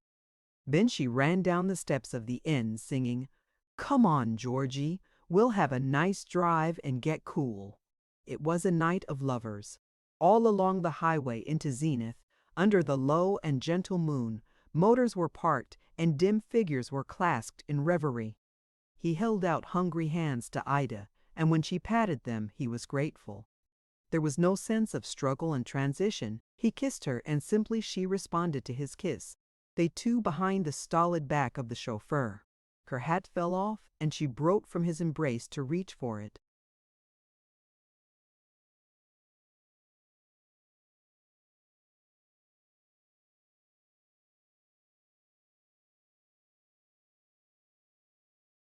"Oh, let it be," he implored. "Huh, my hat? Not a chance." He waited till she had pinned it on, then his arm sank about her. She drew away from it and said with maternal soothing, "Now don't be a silly boy. Mustn't make it'll Mama scold. Just sit back, dearie, and see what a swell night it is. If you're a good boy, maybe I'll kiss you when we say nighty-night. Now give me a cigarette." He was solicitous about lighting her cigarette and inquiring as to her comfort. Then he sat as far from her as possible. He was cold with failure. No one could have told Babbitt that he was a fool with more vigor, precision, and intelligence than he himself displayed. He reflected that from the standpoint of the Reverend Dr. John Jennison Drew, he was a wicked man, and from the standpoint of Miss Ida Pudiak, an old bore who had to be endured as the penalty attached to eating a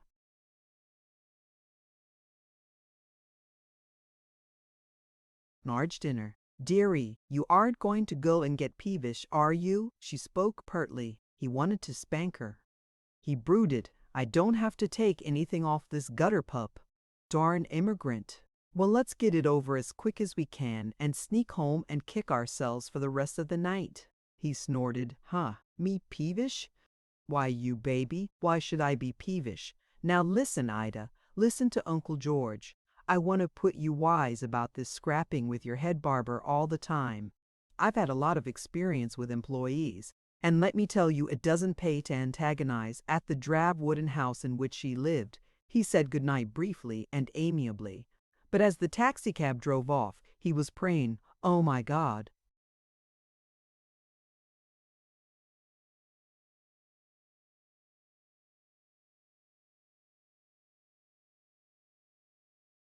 Chapter 25.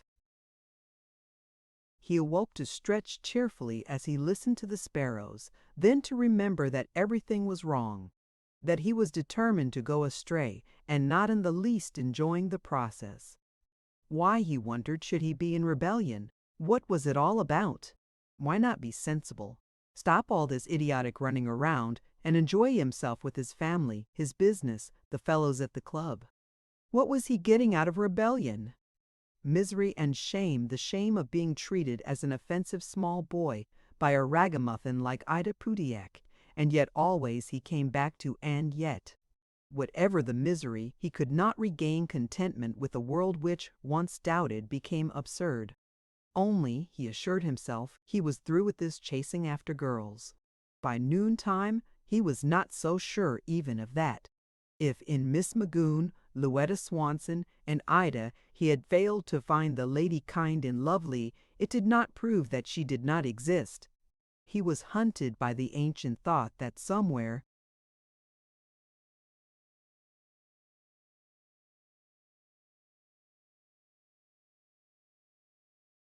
must exist the not impossible, she who would understand him, value him, and make him happy. To Mrs. Babbitt returned in August. On her previous absences he had missed her reassuring buzz, and of her arrival he had made a feint. Now, though he dared not hurt her by letting a hint of it appear in his letters, he was sorry that she was coming before he had found himself, and he was embarrassed by the need of meeting her and looking joyful. He loitered down to the station. He studied the summer resort posters, lest he have to speak to acquaintances and expose his uneasiness. But he was well trained. When the train clanged in, he was out on the cement platform, peering into the chair cars, and as he saw her in the line of passengers moving toward the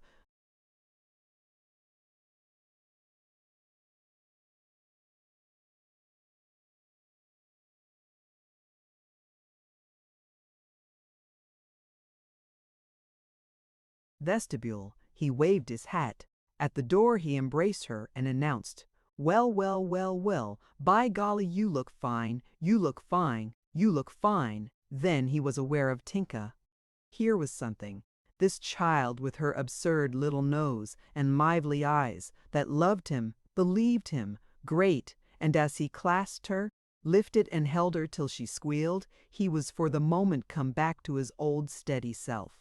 Tinka sat beside him in the car with one hand on the steering wheel, pretending to help him drive, and he shouted back to his wife, "I'll bet the kid will be the best chuffer in the family. She holds the wheel like an old professional." All the while he was dreading the moment when he would be alone with his wife and she would patiently expect him to be ardent. 3.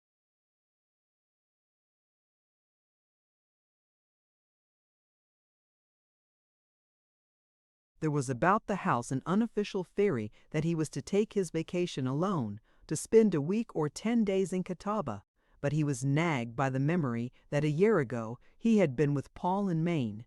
He saw himself returning, finding peace there and the presence of Paul, in a life primitive and heroic. Like a shock came the thought that he actually could go. Only he couldn't, really. He couldn't leave his business, and Myra would think it sort of funny, his going way off there alone. Of course he decided to do whatever he darned pleased from now on, but still to go way off to Maine. He went after lengthy meditations with his wife, since it was inconceivable to explain that he was going to seek Paul's spirit in the wilderness. He frugally employed the lie prepared over a year ago, and scarcely used it all. He said that he had to see a man in New York on business. He could not have explained even to himself why he drew from the bank several $100s more than he needed, nor why he kissed Tinka so tenderly and cried, "God bless you, baby." From the train he waved to her till she was but a scarlet spot beside the brown, bulkier presence of Mrs. Babbitt at the end of a steel and cement aisle, ending in vast barred gates. With melancholy he looked back at the last suburb of Zenith. All the way north he pictured the Maine guides, simple and strong and daring, jolly as they played stud poker in their unceiled shack, wise in woodcraft as they tramped the forest and shot the rapids. He particularly remembered Joe Paradise, half Yankee, half Indian. If he could but take up a backwoods claim with a man like Joe, work hard with his hands, be free and noisy in a flannel shirt, and never come back to this dull decency. Or, like a trapper in a northern Canada movie, plunge through the forest, make camp in the Rockies, a grim and wordless caveman. Why not? He could do it.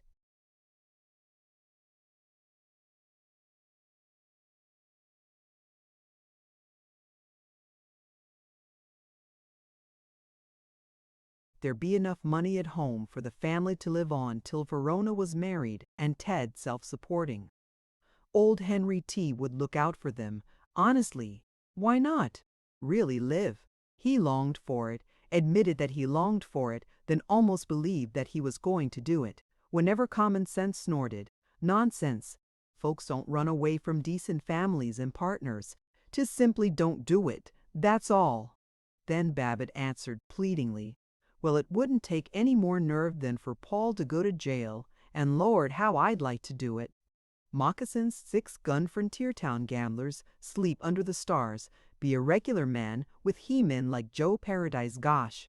So he came to Maine, again stood on the wharf before the Camp Hotel, again spat heroically into the delicate and shivering water while the pines rustled, the mountains glowed, and a trout leaped and fell in a sliding circle. He hurried to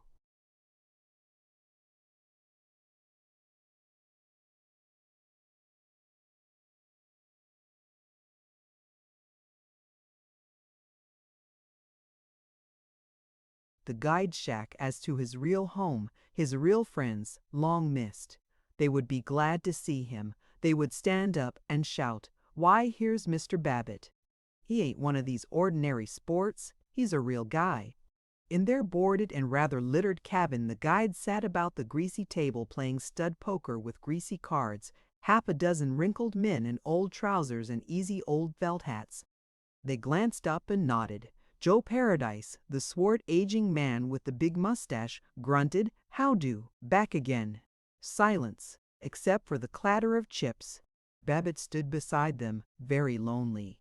He hinted, after a period of highly concentrated playing, "Guess I might take a hand, Joe." "Sure. Sit in. How many chips you want?" "Let's see. You were here with your wife last year, wa'n't you?" said Joe Paradise.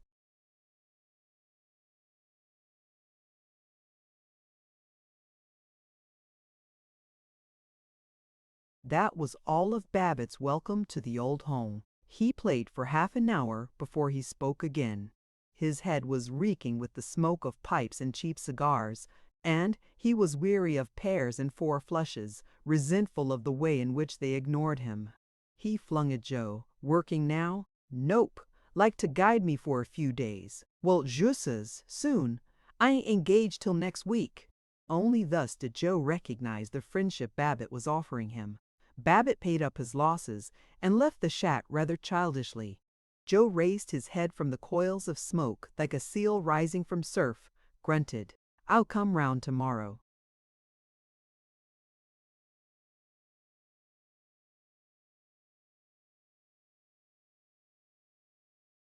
And dived down to his 3 aces, neither in his voiceless cabin, fragrant with planks of new-cut pine, nor along the lake, nor in the sunset clouds which presently eddied behind the lavender-misted mountains, could Babbitt find the spirit of Paul as a reassuring presence.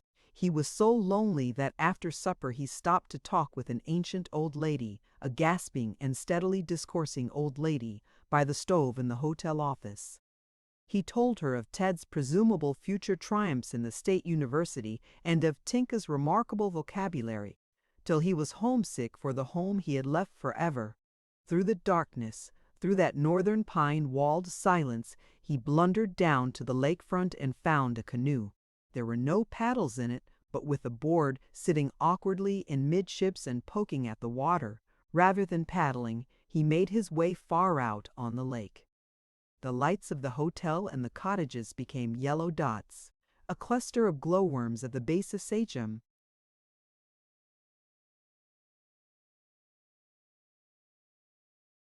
Mountain. Larger and ever more imperturbable was the mountain in the star-filtered darkness, and the lake a limitless pavement of black marble. He was dwarfed and dumb and a little awed, but that insignificance freed him from the pomposities of being Mr. George F. Babbitt of Zenith, saddened and freed his heart. Now he was conscious of the presence of Paul, fancied him rescued from prison, from Zillah and the brisk exactitudes of the tar roofing business, playing his violin at the end of the canoe. He vowed, "I will go on. I'll never go back. Now that Paul's out of it, I don't want to see any of those damn people again. I was a fool to get sore, because Joe Paradise didn't jump up and hug me. He's one of these woodsmen, too wise to go yelping and talking your arm off like a city man. But get him back in the mountains, out on the trail. That's real living, IB.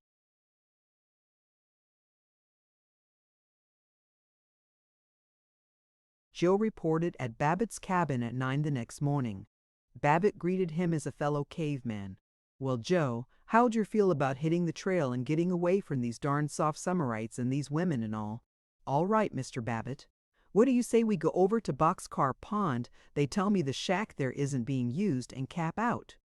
Well, all right, Mr. Babbitt, but it's nearer to Scaltoot Pond, and you can get just about as good fishing there. No, I want to get into the real wilds. Well, all right. We'll put the old packs on our backs and get into the woods and really hike.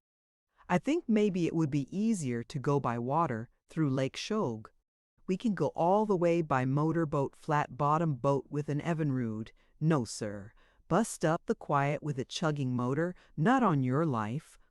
You just throw a pair of socks in the old pack and tell 'em what you want for eats. I'll be ready soon's you are. Most of the sports go by boat, Mr. Babbitt. It's a long walk. Look here, Joe. Are you objecting to walking? Oh no, I guess I can do it. But I haven't tramped that far for 16 years. Most of the sports go by boat. But I can do it if you say so, I guess. Joe walked away in sadness.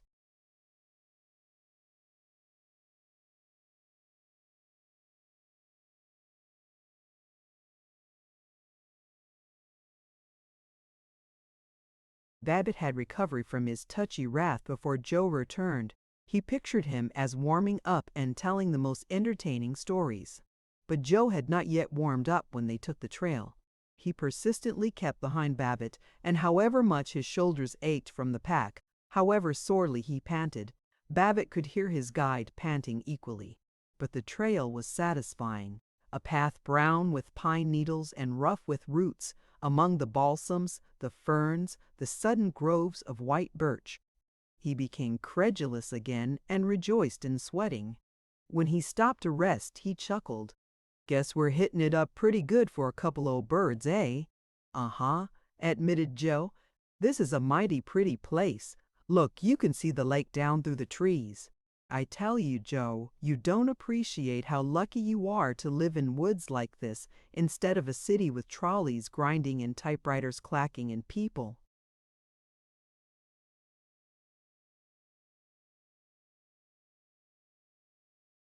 Bothering the life out of you all the time. I wish I knew the woods like you do. Say, what's the name of that little red flower? Rubbing his back, Joe regarded the flower resentfully. Well, some folks call it one thing and some calls it another. I always just call it pink flower. Babbitt blessedly ceased thinking as tramping turned into blind plodding. He was submerged in weariness. His plump legs seemed to go on by themselves, without guidance, and he mechanically wiped away the sweat which stung his eyes. He was too tired to be consciously glad as, after a sun-scourged mile of corduroy-toed road through a swamp where flies hovered over a hot waste of brush, they reached the cool shore of Boxcar Pond. When he lifted the pack from his back, he staggered from the change in balance and for a moment could not stand erect. He lay beneath an ample-bosomed maple tree near the guest shack and joyously felt sleep running through his veins. He awoke toward dusk to find Joe efficiently cooking bacon and eggs and flapjacks for supper, and his admiration of the woodsman returned. He sat on a stump and felt virile. Joe, what would you do if you had a lot of money? Would you stick to guiding, or would you take a claim way back in the woods and be independent of people? For the first time, Joe brightened. He chewed his cud a second and bubbled. I've often thought of that. If I had the money, I'd go down to Tinker's Falls and open a swell shoe store. After supper, Joe proposed a game of stud poker, but Babbitt refused with brevity, and Joe contentedly went to bed at 8. Babbitt sat on the stump, facing the dark pond, slapping mosquitoes. Save the snoring guide, there was no other human being within 10 miles. He was lonelier than he had ever been in his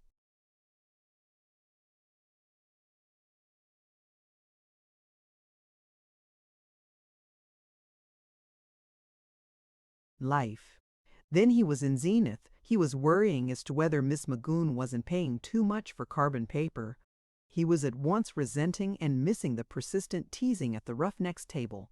He was wondering what Zilla Riesling was doing now. He was wondering whether, after the summer's maturity of being a garageman, Ted would get busy in the university. He was thinking of his wife. If she wouldn't be so darn satisfied with just settling down. No, I won't. I won't go back. I'll be 50 in 3 years, 60 in 13 years. I'm going to have some fun before it's too late. I don't care. I will. He thought of Ida Pudiak, of Louetta Swanson, of that nice widow, what was her name, Tanis Judique, the one for whom he'd found the flat. He was enmeshed in imaginary conversations. Then, gee, I can't seem to get away from thinking about folks. Thus it came to him merely to run away was folly, because he could never run away from himself. That moment he started for Zenith. In his journey there was no appearance of flight, but he was fleeing, and 4 days afterward he was on the Zenith train. He knew that he was slinking back, not because it was what he longed to do, but because it was all he could do. He scanned again his discovery that he could never run away from Zenith and family and office, because in his own brain he bore the office and the family, and every street and disquiet and illusion of Zenith. But I'm going to start something, he vowed, and he tried to make it valiant.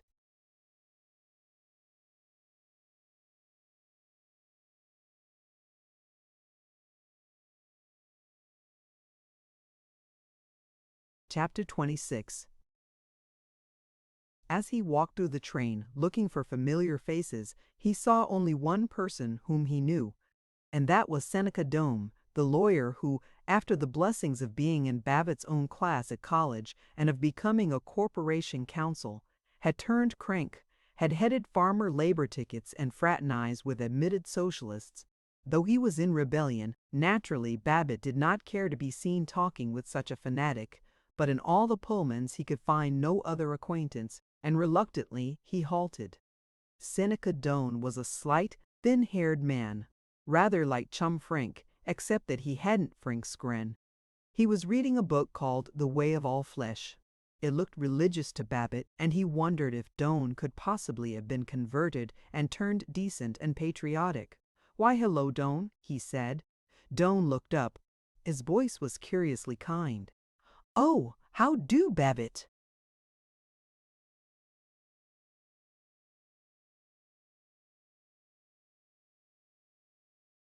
"Been away, eh?" "Yes, I've been in Washington." "Washington, eh? How's the old government making out?" "It's won't you sit down? Thanks. Don't care if I do." Well. Been quite a while since I've had a good chance to talk to you, Doane. I was, sorry you didn't turn up at the last class dinner." "Oh, thanks. How's the unions coming?" "Going to run for mayor again." Doane seemed restless. He was fingering the pages of his book. He said, "I might," as though it didn't mean anything in particular, and he smiled.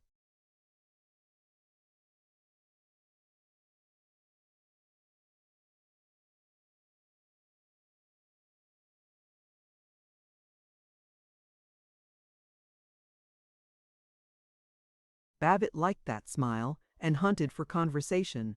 Saw a bang-up cabaret in New York, the Good Morning Cutie Bunch at the Hotel Minton.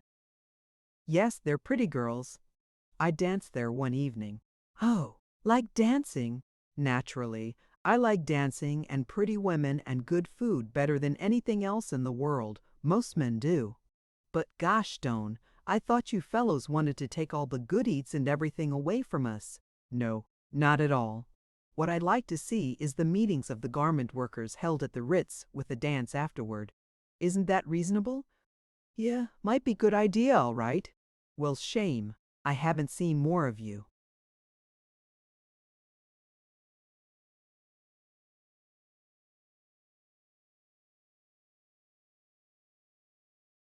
Recent years.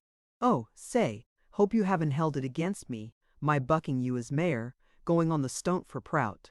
You see, I'm an organization Republican, and I kind of felt there's no reason why you shouldn't fight me. I have no doubt you're good for the organization. I remember in college you were an unusually liberal, sensitive chap. I can still recall your saying to me that you were going to be a lawyer and take the cases of the poor for nothing and fight the rich. And I remember I said I was going to be one of the rich myself and buy paintings and live at Newport. I'm sure you inspired us all." Well, I've always aimed to be liberal." Babbitt was enormously shy and proud and self-conscious. He tried to look like the boy he had been a quarter-century ago, and he shone upon his old friend Seneca Doane as he rumbled. "Trouble with a lot of these fellows, even the live wires and some of 'em that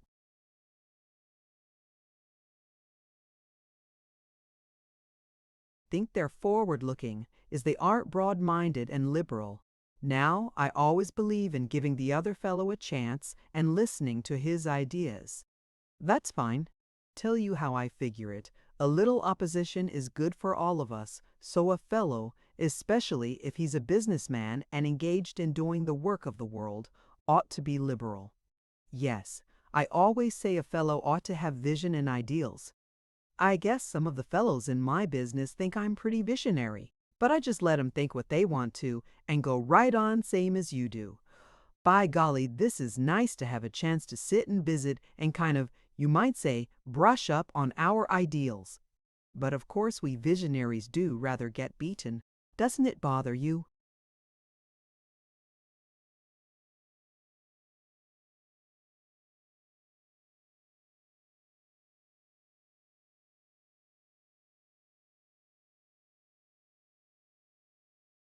"Not a bit. Nobody can dictate to me what I think. You're the man I want to help me. I want you to talk to some of the businessmen and try to make them a little more liberal in their attitude toward poor Beecher Ingram." "Ingram? But why, he's this nut preacher that got kicked out of the Congregationalist church, isn't he? And preaches free love and sedition?" This, Doane explained, was indeed the general conception of Beecher Ingram, but he himself saw Beecher Ingram as a priest of the brotherhood of man, of which Babbitt was notoriously an upholder. So would Babbitt keep his acquaintances from hounding Ingram and his forlorn little church? "You bet. I'll call down any of the boys I hear getting funny about Ingram," Babbitt said affectionately to his dear friend Doane.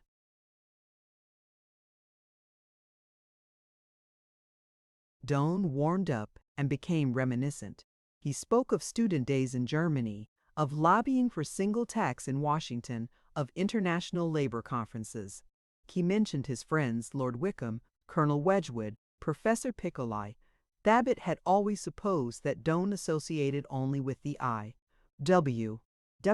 But now he nodded gravely, as one who knew Lord Wycombes by the score, and he got in two references to Sir Gerald Doak. He felt daring and idealistic and cosmopolitan. Suddenly, in his new spiritual grandeur, he was sorry for Zillah Riesling and understood her as these ordinary fellows at the Boosters Club never could. 5 hours after he had arrived in Zenith and told his wife how hot it was in New York, he went to call on Zillah. He was buzzing with ideas and forgiveness. He'd get Paul released. He'd do things, vague but highly benevolent things, for Zillah. He'd be as generous as his friend Seneca Doane. He had not seen Zillah since Paul had shot her, and he still pictured her as buxom, high-colored, lively, and a little blousy. As he drove up to her boarding house in a depressing back street below the wholesale district, he stopped in discomfort. At an upper window, leaning on her elbow, was a woman with the features of Zillah, but she was bloodless and aged, like a yellowed wad of old paper crumpled into wrinkles. Where Zillah had bounced and jiggled, this woman was dreadfully still. He waited half an hour before she came into the boarding house parlor. 50 times he opened the book of photographs of the Chicago World's Fair of 1893. 50 times he looked at the picture of the Court of Honor. He was startled to find Zillah in the room. She wore a black streaky gown which she had tried to brighten with a girdle of crimson ribbon. The ribbon had been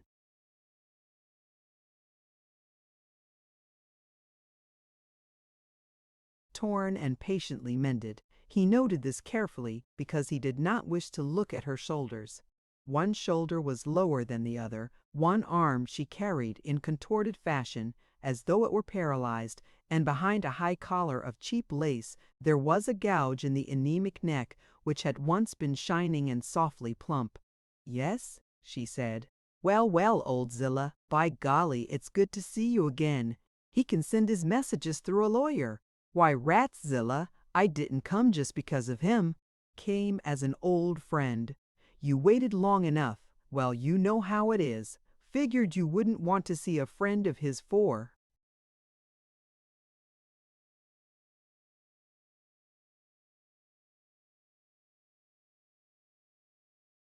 quite some time, and sit down, honey. Let's be sensible. We've all of us done a bunch of things that we hadn't ought to, but maybe we can sort of start over again. Honest, Zillah, I'd like to do something to make you both happy. Know what I thought today? Mind you, Paul doesn't know a thing about this, doesn't know I was going to come see you. I got to thinking, Zillah's a fine, big-hearted woman, and she'll understand that, Paul's had his lesson now. Why wouldn't it be a fine idea if you asked the governor to pardon him? Believe he would if it came from you. No, wait, just think how good you'd feel if you were generous. Yes, I wish to be generous. She was sitting primly, speaking icily. For that reason I wish to keep him in prison as an example to evildoers. I've gotten religion, George, since the terrible thing that man did to me. Sometimes I used to be unkind, and I wished for worldly pleasures, for dancing and the theater. But when I was in the hospital, the pastor of the Pentecostal communion faith used to come to see me, and he showed me, right from the prophecies written in the Word of God, that the day of judgment is coming, and all the members of the older churches are going straight to eternal damnation because they only do lip service and swallow the world, the flesh, and the devil. For 15 wild minutes she talked, pouring out admonitions to flee the wrath to come, and her face flushed. Her dead voice recaptured something of the shrill energy of the old Zillah. She wound up with a furious, "It's the blessing of God himself that Paul should be in prison now, and torn and humbled by punishment, so that he may yet save his soul, and so other wicked men, these horrible chasers after women and lust, may have an example." Babbitt had itched and twisted. As in church he dared not move during the sermon, so now he felt that he must seem attentive, though her screeching denunciations flew past him like carrion birds.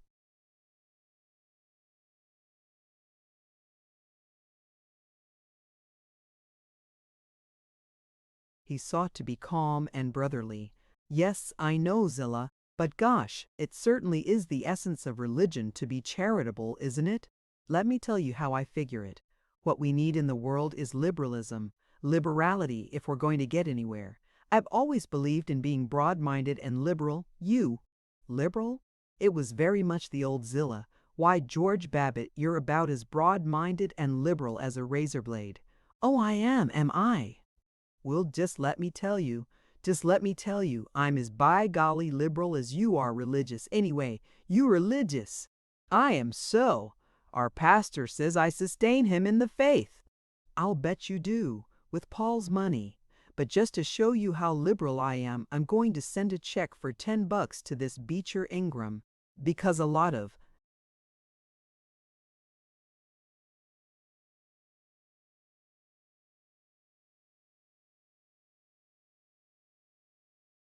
fellows are saying the poor cuss preaches sedition and free love, and they're trying to run him out of town. And they're right, they ought to run him out of town. Why, he preaches, if you can call it preaching, in a theater, in the house of Satan. You don't know what it is to find God, to find peace, to behold the snares that the devil spreads out for our feet. Oh, I'm so glad to see the mysterious purposes of God in having Paul harm me and stop my wickedness, and Paul's getting his good and plenty for the cruel things he did to me, and I hope he dies in prison. Babbitt was up, hat in hand, growling. Well, if that's what you call being at peace, for heaven's sake just warn me before you go to war, will you? 3. Vast is the power of cities to reclaim the wanderer, more than mountains or the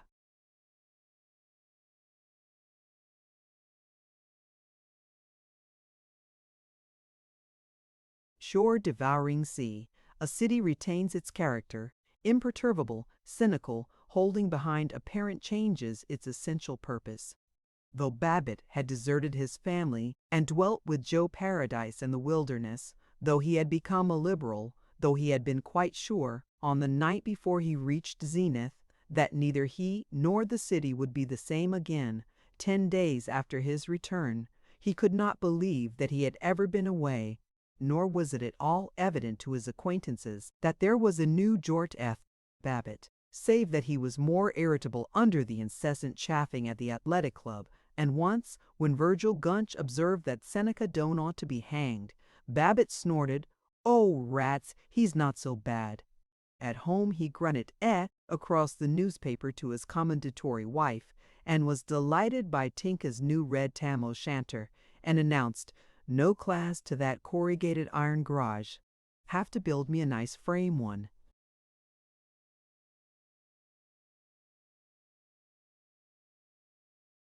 Verona and Kenneth Escott appeared really to be engaged. In his newspaper, Escott had conducted a pure food crusade against commission houses. As a result, he had been given an excellent job in a commission house, and he was making a salary on which he could marry, and denouncing irresponsible reporters who wrote stories criticizing commission houses without knowing what they were talking about. This September, Ted had entered the State University as a freshman in the College of Arts and Sciences. The university was at Mohali's, only 15 miles from Zenith, and Ted often came down for the weekend. Babbitt was worried. Ted was going in for everything but books. He had tried to make the football team as a light halfback. He was looking forward to the basketball season. He was on the committee for the freshman hop. And as a Zenithite, an aristocrat among the yokels, he was being rushed by 2 fraternities. But of his studies Babbitt could learn nothing save a mumbled, "Oh gosh, these old stiffs of."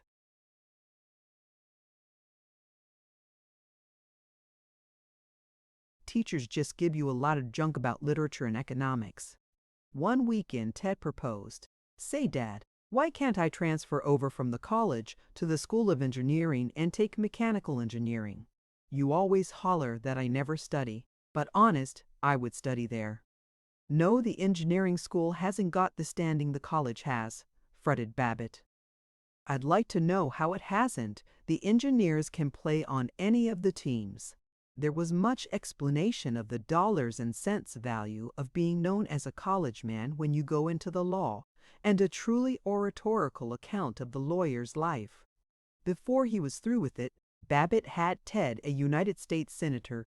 Among the great lawyers whom he mentioned was Seneca Doane.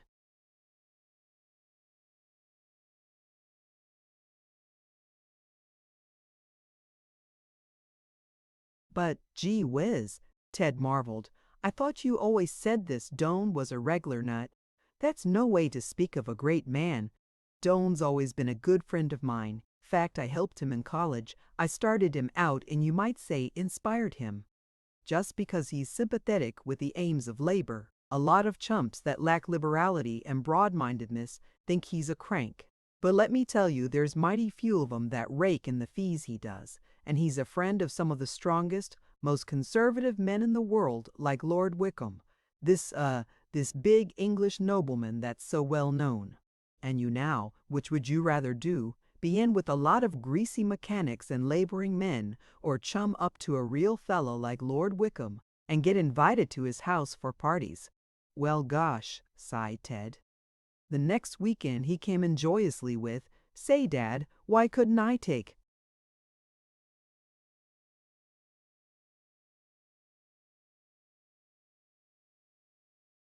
Mining engineering instead of the academic course? You talk about standing, maybe there isn't much in mechanical engineering, but the miners, gee, they got 7 out of 11 in the new elections to New Tao Tao.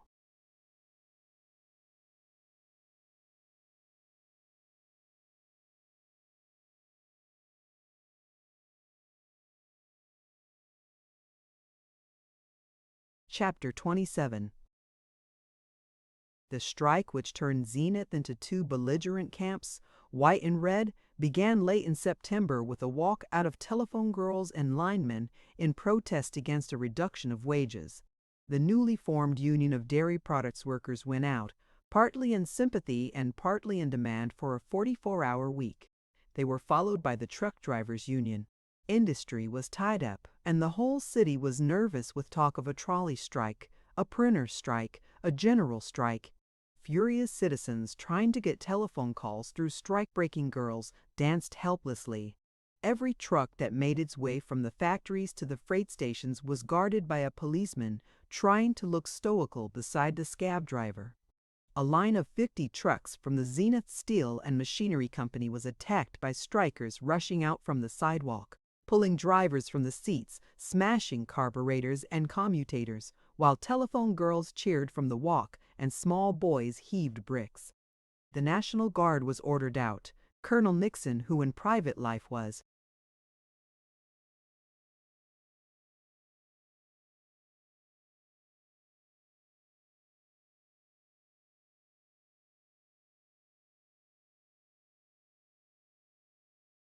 Mr. Caleb Nixon, secretary of the Pullmore Tractor Company, put on a long khaki coat and stalked through crowds, a.44 automatic in hand. Even Babbitt's friend, Clarence Drum the shoe merchant, a round and merry man who told stories at the athletic club, and who strangely resembled a Victorian pug dog, was to be seen as a waddling but ferocious captain with his belt tight about his comfortable little belly and his round little mouth petulant as he piped to chattering groups on corners. "Move on there now. I can't have any of this loitering." Every newspaper in the city, save one, was against the strikers. When mobs raided the newsstands, at each was stationed a militiaman, a young, embarrassed citizen soldier with eyeglasses, bookkeeper or grocery clerk in private life, trying to look dangerous while small boys yelped, "Get onto the tin, soldier!" And striking truck drivers inquired tenderly, "Say, Joe, when I was fighting in France, was you in camp in the States, or was you doing Swede exercises in the Weimar-T doing Swede exercises in the Weimar-T A? B?"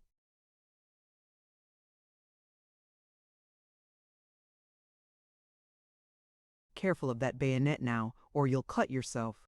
There was no one in Zenith who talked of anything but the strike, and no one who did not take sides. You were either a courageous friend of labor, or you were a fearless supporter of the rights of property, and in either case you were belligerent and ready to disown any friend who did not hate the enemy. A condensed milk plant was set afire, each side charged it to the other, and the city was hysterical. And Babbitt chose this time to be publicly liberal. He belonged to the sound, sane, right-thinking wing, and at first he agreed that the crooked agitators ought to be shot. He was sorry when his friend, Seneca Doane, defended arrested strikers, and he thought of going to Doane and explaining about these agitators. But when he read a broadside alleging that even on their former wages the telephone girls had been hungry, he was troubled. "All lies and fake figures," he said, but in a doubtful croak. For the Sunday after, the Chatham Road Presbyterian Church announced a sermon by Dr. John Jennison Drew on how the Savior would end strikes. Babbitt had been negligent about church-going lately, but he went to the service, hopeful that Dr. Drew really did have the information as to what the divine powers thought about strikes. Beside Babbitt in the large, curving, glossy, velvet-upholstered pew was chum Frink. Frink whispered, "Hope the doc gives the strikers hell."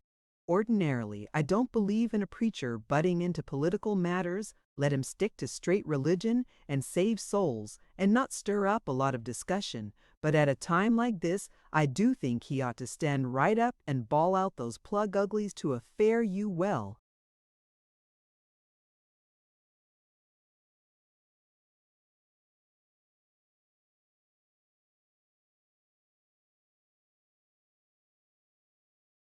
"Yes, well," said Babbitt. The Reverend Dr. Drew, his rustic bang flopping with the intensity of his poetic and sociologic ardor, trumpeted. During the untoward series of industrial dislocations which have let us be courageous and admit it boldly throttled the business life of our fair city these past days, there has been a great deal of loose talk about scientific prevention of scientific. Now let me tell you that the most unscientific thing in the world is science. Take the attacks on the established fundamentals of the Christian creed which were so popular with the scientists a generation ago. Oh yes, they were mighty fellows, and great poobahs of criticism. They were going to destroy the church. They were going to prove the world was created and has been brought to its extraordinary level of morality and civilization by blind chance. Yet the church stands just as firmly today as ever, and the only answer, A.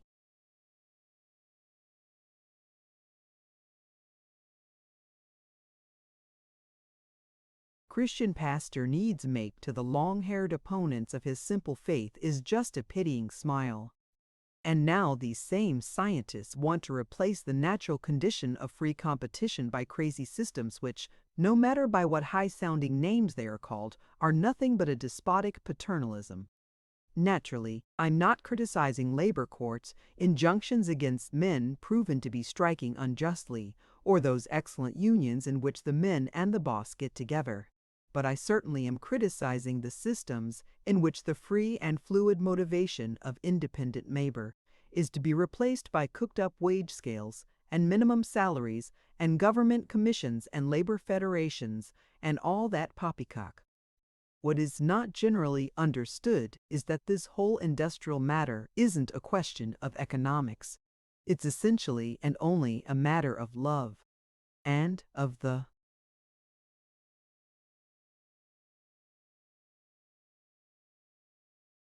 practical application of the Christian religion. Imagine a factory instead of committees of workmen alienating the boss. The boss goes among them smiling, and they smile back, the elder brother and the younger. Brothers, that's what they must be, loving brothers, and then strikes would be as inconceivable as hatred in the home. It was at this point that Babbitt muttered, "Oh, rot." "Huh," said Chum Frank. "He doesn't know what he's talking about. It's just as clear as mud. It doesn't mean a darn thing." Maybe, but Frank looked at him doubtfully, through all the service kept glancing at him doubtfully, till Babbitt was nervous.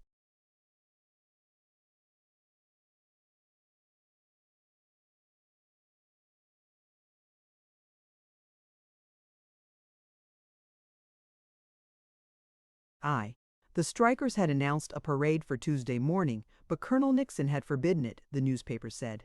When Babbitt drove west from his office at 10 that morning, he saw a drove of shabby men heading toward the tangled, dirty district beyond Courthouse Square.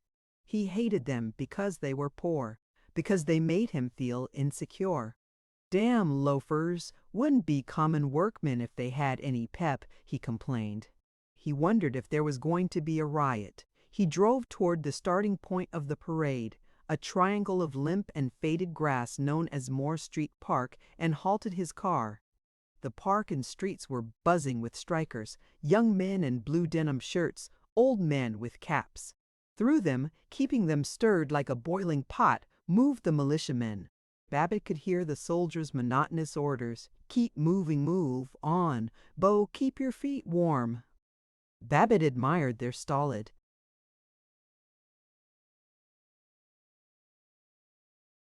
good temper. The crowd shouted, "Tin soldiers and dirty dawed servants of the capitalists." But the militiamen grinned and answered only, "Sure, that's right. Keep moving, Billy." Babbitt thrilled over the citizen soldiers, hated the scoundrels who were obstructing the pleasant ways of prosperity, admired Colonel Nixon's striding contempt for the crowd, and as Captain Clarence Drum, that rather puffing shoe dealer, came raging by, Babbitt respectfully clamored, "Great work, Captain. Don't let 'em march." He watched the strikers filing from the park. Many of them bore posters with, "They can't stop our peacefully walking." The militiamen tore away the posters, but the strikers fell in behind their leaders and straggled off, a thin, unimpressive trickle between steel-glinting lines of soldiers. Babbitt saw with disappointment that there wasn't going to be any violence, nothing interesting at all. Then he gasped. Among the marchers, beside a bulky young workman, was Seneca Doane, smiling, content. In front of him was Professor Brockbank, head of the history department in the State University, an old man and white-bearded, known to come from a distinguished Massachusetts family. Why, gosh, Babbitt marveled, a swell like him and with the strikers? And good ole Senny Doane. They're fools to get mixed up with this bunch. They're parlor socialists. But they have got nerve, and nothing in it for them, not a cent. And I don't knows, all the strikers look like such tough nuts, look just about like anybody else to me. The militiamen were turning the parade down a side street. They got just as much right to march as anybody else.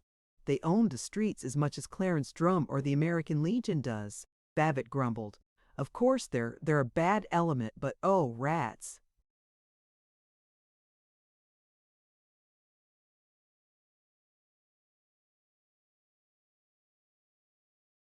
At the athletic club, Babbitt was silent during lunch, while the others fretted, I don't know what the world's coming to, or solace their spirits with, kidding.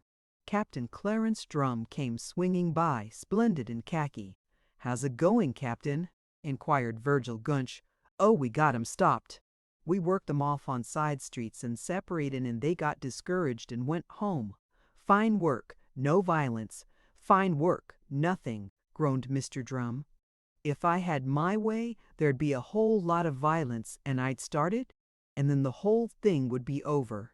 I don't believe in standing back and wet nursing these fellows and letting the disturbances drag on. I tell you, these strikers are nothing in God's world but a lot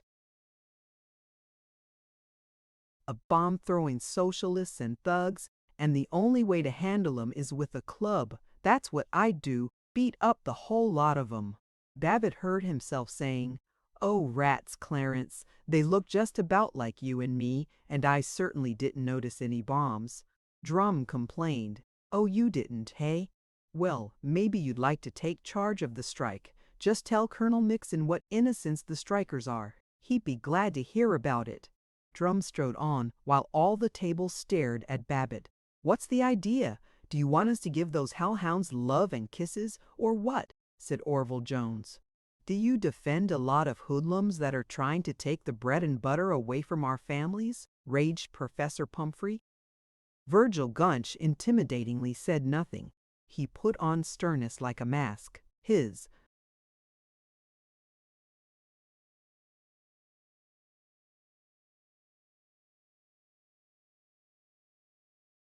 jaw was hard, his bristly short hair seemed cruel, his silence was a ferocious thunder. While the others assured Babbitt that they must have misunderstood him, Gunch looked as though he had understood only too well. Like a robed judge, he listened to Babbitt stammering. No, sure, course they're a bunch of toughs, but I just mean, strikes me it's bad policy to talk about clubbing 'em. Cave Nixon doesn't. He's got the fine Italian hand, and that's why he's colonel. Clarence Drum is jealous of him. Well, said Professor Pumphrey, you hurt Clarence's feelings, George. He's been out there all morning getting hot and dusty, and no wonder he wants to beat the tar out of those sons of guns. Gunch said nothing and watched, and Babbitt knew that he was being watched.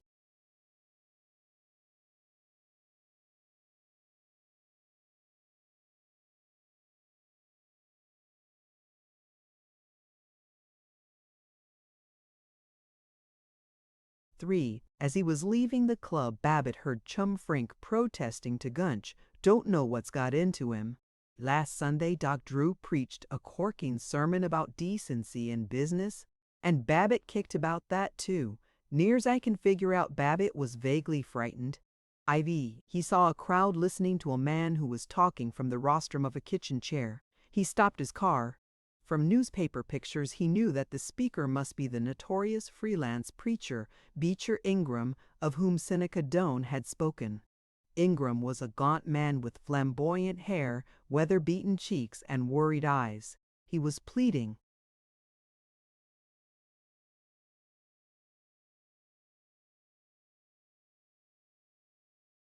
if those telephone girls can hold out, living on one meal a day, doing their own washing, starving and smiling, you big hulking men ought to be able. Babbitt saw that from the sidewalk. Virgil Gunch was watching him.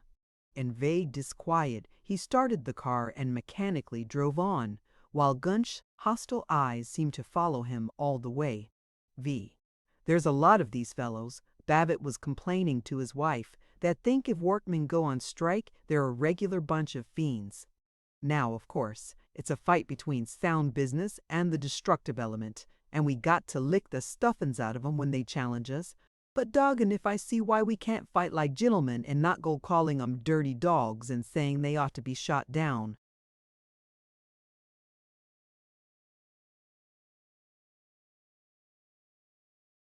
Why, George, she said placidly, I thought you always insisted that all strikers ought to be put in jail. I never did. Well, I mean some of 'em, of course. Irresponsible leaders.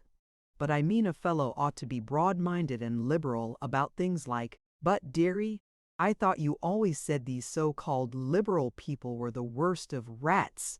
Human never can understand the different definitions of a word.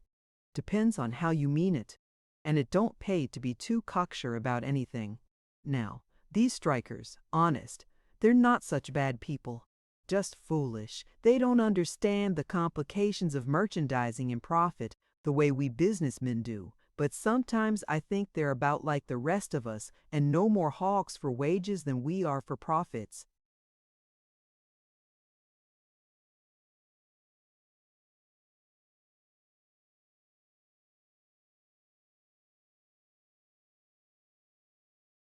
George, if people were to hear you talk like that, of course I know you. I remember what a wild, crazy boy you were. I know you don't mean a word you say, but if people that didn't understand you were to hear you talking, they'd think you were a regular socialist. What do I care what anybody thinks? And let me tell you right now, I want you to distinctly understand I never was a wild, crazy kid. And when I say a thing, I mean it.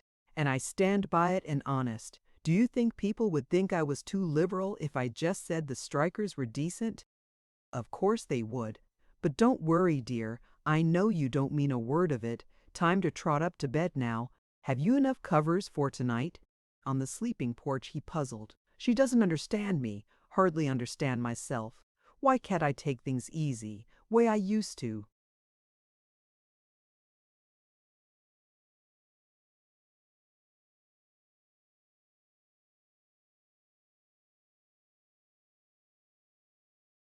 Wish I could go out to Cinny Doan's house and talk things over with him. No, suppose Vergoont saw me going in there.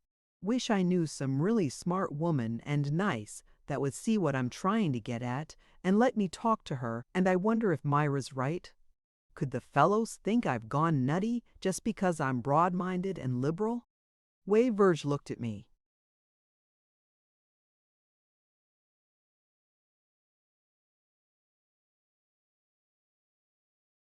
Chapter 28. Miss McGone came into his private office at 3 in the afternoon with, "Listen, Mr. Babbitt, there's a Mrs. Judique on the phone, wants to see about some repairs, and the salesmen are all out. Want to talk to her? All right." The voice of Tanis Judique was clear and pleasant. The black cylinder of the telephone receiver seemed to hold a tiny animated image of her. Lustrous eyes, delicate nose, gentle chin. "This is Mrs. Judique. Do you remember me? You drove me up here to the Cavendish apartments and helped me find such a nice flat." "Sure, but I remember. What can I do for you?" "Why, it's just a little. I don't know that I ought to bother you, but the janitor doesn't seem to be able to fix it.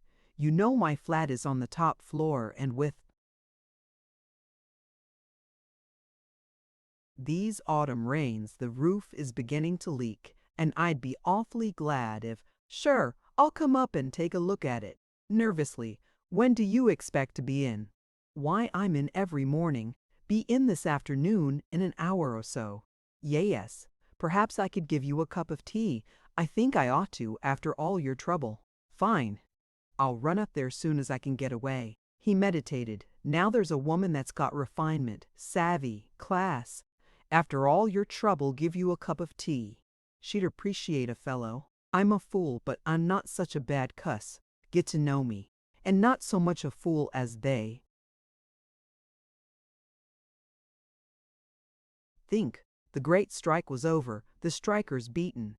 Except that Virgil Gunch seemed less cordial, there were no visible effects of Babbitt's treachery to the clan. The oppressive fear of criticism was gone, but a diffident loneliness remained.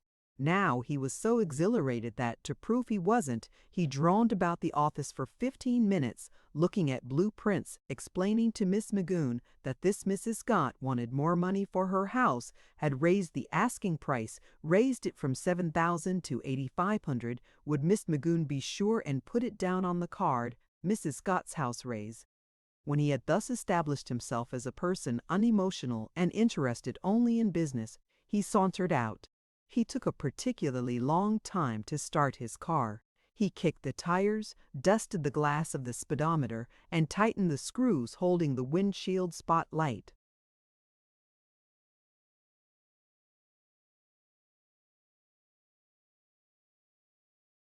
He drove happily off toward the Bellevue district, conscious of the presence of Mrs. Judique as of a brilliant light on the horizon.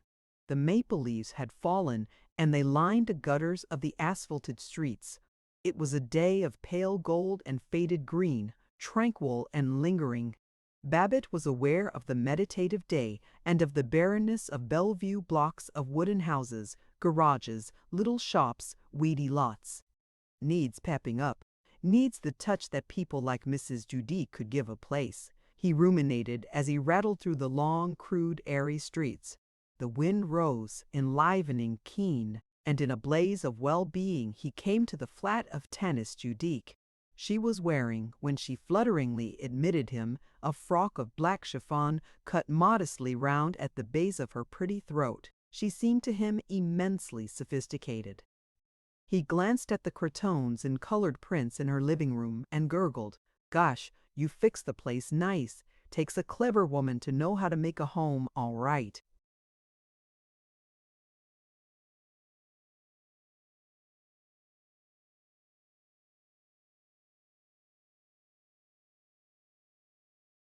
"You really like it? I'm so glad.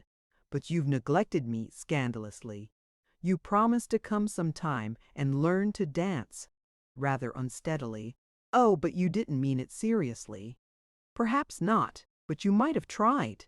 "Well, here I've come for my lesson, and you might just as well prepare to have me stay for supper." They both laughed in a manner which indicated that of course he didn't mean it. "But first I guess I'd better look at that leak." She climbed with him to the flat roof of the apartment house, a detached world of slatted wooden walks, clotheslines, water tank in a penthouse. He poked at.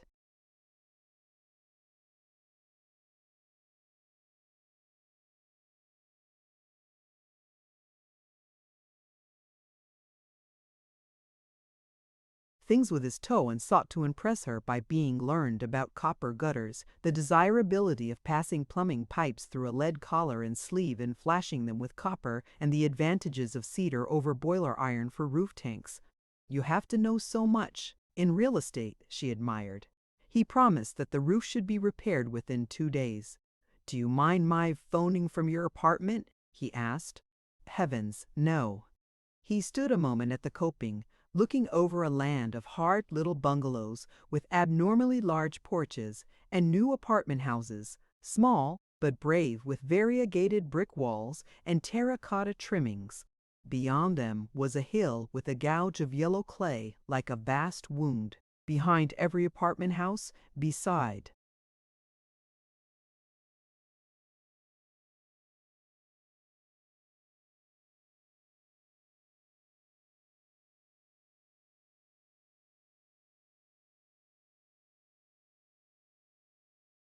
Each dwelling were small garages.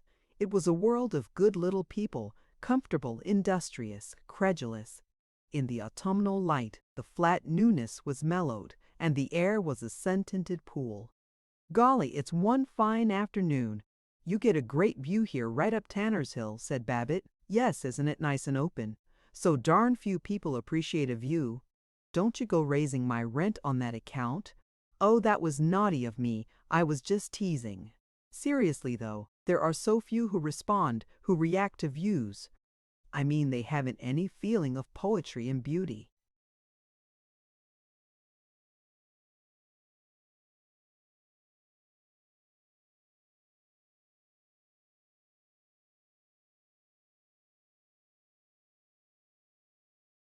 That's a fact, they haven't, he breathed, admiring her slenderness and the absorbed, airy way in which she looked toward the hill, chin lifted, lips smiling. Well, guess I'd better telephone the plumbers so they'll get on the job first thing in the morning. When he had telephoned, making it conspicuously authoritative and gruff and masculine, he looked doubtful and sighed. Suppose I'd better be, oh, you must have that cup of tea first. Well, it would go pretty good at that.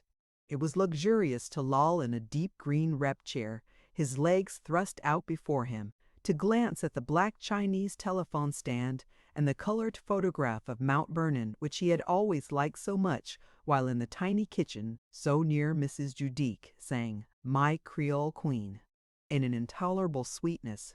A.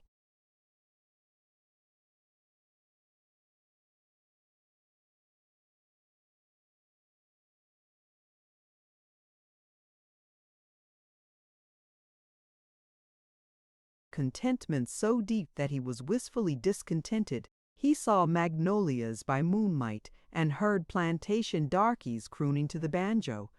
He wanted to be near her on pretense of helping her, yet he wanted to remain in the still ecstasy. Languidly he remained. When she bustled in with the tea, he smiled up at her. This is awfully nice. For the first time, he was not fencing, he was quietly and securely friendly. And friendly and quiet was her answer.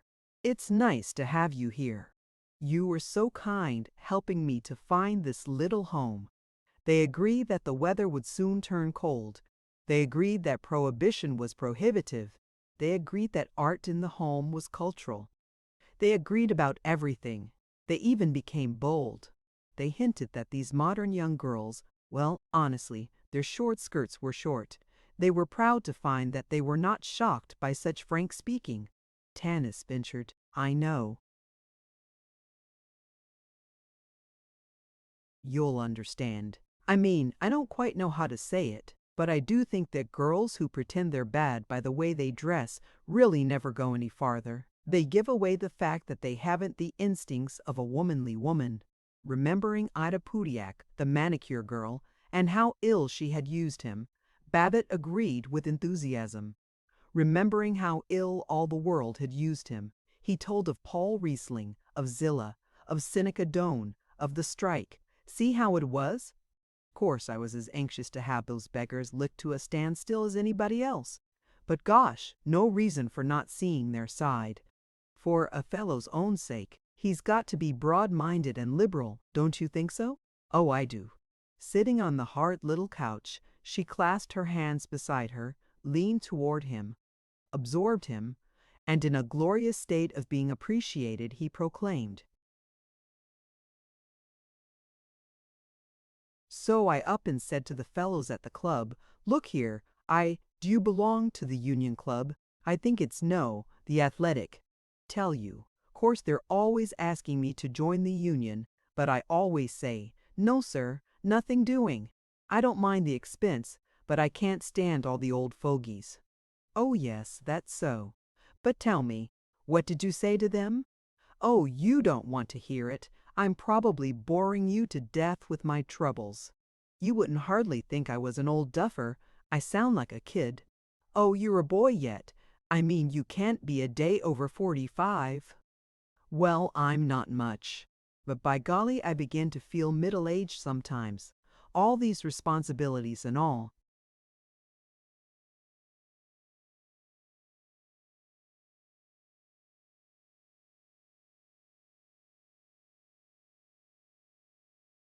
Oh, I know. Her voice caressed him. It cloaked him like warm silk. And I feel lonely. So lonely some days, Mr. Babbitt. We're a sad pair of birds. but I think we're pretty darn nice. Yes, I think we're lots nicer than most people I know." They smiled. "But please tell me what you said at the club." "Well, it was like this. Corsineca Doane is a friend of mine. They can say what they want to, they can call him anything they please. But what most folks here don't know is that Cinny is the bosom pal of some of the biggest statesmen in the world. Lord Wickham, for instance, you know, this big British nobleman. My friend Sir Gerald Doak told me that Lord Wickham is one of the biggest guns in England. Well, Doak, or somebody told me." "Oh, do you know Sir Gerald? The one that was here at the McKelvey's?"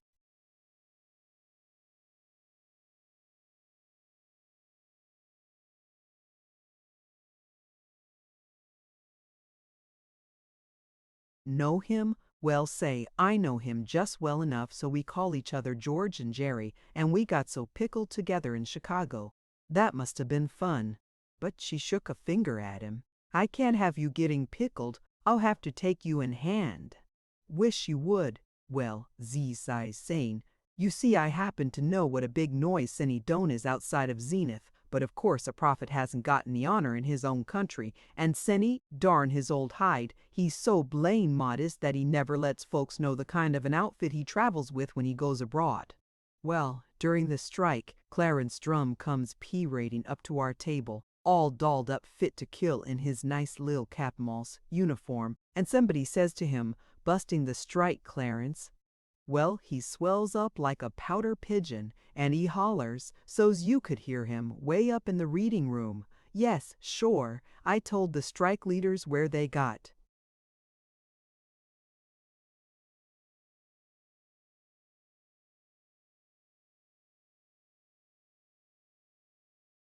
off, and so they went home. Well, I says to him, 'Glad there wasn't any violence.' 'Yes,' he says, 'but if I hadn't kept my eye skin there would have been.' All those fellows had bombs in their pockets. They're Regzlar anarchists." "Oh, rats, Clarence," I says. "I looked 'em all over carefully, and they didn't have any more bombs, and a rabbit," I says. "Course," I says, "they're foolish, but they're a good deal like you and me after all." And then Virgil Gunch, or somebody, no, it was Trumfrink, you know, this famous poet, great pal of mine, he says to me, "Look here," he says, "do you mean to say you advocate these strikes?" Well, I was so disgusted with a fellow whose mind worked that way that I swear I had a good mind to not explain at all, just ignore him.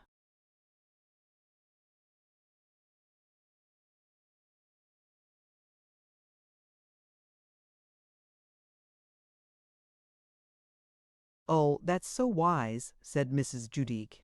But finally I explains to him, "If you'd done as much as I have on Chamber of Commerce committees and all," I says, "then you'd have the right to talk. But same time," I says, "I believe in treating your opponent like a gentleman." Well, sir, that held him. Frink Chum, I always call him, he didn't have another word to say. But at that, I guess some of 'em kind of thought I was too liberal. What do you think? Oh, you are so wise. And courageous. I love a man to have the courage of his convictions. But do you think it was a good stunt? After all, some of these fellows are so darn cautious and narrow-minded that they're prejudiced against a fellow that talks right out in meeting.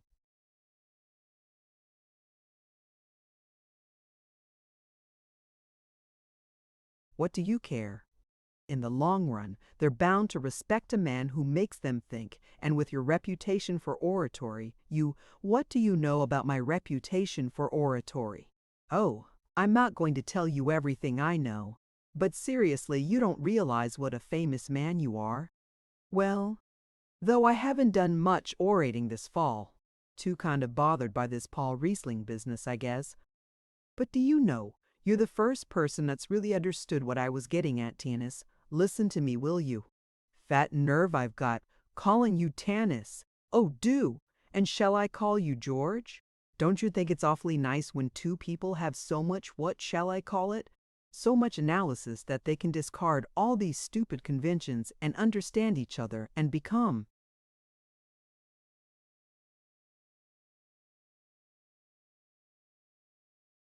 acquainted right away like ships that pass in the night? I certainly do. I certainly do. He was no longer quiescent in his chair. He wandered about the room. He dropped on the couch beside her. But as he awkwardly stretched his hand toward her fragile, immaculate fingers, she said brightly, "Do give me a cigarette." Would you think poor Tanis was dreadfully naughty if she smoked? Lord, no, I like it. He had often and weightily pondered flappers smoking in Zenith restaurants, but he knew only one woman who smoked, Mrs. Sam Doppelbrau, his flighty neighbor. He ceremoniously lighted Tanis's cigarette, looked for a place to deposit the burnt match, and dropped it into his pocket.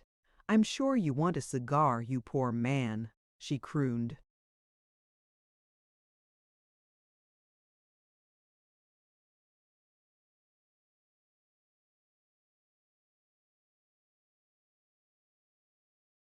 "Do you mind one?" "Oh no. I love the smell of a good cigar. So nice and like a man. You'll find an ashtray in my bedroom, on the table beside the bed if you don't mind getting it." He was embarrassed by her bedroom. The broad couch with a cover of violet silk, mauve curtains striped with gold, Chinese Chippendale bureau, and an amazing row of slippers with ribbon-wound shoe trees and primrose stockings lying across them. His manner of bringing the ashtray had just the right note of easy friendliness, he felt. A boob like Verge would try to get funny about seeing her bedroom, but I take it casually. He was not casual afterward. The contentment of companionship was gone, and he was restless with desire to touch her hand. But whenever he turned toward her, the cigarette was in his way. It was a shield between them. He waited till she should have finished, but as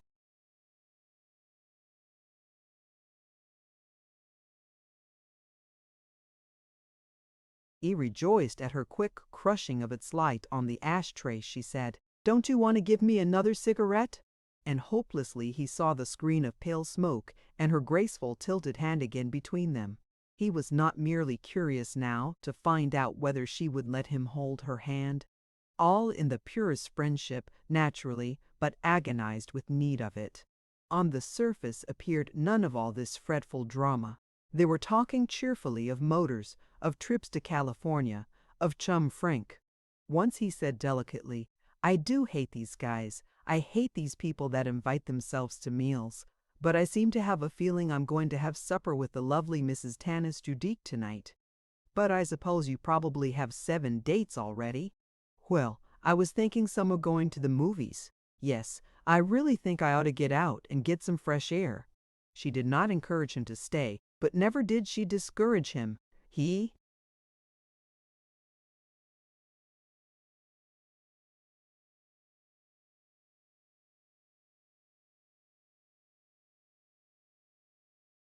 considered, "I better take a sneak. She will let me stay. There is something doing and I mustn't get mixed up with. I've got to beat it." Then, "No, it's too late now." Suddenly at 7, brushing her cigarette away, brusquely taking her hand. "Tanis, stop teasing me. You know here we are, a couple of lonely birds, and we're awful happy together. Anyway, I am. Never been so happy. Do let me stay. I'll gallop down to the delicatessen and buy some stuffed cold chicken maybe, or cold turkey, and we can have a nice little supper, and afterwards, if you want to chase me out, I'll be good and go like a lamb." "Well, yes, it would be nice," she said, nor did she withdraw her hand. He squeezed it trembling and blundered toward his coat. At the delicatessen he bought preposterous stores of food.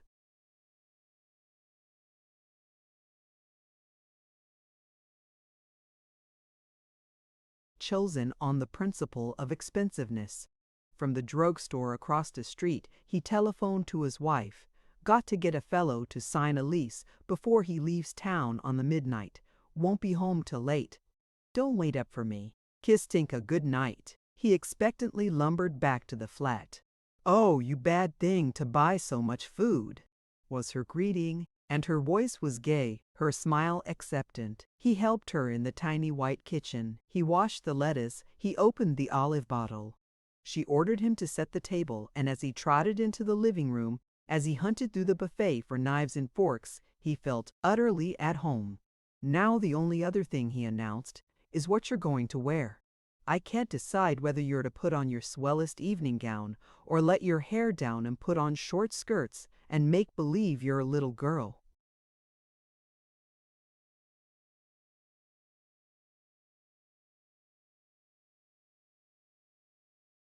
I'm going to dine just as I am, in this old chiffon rag, and if you can't stand poor Tanis that way, you can go to the club for dinner. Stand you? He patted her shoulder. Child, you're the brainiest and the loveliest and finest woman I've ever met.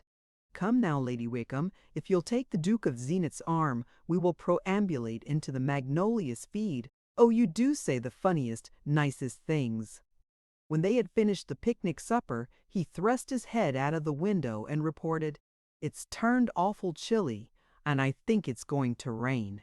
You don't want to go to the movies. Well, I wish we had a fireplace. I wish it was raining like all get out tonight, and we were in a funny little old-fashioned cottage, and the trees thrashing like—"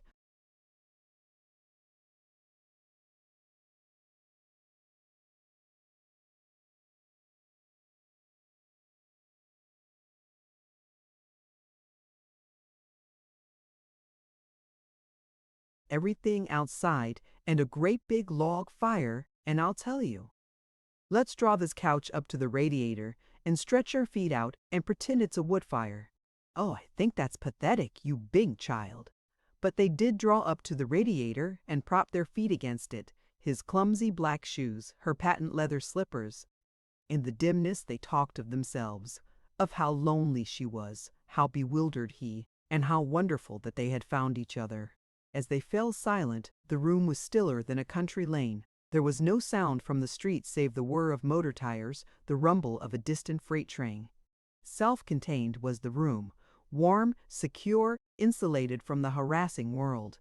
He was absorbed by a rapture in which all fear and doubting were smoothed away, and when he reached home at dawn, the rapture had mellowed to contentment, serene and full of memories.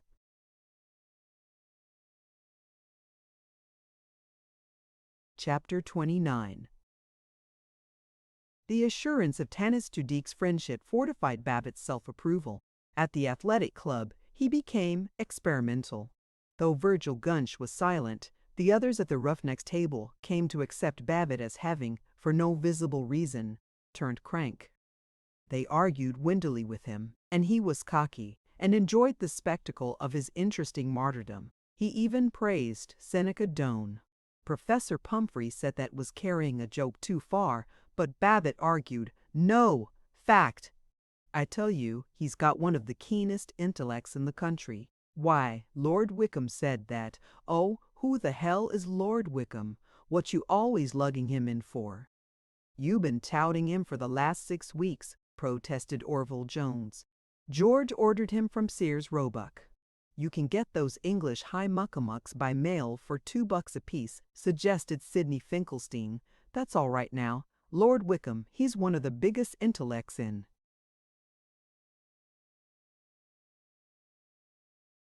English political life.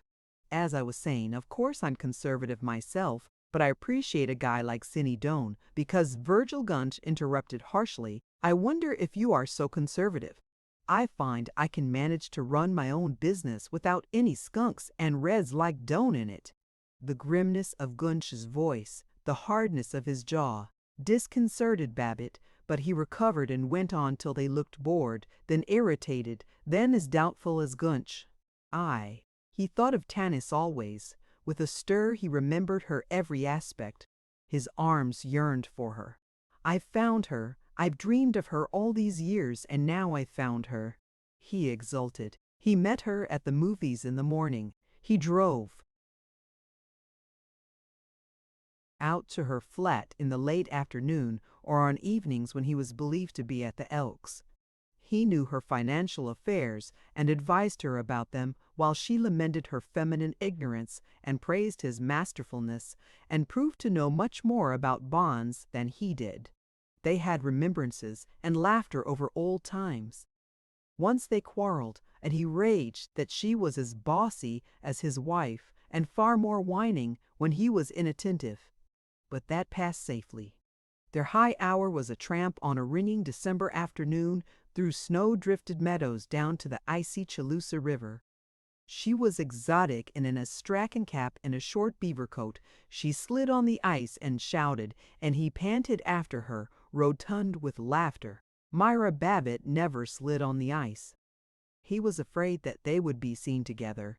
In Zenith, it is impossible to lunch with a neighbor's wife without the fact being known. Before nightfall, in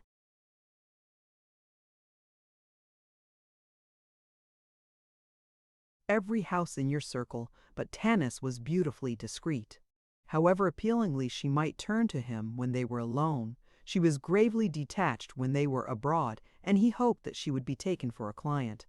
Orville Jones once saw them emerging from a movie theater, and Babbitt bumbled, "Let me make you acquainted with Mrs. Judique. Now here's a lady who knows the right broker to come to." Orvie? Mr. Jones, though he was a man censorious of morals and of laundry machinery, seemed satisfied. His predominant fear, not from any especial fondness for her, but from the habit of propriety, was that his wife would learn of the affair.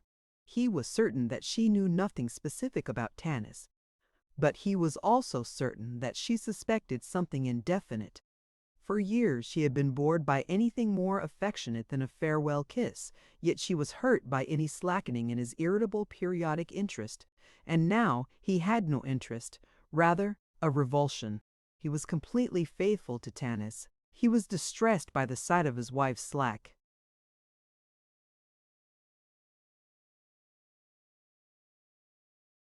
Plumpness, by her puffs and billows of flesh, by the tattered petticoat which she was always meaning and always forgetting to throw away.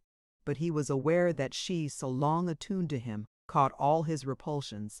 He elaborately, heavily, jocularly tried to check them. He couldn't. They had a tolerable Christmas. Kenneth Escott was there, admittedly engaged to Verona. Mrs. Babbitt was tearful and called Kenneth her new son. Babbitt was worried about Ted because he had ceased complaining of the state university and become suspiciously acquiescent. He wondered what the boy was planning and was too shy to ask. Himself, Babbitt slipped away on Christmas afternoon to take his present, a silver cigarette box, to Tanis. When he returned, Mrs. Babbitt asked, much too innocently, "Did you go out for a little fresh air?" "Yes, just Lyle Drive," he mumbled. After New Year's, his wife proposed. "I heard from my sister today, George. She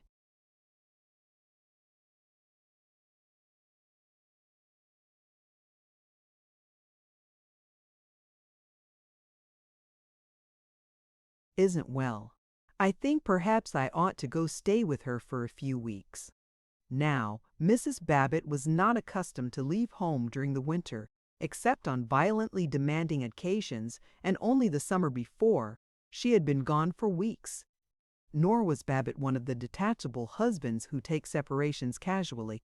He liked to have her there. She looked after his clothes, she knew how his steak ought to be cooked, and her clucking made him feel secure.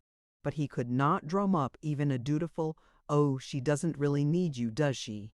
While he tried to look regretful, while he felt that his wife was watching him, he was filled with exultant visions of Tanis. "Do you think I'd better go?" she said sharply. "You got to decide, honey. I can't." She turned away sighing, and his forehead was damp.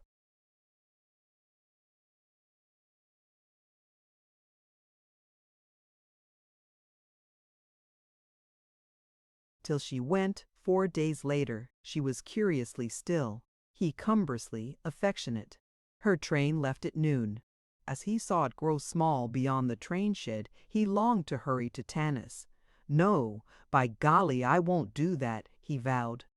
"I won't go near her for a week." But he was at her flat at 4. 3. He who had once controlled or seemed to control his life in a progress unimpassioned but diligent and sane, was for that fortnight borne on a current of desire and very bad whiskey and all the complications of new acquaintances, those furious new intimates who demand so much more attention than old friends. Each morning he gloomily recognized his idiocies of the evening before. With his head throbbing, his tongue and lips stinging from cigarettes, he incredulously counted the number of drinks he had taken and groaned. "I got to quit," he had ceased saying. "I will quit." For however resolute he might be at dawn, he could not for a single evening check his drift. He had met Tanis's friends. He had, with the ardent haste of the midnight people, who drink and dance and rattle and are ever afraid to be silent, been adopted as a member of her group, which they called the Bunch. He first met them after a day when he had worked particularly hard, and when he hoped to be quiet with Tanis and slowly sip her admiration. From down the hall he could hear shrieks and the grind of a phonograph. As Tanis opened the door, he saw fantastic figures dancing in a haze of cigarette smoke. The tables and chairs were against the wall. "Oh, isn't this dandy?" she gabbled at him. Carrie Nork had the loveliest idea. She decided it was time for a party, and she phoned the Bunch and told them to gather round. "George, this is Carrie." Carrie was, in the less desirable aspects of both, at once matronly and spinsterish. She was perhaps 40. Her hair was an unconvincing ash blonde, and if her chest was flat, her hips were ponderous. She greeted Babbitt with a giggling, "Welcome to our little midst. Tanis says you're a real sport."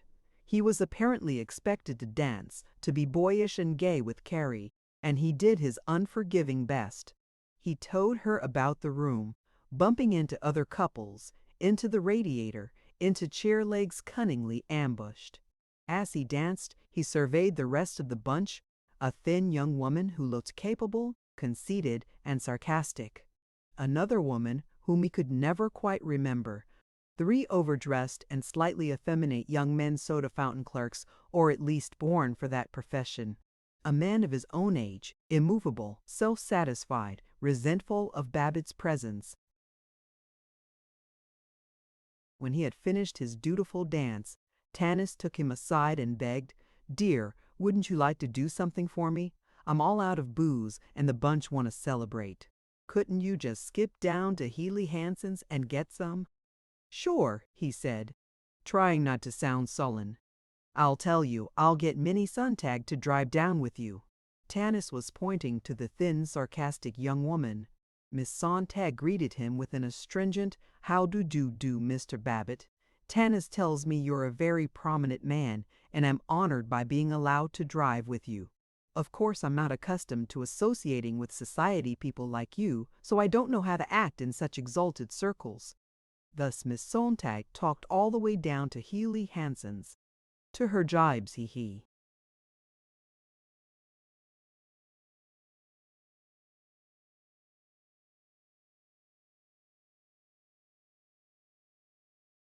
wanted to reply, "Oh, go to the devil," but he never quite nerved himself to that reasonable comment. He was resenting the existence of the whole Bunch. He had heard Tanis speak of darling Carrie, and Min Sontag, "She's so clever you'll adore her," but they had never been real to him. He had pictured Tanis as living in a rose-tinted vacuum waiting for him, free of all the complications of a Floral Heights. When they returned, he had to endure the patronage of the young soda clerks. They were as damply friendly as Miss Sontag was dryly hostile. They called him Old Georgie and shouted, "Come on now, sport, shake a leg." Boys in belted coats, pimply boys as young as Ted and as flabby as chorus men, but powerful to dance and to mind the phonograph and smoke cigarettes and patronize Tanis. He tried to be one of them. He cried, "Good work, Pete," but his voice creaked. Tanis apparently enjoyed the companionship of the dancing darlings. She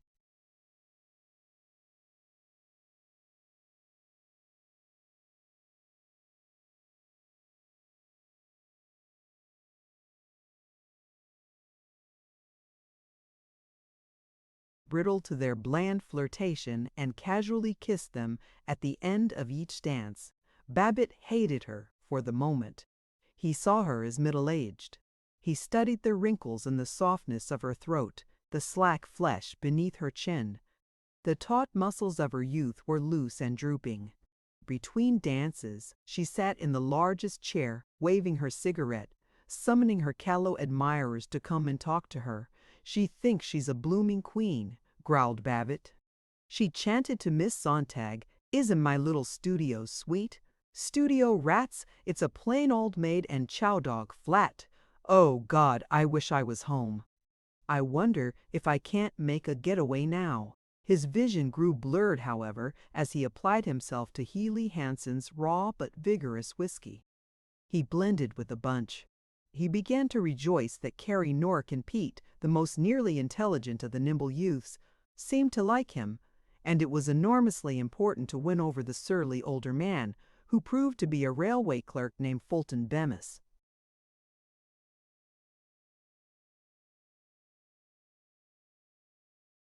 The conversation of the bunch was exclamatory, high-colored, full of references to people whom Babbitt did not know.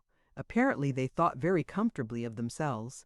They were the bunch, wise and beautiful and amusing. They were bohemians and urbanites, accustomed to all the luxuries of Zenith, dance halls, movie theaters, and roadhouses, and in a cynical superiority to people who were snow or tightwad, they cackled. "Oh, Pete, did I tell you what that dub of a cashier said when I came in late yesterday? Oh, it was perfect lit priceless.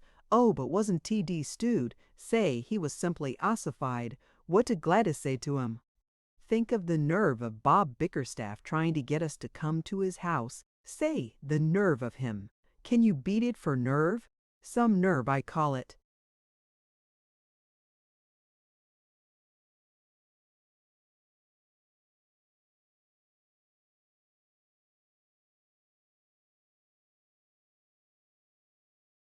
Did you notice how Dottie was dancing? Gee, wasn't she the limit?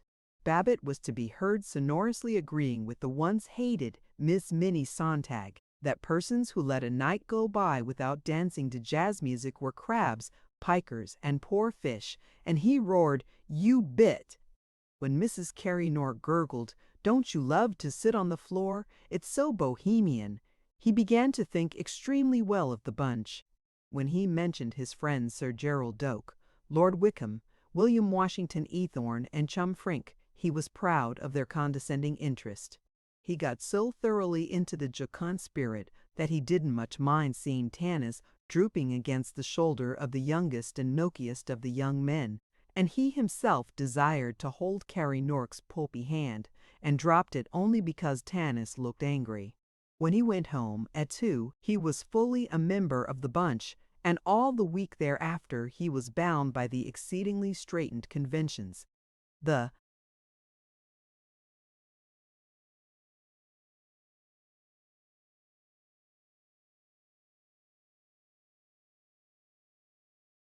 exceedingly wearing demands of their life of pleasure and freedom.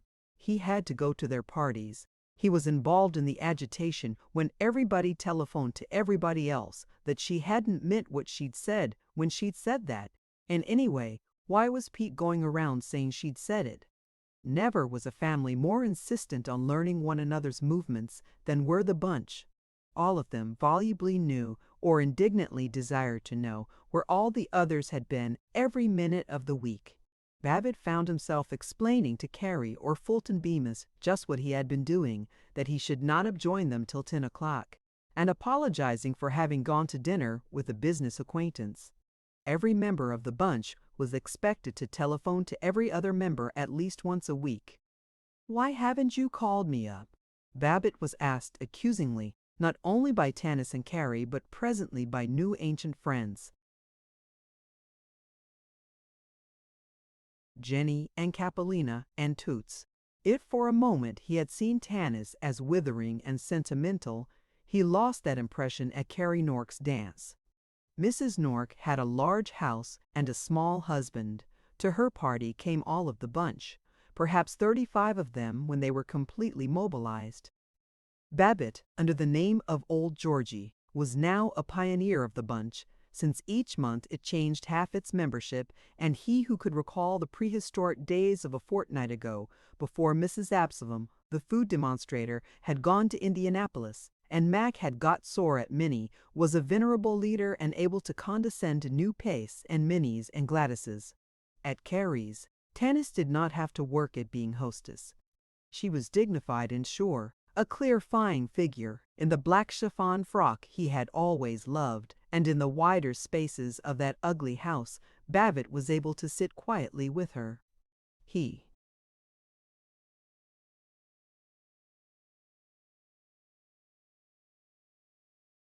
repented of his first revulsion, mooned at her feet, and happily drove her home. Next day he bought a violent yellow tie to make himself young for her. He knew, a little sadly, that he could not make himself beautiful. He beheld himself as heavy, hinting of fatness, but he danced, he dressed, he chattered to be as young as she was, as young as she seemed to be. IV. As all converts, whether to a religion, love, or gardening, find as by magic that though hitherto these hobbies have not seemed to exist, now the whole world is filled with their fury, so, once he was converted to dissipation, Babbitt discovered agreeable opportunities for it everywhere. He had a new view of his sporting neighbor, Sam Doppelbrau. The Doppelbraus were respectable people, industrious people, prosperous people, whose ideal of happiness was an eternal cabaret. Their life was dominated by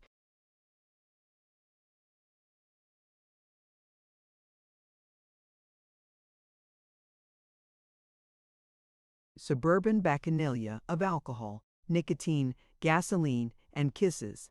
They and their set worked capably all the week, and all week looked forward to Saturday night, when they would, as they expressed it, throw a party. And the thrown party grew noisier and noisier up to Sunday dawn, and usually included an extremely rapid motor expedition to nowhere in particular. One evening when Tanis was at the theater, Babbitt found himself being lively with the Doppelbraus, pledging friendship with men whom he had for years privily denounced to Mrs. Babbitt as a rotten bunch of tin horns that I wouldn't go out with, not if they were the last people on earth. That evening he had sulkily come home and poked about in front of the house, chipping off the walk the ice clots, like fossil footprints, made by the steps of passers-by during the recent snow.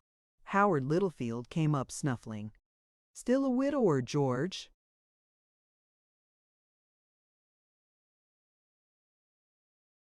"Yump. Cold again tonight. What do you hear from the wife?" "She's feeling fine, but her sister is still pretty sick." "Say, better come in and have dinner with us tonight, George." Oh, thanks. Have to go out." Suddenly, he could not endure Littlefield's recitals of the more interesting statistics about totally uninteresting problems. He scraped at the walk and grunted. Sam Doppelbrau appeared. "Even and Babbitt, working hard?"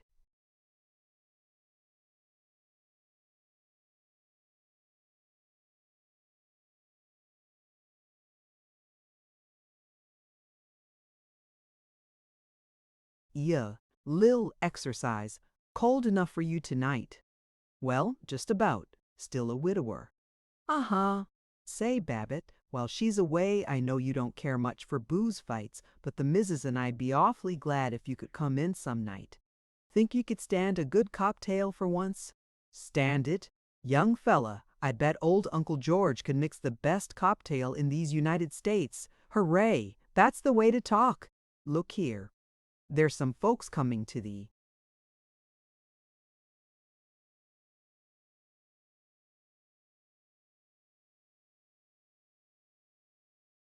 house tonight, Louetta Swanson and some other live ones, and I'm going to open up a bottle of pre-war gin, and maybe we'll dance a while. Why don't you drop in and jazz it up a little, just for a change?" Well, what time they coming? He was at Sam Doppelbrau's at 9. It was the third time he had entered the house. By 10 he was calling Mr. Doppelbrau Sam Old Hoss. At 11 they all drove out to the Old Farm Inn. Babbitt sat in the back of Doppelbrau's car with Louetta Swanson. Once he had timorously tried to make love to her. Now he did not try.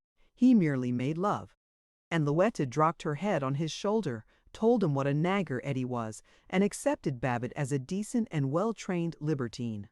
With the assistance of Tanis's bunch, the Doppelbraus, and other companions,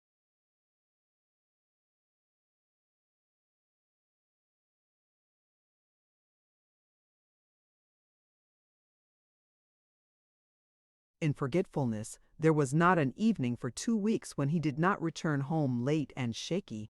With his other faculties blurred, he yet had the motorist's gift of being able to drive when he could scarce walk, of slowing down at corners and allowing for approaching cars. He came wambling into the house. If Verona and Kenneth Escott were about, he got past them with a hasty greeting, horribly aware of their level young glances, and hid himself upstairs. He found when he came into the warm house that he was hazier than he had believed. His head whirled. He dared not lie down. He tried to soak out the alcohol in a hot bath. For the moment his head was clearer, but when he moved about the bathroom his calculations of distance were wrong, so that he dragged down the towels and knocked over the soap dish with a clatter which, he feared, would betray him to the children. Chilly in his dressing gown, he tried to read the evening paper. He could follow every word. He seemed to take in the sense of things. But a minute afterward he could not have told what he had been reading. When he went to bed his brain flew in circles, and he hastily sat up, struggling for self-control. At last he was able to lie still, feeling only a little sick and dizzy and enormously ashamed. To hide his condition from his own children, to have danced and shouted with people whom he despised, to have said foolish things, sung idiotic songs, tried to kiss silly girls. Incredulously he remembered that he had, by his roaring familiarity with them, laid himself open to the patronizing of youths whom he would have kicked out of his office, that by dancing too ardently he had exposed himself to rebukes from the rattiest of withering women. As it came relentlessly back to him, he snarled, "I hate myself, God! How I hate myself!" But, he raged, "I'm through! No more! Had enough, plenty!" He was even surer about it the morning after, when he was trying to be grave and paternal with his daughters at breakfast. At noontime he was less sure. He did not deny that he had been a fool. He saw it almost as clearly as at midnight. But anything, he struggled, was better than going back to a life of barren. Hardiness. At 4 he wanted a drink. He kept a whiskey flask in his desk now, and after 2 minutes of battle he had his drink. 3 drinks later he began to see the bunch as tender and amusing friends, and by 6 he was with them, and the tale was to be told all over. Each morning his head ached a little less. A bad head for drinks had been his safeguard, but the safeguard was crumbling. Presently he could be drunk at dawn, yet not feel particularly wretched in his conscience or in his stomach when he awoke at 8. No regret, no desire to escape the toil of keeping up with the arduous merriment of the bunch, was so great as his feeling of social inferiority when he failed to keep up. To be the livest of them was as much his ambition now as it had been to excel at making money, at playing golf, at motor driving, at oratory, at climbing to the McKelvey set. But occasionally he failed.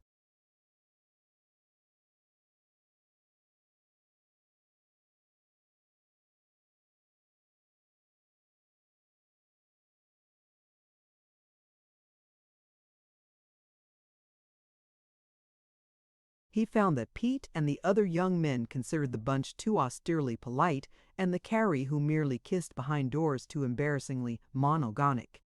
As Babbitt sneaked from Floral Heights down to the bunch, so the young gallants sneaked from the proprieties of the bunch, oft-times with bouncing young women whom they picked up in department stores and at hotel coat rooms. Once Babbitt tried to accompany them. There was a motor car, a bottle of whiskey, and for him a grubby shrieking cash girl from Parcher and Stein's. He sat beside her and worried. He was apparently expected to jolly her along, but when she sang out, "Hey Lego, quit crushing me cootie garage," he did not quite know how to go on. They sat in the back room of a saloon, and Babbitt had a headache, was confused by their new slang, looked at them benevolently, wanted to go home, and had a drink, a good many drinks. 2 evenings after, Fulton Bemis, the surly older man of the bunch, took Babbitt aside and grunted, "Look here, it's none of my business, and God knows I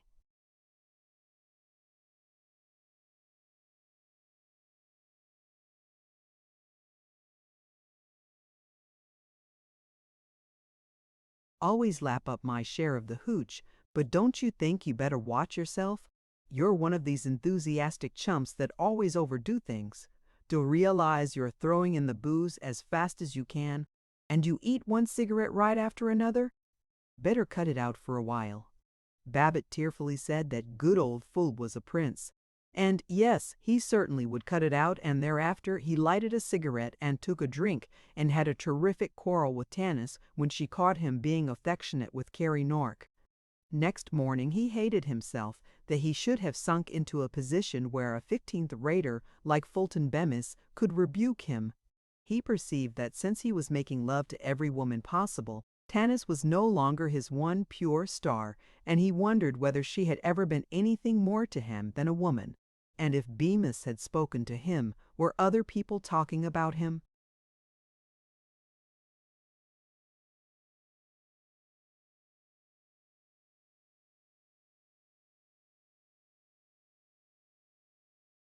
He suspiciously watched the men at the athletic club that noon. It seemed to him that they were uneasy. They had been talking about him then. He was angry. He became belligerent. He not only defended Seneca Doane, but even made fun of the YM's Camazier Virgil Gunch, was rather brief in his answers. Afterward Babbitt was not angry. He was afraid. He did not go to the next lunch of the Boosters Club, but hid in a cheap restaurant, and, while he munched a ham and egg sandwich and sipped coffee from a cup on the arm of his chair, he worried. 4 days later, when the bunch were having one of their best parties, Babbitt drove them to the skating rink, which had been laid out on the Chaloosa River. After a thaw, the streets had frozen in smooth ice. Down those wide, endless streets, the wind rattled between the rows of wooden houses, and the whole Bellevue district seemed a frontier town, even with skid chains on all four wheels. Babbitt was afraid of sliding, and when he came to the long slide of a hill he crawled down, both brakes on. Slewing round a corner came a less cautious car. It skidded. It almost raked them with its rear fenders. In relief at their escape, the bunch Tanis, Minnie Sontag, Pete Fulton Bemis shouted, "Oh, baby," and waved their hands to the agitated other driver. Then Babbitt saw Professor Pumphrey laboriously crawling uphill afoot, staring owlishly at the revelers. He was sure that Pumphrey recognized him and saw Tanis kiss him as she crowed, "You're such a good driver."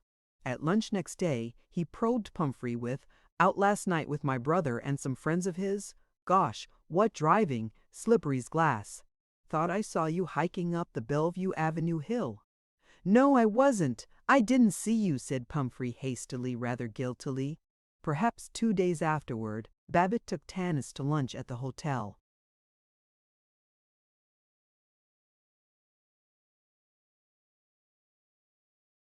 Thornley. She who had seemed well content to wait for him at her flat had begun to hint with melancholy smiles that he must think but little of her if he never introduced her to his friends, if he was unwilling to be seen with her except at the movies. He thought of taking her to the ladies' annex of the athletic club, but that was too dangerous. He would have to introduce her, and, people might misunderstand, and he compromised on the Thornley. She was unusually smart, all in black, small black tricorn hat, short black caracal coat, loose and swinging, and austere high-necked black velvet frock at a time when most street costumes were like evening gowns. Perhaps she was too smart. Everyone in the Gold and Oak restaurant of the Thornley was staring at her as Babbitt followed her to a table.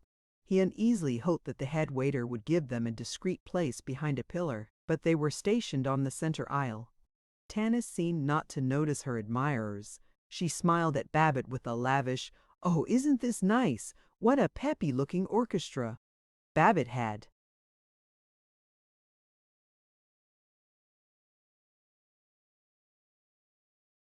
difficulty in being lavish in return, for 2 tables away he saw Virgil Gunch. All through the meal Gunch watched them, while Babbitt watched himself being watched and lugubriously tried to keep from spoiling Tanis's gaiety. "I felt like a spree today," she rippled. "I love the Thornley, don't you? It's so live and yet so refined." He made talk about the Thornley, the service, the food, the people he recognized in the restaurant, all but Virgil Gunch. There did not seem to be anything else to talk of. He smiled conscientiously at her fluttering jests. He agreed with her that Minnie Sontag was so hard to get along with, and young Pete such a silly, lazy kid, really just no good at all. But he himself had nothing to say. He considered telling her his worries about Gunch, but oh gosh, it was too much work to go into the whole thing and explain about Verg and everything.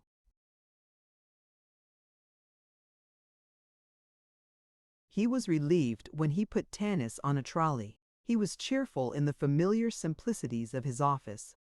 At 4 o'clock, Virgil Gunch called on him. Babbitt was agitated, but Gunch began in a friendly way. "How's the boy? Say, some of us are getting up a scheme we'd kinda like to have you come in on." "Fine, Verg. Shoot. You know during the war we had the undesirable element. The Reds and walking delegates and just the plain common grouches, dead to rights, and so did we for quite a while after the war. But folks forget about the danger, and that gives these cranks a chance to begin working underground again, especially a lot of these parlor socialists. Well, it's up to the folks that do a little sound thinking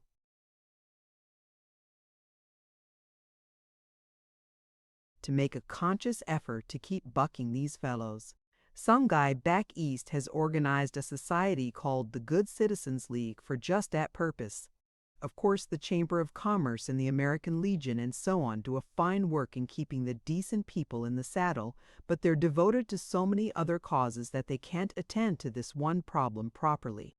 But the Good Citizens League, the GCL, they stick right to it. Oh, the GCL has to have some other ostensible purposes. For instance, here in Zenith, I think it ought to support the park extension project and the city planning committee, and then, too, it should have a social aspect, being made up of the best people have dances and so on, especially as one of the best ways they can put the kibosh on cranks is to apply this social boycott business to folks big enough so you can't reach 'em otherwise. Then if that don't work, the GCL can finally send a little delegation around to inform folks that get too flipped that they got to conform to decent standards and quit shooting off their mouth so free. Don't it sound like?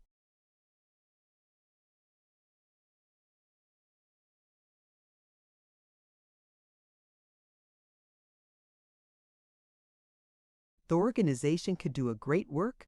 We've already got some of the strongest men in town. And of course we want you in. How about it?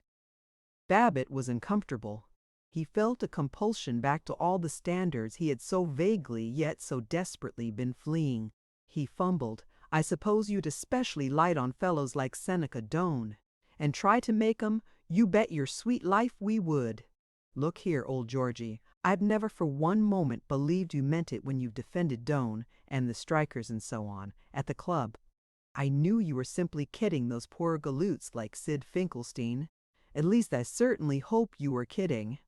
"Oh, well, sure. Course you might say." Babbitt was conscious of how feeble he sounded, conscious of Gunch's mature and relentless eye. "Gosh, you know."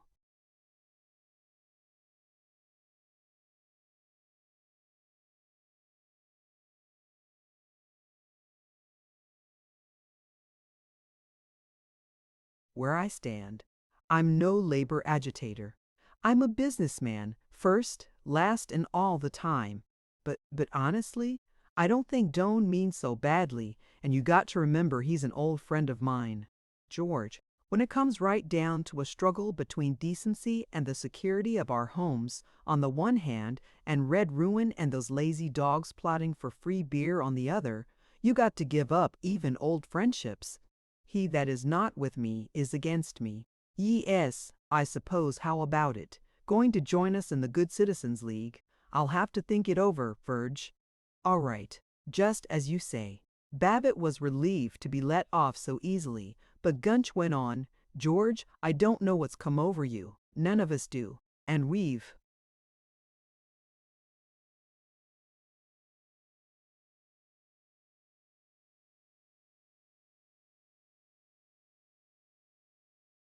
talked a lot about you. for a while we figured out you'd been upset by what happened to poor Riesling, and we forgave you for any fool things you said. But that's old stuff now, George, and we can't make out what's got into you. Personally, I've always defended you, but I must say it's getting too much for me. All the boys at the athletic club and the boosters are sore. The way you go on deliberately touting Doan and his bunch of hellhounds, and talking about being liberal, which means being wishy-washy, was eoritzakiv, and then the way you've been carrying on personally. Joe Pumphrey says he saw you out the other night with a gang of totties, all stewed to the gills, and here today coming right into the Thornley with a well. She may be all right and a perfect lady, but she certainly did look like a pretty gay skirt for a fellow with his wife out of town to be taking to lunch. Didn't look well. What the devil has come over you, George? Strikes me there's a lot of fellows that know more about my personal business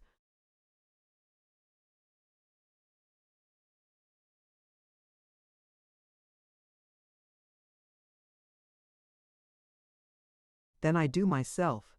Now don't go getting sore at me, because I come out flat-footed like a friend and say what I think instead of tattling behind your back, the way a whole lot of 'em do. I tell you, George, you got a position in the community, and the community expects you to live up to it.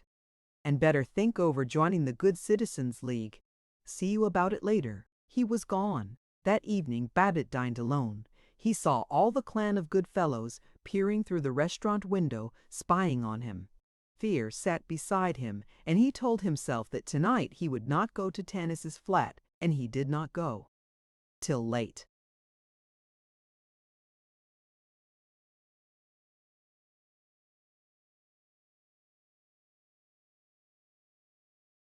Chapter 30.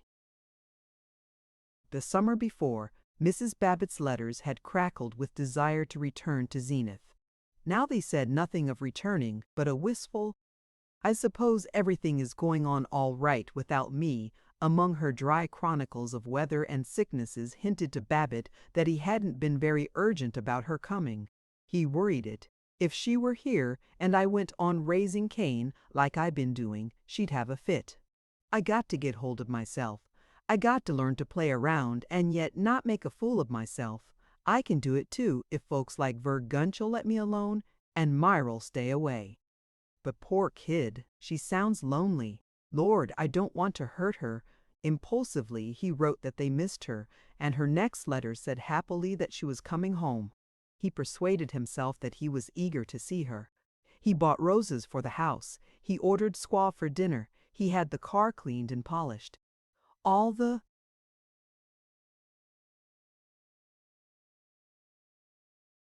way home from the station with her, he was adequate in his accounts of Ted's success in basketball at the university. But before they reached Floral Heights, there was nothing more to say, and already he felt the force of her stolidity, wondered whether he could remain a good husband and still speak out of the house this evening for half an hour with the bunch.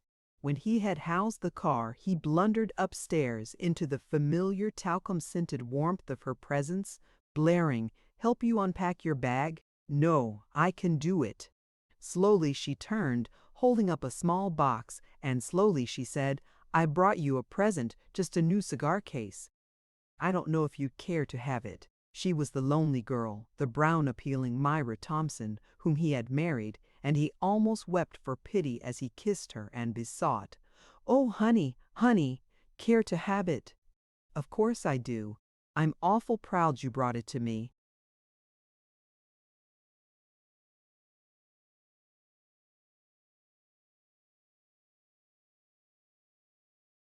And I needed a new case badly. He wondered how he would get rid of the case he had bought the week before. "And you really are glad to see me back?" "Why, you poor kitty, what you been worrying about?" "Well, you didn't seem to miss me very much." By the time he had finished his stint of lying, they were firmly bound again. By 10 that evening it seemed improbable that she had ever been away.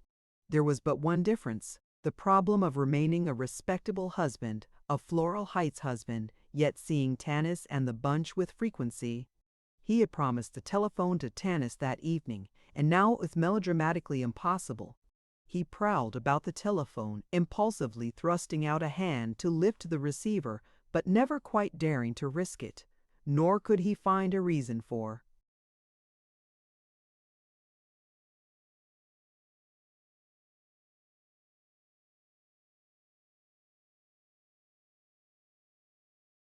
Slipping down to the drugstore on Smith Street with its telephone booth. He was laden with responsibility till he threw it off with the speculation, why the deuce should I fret so about not being able to phone Tanis? She can get along without me. I don't owe her anything. She's a fine girl, but I've given her just as much as she has me. Oh, damn, these women and the way they get you all tied up in complications. For a week he was attentive to his wife. Took her to the theater, to dinner at the Littlefields.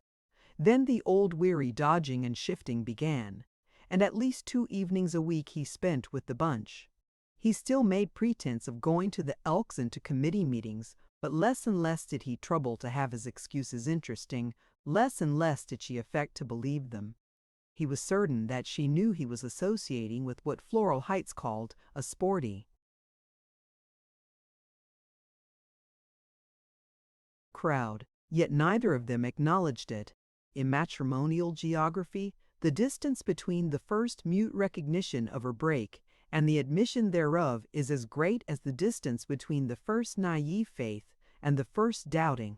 As he began to drift away, he also began to see her as a human being, to like and dislike her instead of accepting her as a comparatively movable part of the furniture, and he compassionated that husband and wife relation which, in 25 years of married life, had become a separate and real entity.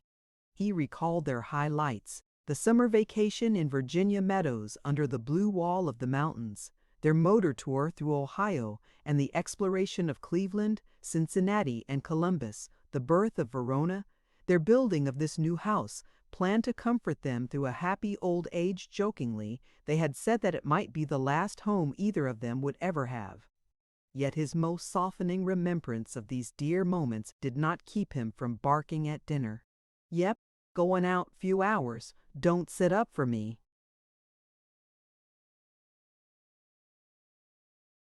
He did not dare now to come home drunk, and though he rejoiced in his return to high morality and spoke with gravity to Pete and Fulton Bemis about their drinking, he prickled at Myra's unexpressed criticisms and sulkily meditated that a fellow could never learn to handle himself if he was always bossed by a lot of women.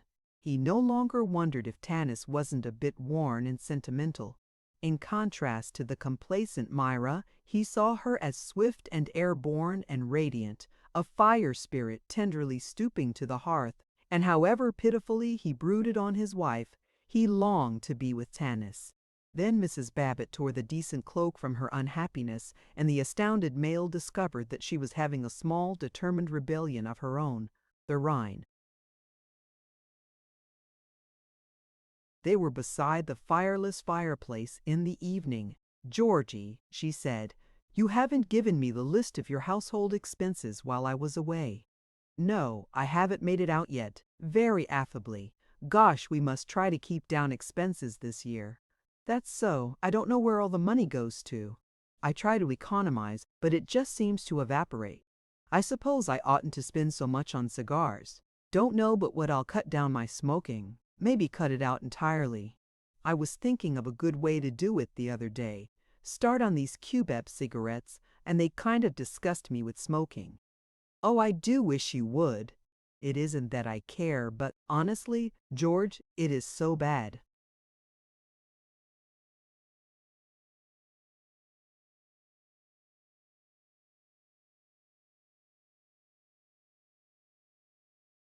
"For you to smoke so much. Don't you think you could reduce the amount? And George, I notice now, when you come home from these lodges and all, that sometimes you smell of whiskey. Dearie, you know I don't worry so much about the moral side of it, but you have a weak stomach and you can't stand all this drinking." "Weak stomach, hell!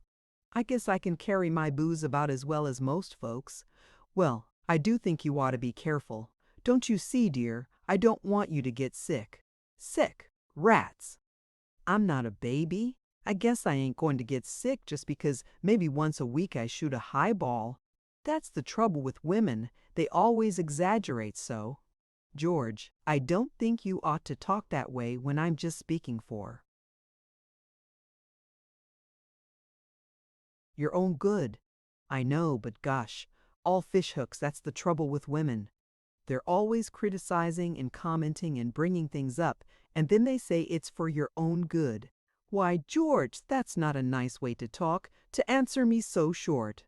Well, I didn't mean to answer short, but gosh, talking as if I was a kindergarten brat, not able to toot one highball without calling for the St. Mary's ambulance. A fine idea you must have of me. Oh, it isn't that. It's just, I don't want to see you get sick, and I didn't know it was so late. Don't forget to give me those household accounts for the time while I was away. Oh, thunder, what's the use of taking the trouble to make 'em out now? Let's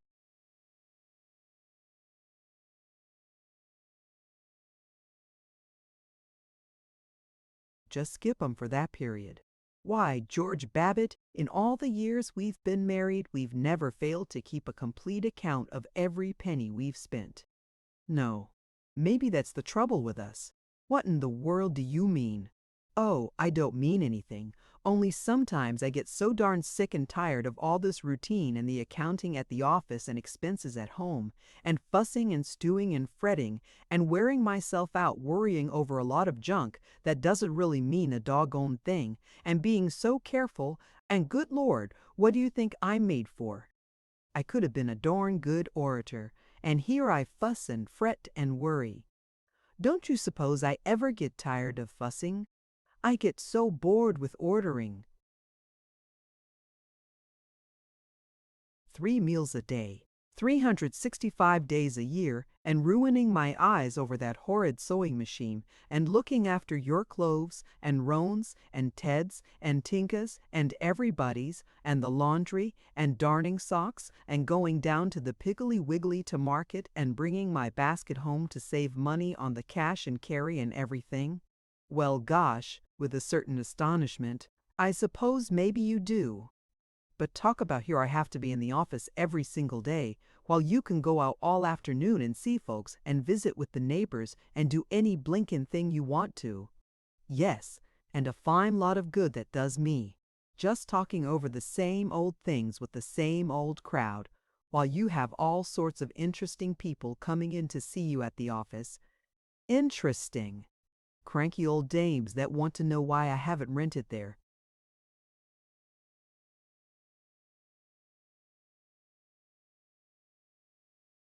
Dear precious homes for about 7 times their value, and bunch of old crabs panning the everlasting daylights out of me because they don't receive every cent of their rentals by 3 GM. On the 2nd of the month. Sure. Interesting, just as interesting as the smallpox. Now, George, I will not have you shouting at me that way. Well, it gets my goat the way women figure out that a man doesn't do a darn thing but sit on his chair and have lovey-dovey conferences with a lot of classy dames and give 'em the glad eye. I guess you manage to give them a glad enough eye when they do come in. What do you mean? Mean I'm chasing flappers? I should hope not at your age.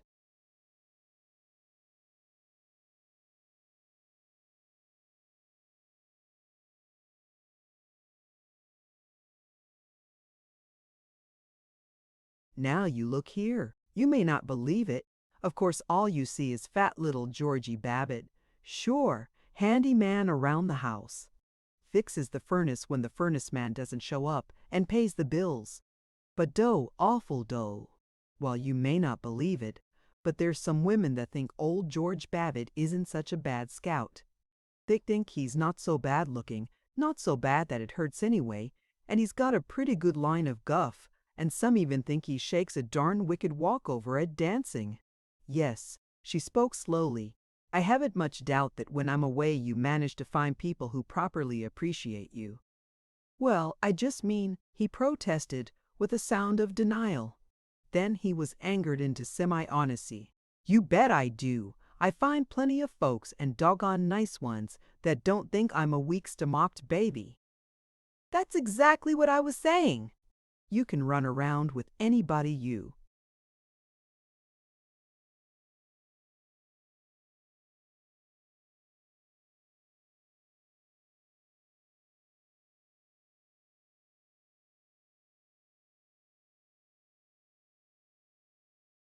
please, but I'm supposed to sit here and wait for you. You have the chance to get all sorts of culture and everything, and I just stay home. Well, gosh almighty, there's nothing to prevent your reading books and going to lectures and all that junk, is there? George, I told you, I won't have you shouting at me like that. I don't know what's come over you. You never used to speak to me in this cranky way. I didn't mean to sound cranky, but gosh, it certainly makes me sort of get the blame because you don't keep up with things. I'm going to. Will you help me? Sure. Anything I can do to help you in the culture-grabbing line, yours to oblige, G.F. Babbitt.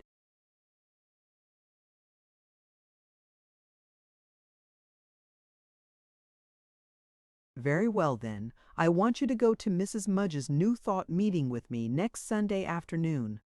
Mrs. Who's Which? Mrs. Opal Emerson Mudge, the field lecturer for the American New Thought League.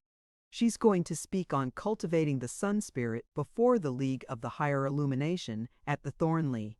Oh, punk, New Thought, hash thought with a poached egg.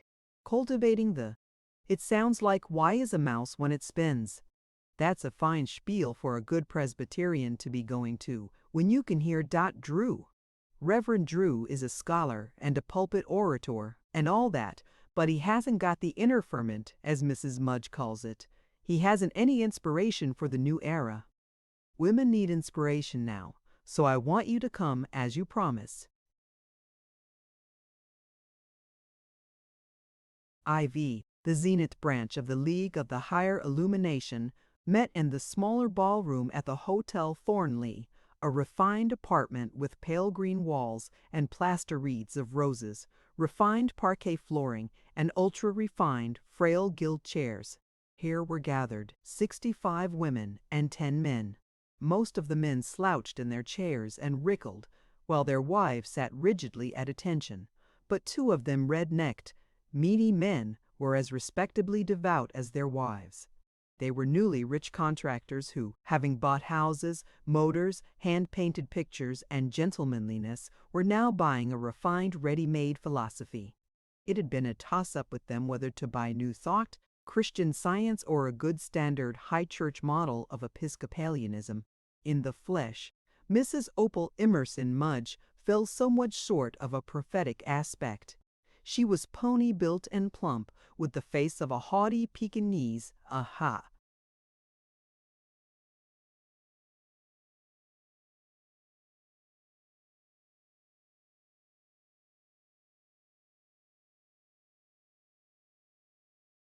Button of a nose, and arms so short that, despite her most indignant endeavors, she could not clasp her hands in front of her as she sat on the platform waiting. Her frock of taffeta and green velvet, with 3 strings of glass beads and large folding eyeglasses dangling from a black ribbon, was a triumph of refinement. Mrs. Mudge was introduced by the president of the League of the Higher Illumination, an oldish young woman with a yearning voice, white spats, and a mustache. She said that Mrs. Mudge would now make it plain to the simplest intellect how the sun spirit could be cultivated, and they who had been thinking about cultivating one would do well to treasure Mrs. Mudge's words, because even Zenith and everybody knew that Zenith stood in the van of spiritual and new thought progress, didn't often have the opportunity to sit at the feet of such an inspiring optimist and metaphysical seer as Mrs. Opal Mudge, who had lived the life of wider usefulness, du concentrated contrail, and in this him.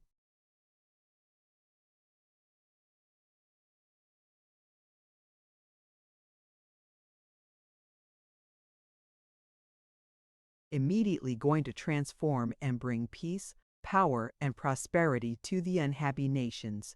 And so, friends, would they for this precious gem-studded hour forget the illusions of the seeming real, and in the actualization of the deep-lying veritas pass, along with Mrs. Opal Emerson Mudge, to the realm beautiful.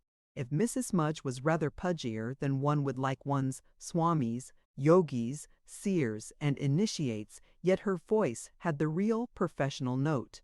It was refined and optimistic. It was overpoweringly calm. It flowed on relentlessly without one comma till Babbitt was hypnotized.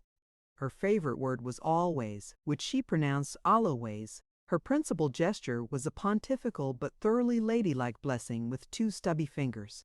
She explained about this matter of spiritual saturation. There are those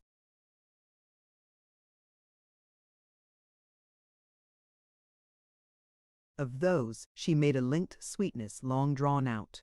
A far-off delicate call and a twilight minor. It chastely rebuked the restless husbands, yet brought them a message of healing. There are those who have seen the rim and outer seeming of the logos.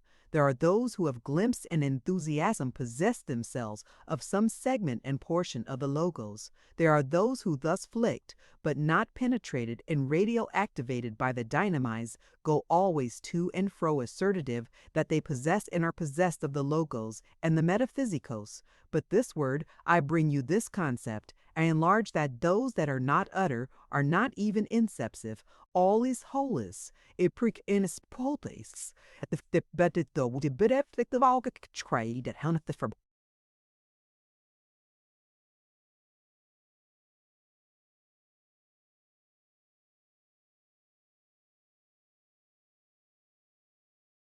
Face always the day with the dawn laugh, with the enthusiasm of the initiate, who perceives that all works together in the revolutions of the wheel, and who answers the strictures of the soured souls of the destructionists with a glad affirmation. It went on for about an hour and 7 minutes. At the end, Mrs. Mudge spoke with more vigor and punctuation. Now let me suggest to all of you the advantages of the Theosophical and Pantheistic Oriental Reading Circle, which I represent. Our object is to unite all the manifestations of the new era into one cohesive whole, new thought, Christian Science, Theosophy, Vedanta, Baha'ism, and the other sparks from the one new light.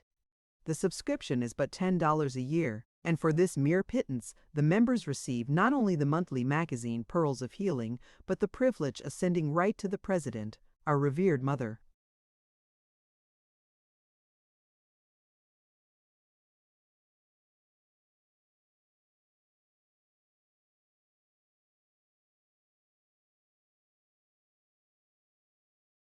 Dobbs.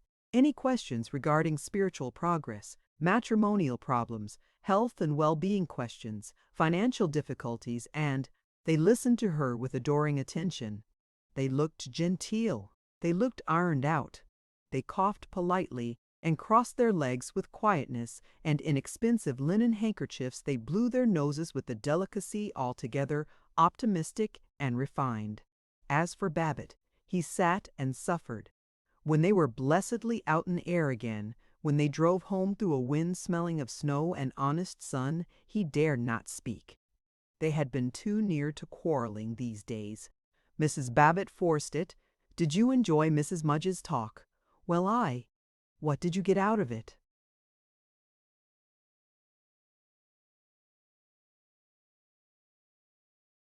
Oh, it starts a person thinking. It gets you out of a routine of ordinary thoughts. Well, I'll hand it to Opal. She isn't ordinary, but gosh, honest, did that stuff mean anything to you? Of course, I'm not trained in metaphysics, and there was lots I couldn't quite grasp, but I did feel it was inspiring. And she speaks so readily. I do think you ought to have got something out of it. Well, I didn't. I swear I was simply astonished. The way those women lapped it up. Why the dickens they want to put in their time listening to all that blah when it's certainly better for them than going to roadhouses and smoking and drinking.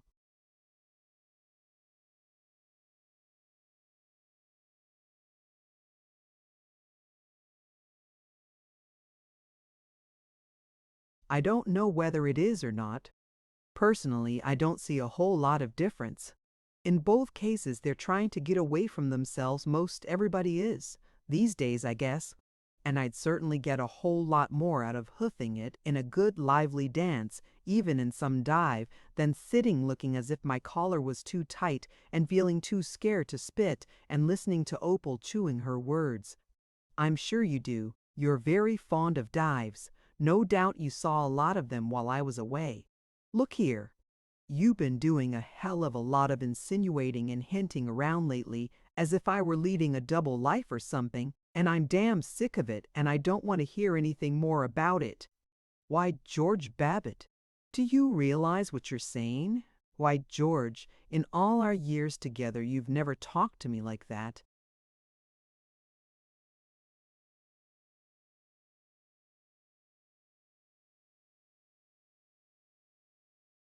It's about time then.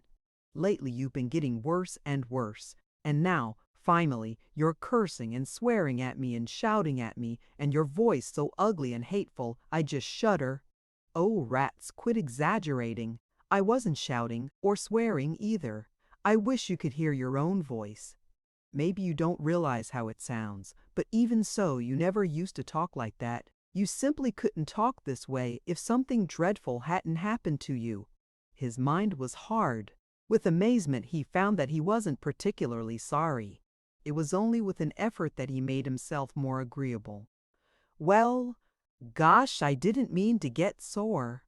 George, do you realize that we can't go on like this, getting farther and farther?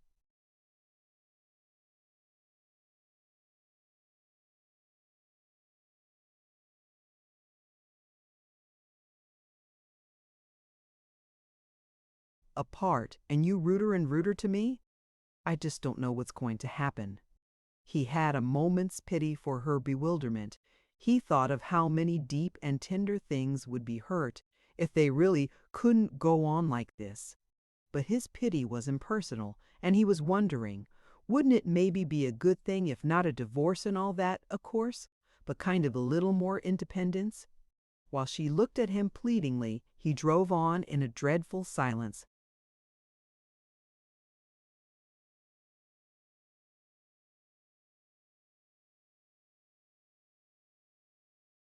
Chapter 31.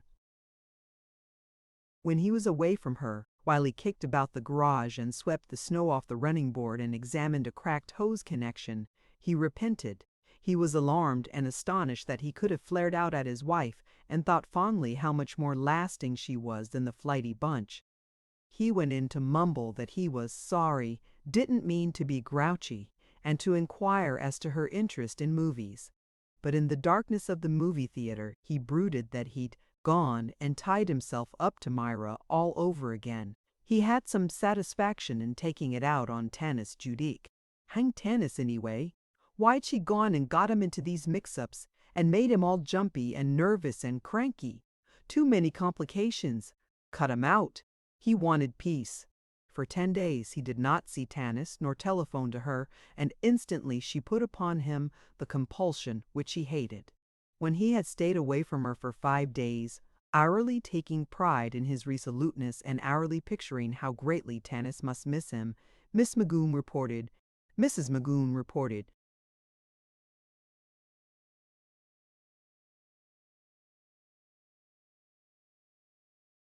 Judique on the phone.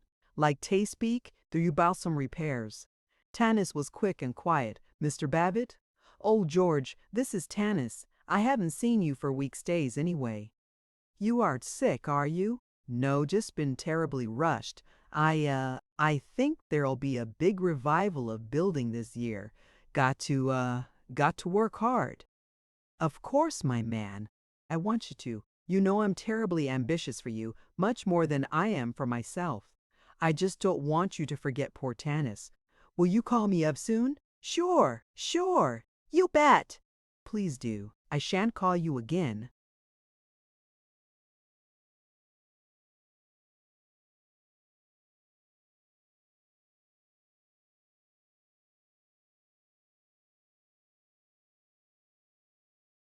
He meditated. Poor kid. But gosh, she oughtn't to phone me at the office. She's a wonder sympathy ambitious for me. But gosh, I won't be made and compelled to call her up till I get ready.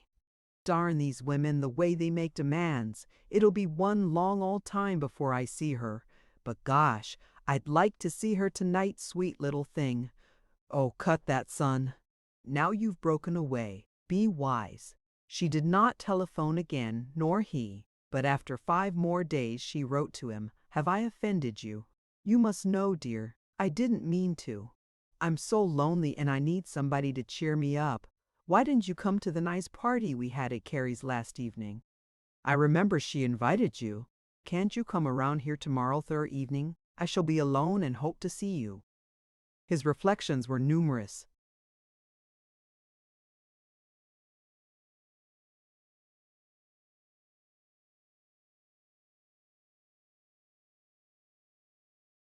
Doggone it, why can't she let me alone? Why can't women ever learn a fellow hates to be bulldozed? And they always take advantage of you by yelling how lonely they are. Now that isn't nice of you, young fella. She's a fine, square, straight girl, and she does get lonely. She writes a swell hand, nice-looking stationery, plain, refined. I guess I'll have to go see her. Well, thank God I got till tomorrow night free of her anyway. She's nice, but hang it, I won't be made to do things. I'm not married to her. No, nor by golly going to be. Oh, rats, I suppose I'd better go see her. To Thursday, the tomorrow of Tanis's note was full of emotional crises. At the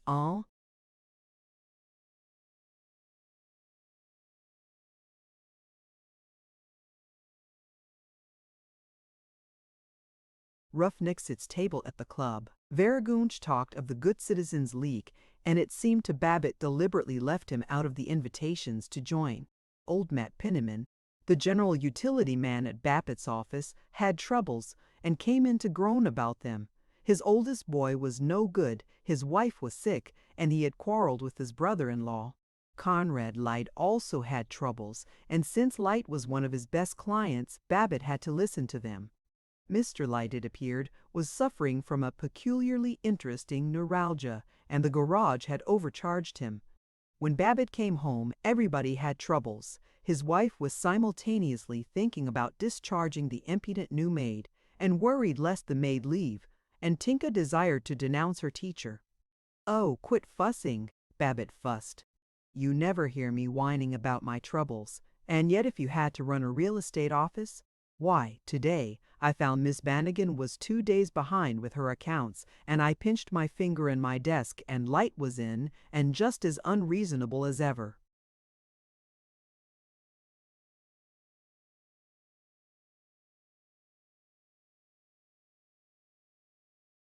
He was so vexed that after dinner, when it was time for a tactful escape to Tanis, he merely grumped to his wife. "Got to go out, be back by 11, should think." "Oh, you're going out again? Again?" "What do you mean again? Haven't hardly been out of the house for a week." Are you going to the Elks?" "Nope. Got to see some people." Though this time he heard his own voice and knew that it was curt. Though she was looking at him with wide-eyed reproach, he stumped into the hall, jerked on his ulster and fur-lined gloves, and went out to start the car.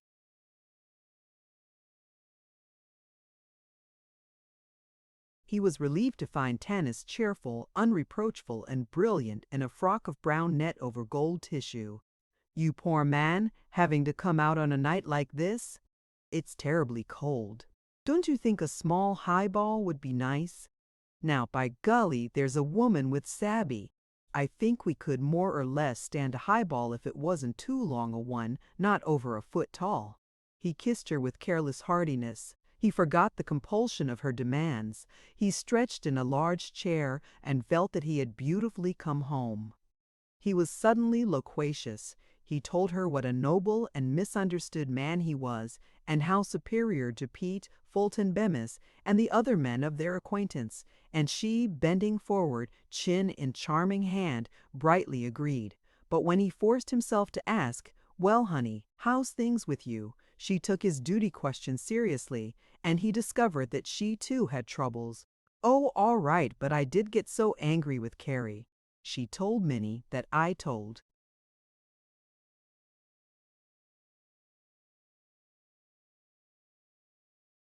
her that Minnie was an awful tightwad, and Minnie told me Carrie had told her, and of course I told her I hadn't said anything of the kind, and then Carrie found Minnie had told me, and she was simply furious because Minnie had told me, and of course I was just boiling because Carrie had told her I'd told her, and then we all met up at Fulton's. His wife is away, thank heavens.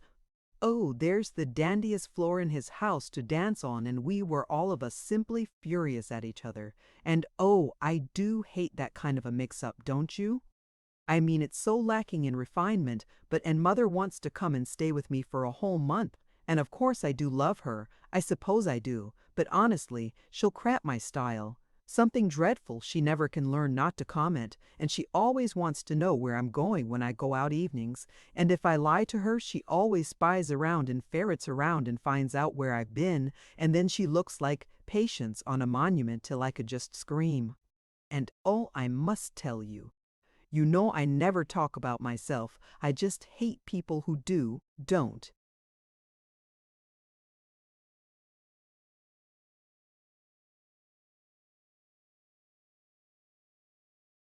You? That I feel so stupid tonight, and I know I must be boring you with all this, but what would you do about mother? He gave her facile masculine advice. She was to put off her mother's stay. She was to tell Carrie to go to the deuce. For these valuable revelations she thanked him, and they ambled into the familiar gossip of the bunch. Of what a sentimental fool was Carrie. Of what a lazy brat was Pete. Of how nice Fulton Bemis could be. Course lots of people think he's a regular old grouch when they meet him, because he doesn't give 'em the glad hand the first crack out of the box, but when they get to know him, he's a corker. But as they had gone conscientiously through each of these analyses before, the conversation staggered. Babbitt tried to be intellectual and deal with general topics. He said some thoroughly sound things about disarmament, and broad-mindedness, and liberalism, but it seemed to him that general topics interested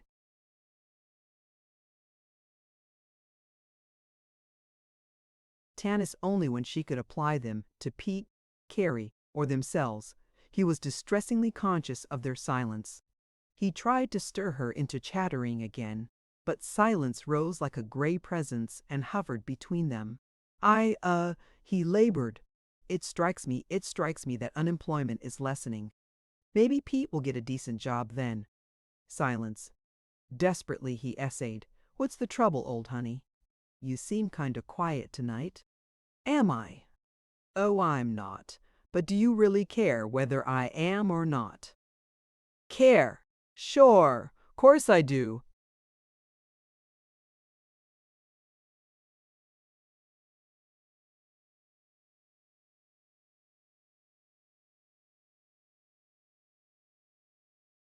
Do you really? She swooped on him, sat on the arm of his chair. He hated the emotional drain of having to appear fond of her.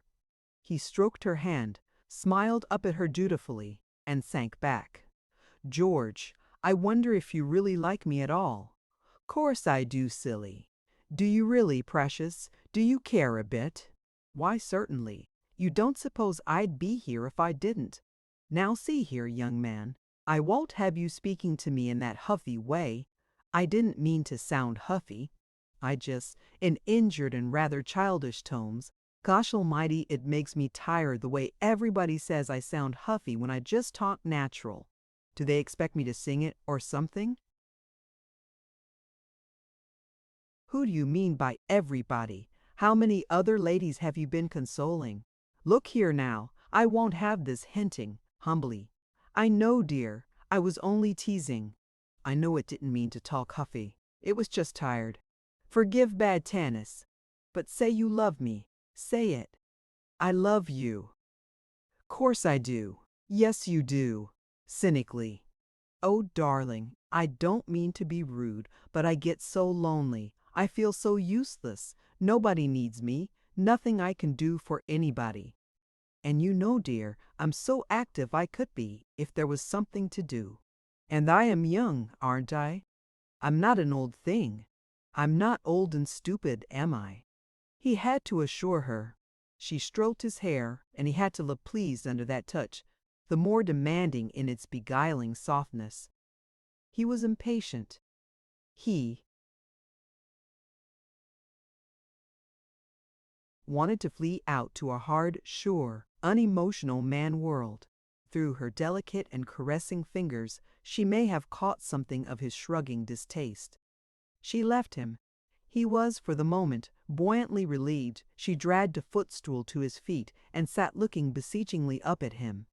But as in many men, the cringing of a dog, the flinching of a frightened child, roused not pity, but a surprised and jerky cruelty, so her humility only annoyed him. And he saw her now as middle-aged, as beginning to be old. Even while he detested his own thoughts, they rode him. She was old, he winced. Old! He noted how the soft flesh was creasing into webby folds beneath her chin, below her eyes, at the base of her wrists. A patch of her throat had a minute roughness, like the crumbs from a rubber eraser. Old! She was younger in years than himself, yet it was sickening to have her yearning up at him with rolling great eyes as if, he shuddered, his own aunt were making love to him. He fretted inwardly. I'm through with this asinine fooling around. I'm going to cut her out. She's a darn decent nice woman, and I don't want to hurt her, but it'll hurt a lot less to cut her right out, like a good clean surgical operation. He was on his feet. He was speaking urgently. By every rule of self-esteem, he had to prove to her and to himself that it was her fault. I suppose maybe I'm kind of out of sorts tonight, but honest, honey, when I stayed away for a while to catch up on work and everything and figure out where I was at, you ought to have been cannier and waited till I came back. Can't you see, dear? When you made me come, I being about an average bull-headed chump, my tendency was to resist. Listen, dear, I'm going now, not for a while, precious. No. Yep, right now. And then sometime we'll see about the future. What do you mean, dear, about the future? Have I done something I oughtn't?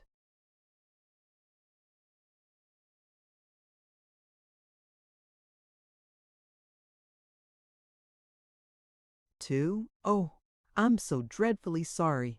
He resolutely put his hands behind him. Not a thing, God bless you. Not a thing. You're as good as they make 'em. But it's just, good Lord, do you realize I've got things to do in the world? I've got a business to attend to, and, you might not believe it, but I've got a wife and kids that I'm awful fond of. Then only during the murder he was committing was he able to feel nobly virtuous. I want us to be friends, but gosh, I can't go on this way feeling I got to come up here every so often. Oh, darling, and I've always told you, so carefully, that you were absolutely free. I just wanted you to come around when you were tired and wanted to talk to me, or when you could enjoy our parties. She was so reasonable, she was so gently right. It took him an hour to make his escape, with nothing settled and everything horribly settled. In a barren freedom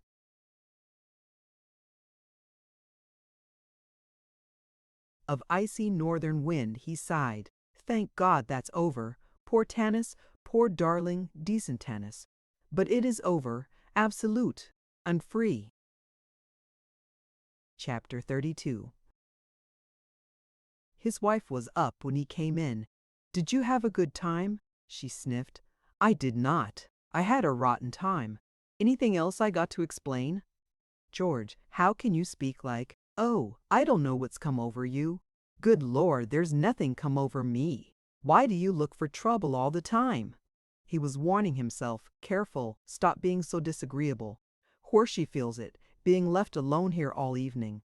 But he forgot his warning as she went on. Why do you go out and see all sorts of strange people? I suppose you'll say you've been to another committee meeting this evening. Nope. I've been calling on a woman. We sat by the fire and kidded each other and had a whale of a good time. If you want to know. Well, from the way you say it, I suppose it's my fault you went there. I probably sent you. You did. Well, upon my word, you hate strange people, as you call 'em. If you had your way, I'd be as much of an old stick in the mud as Howard Littlefield. You never want to have anybody with any get to 'em at the house. You want a bunch of old stiffs that sit around and gas about the weather. You're doing your level best to make me old. Well, let me tell you, I'm not going to have overwhelmed. She bent to his unprecedented tirade, and in answer she mourned, oh, dearest, I don't think that's true. I don't mean to make you old, I know.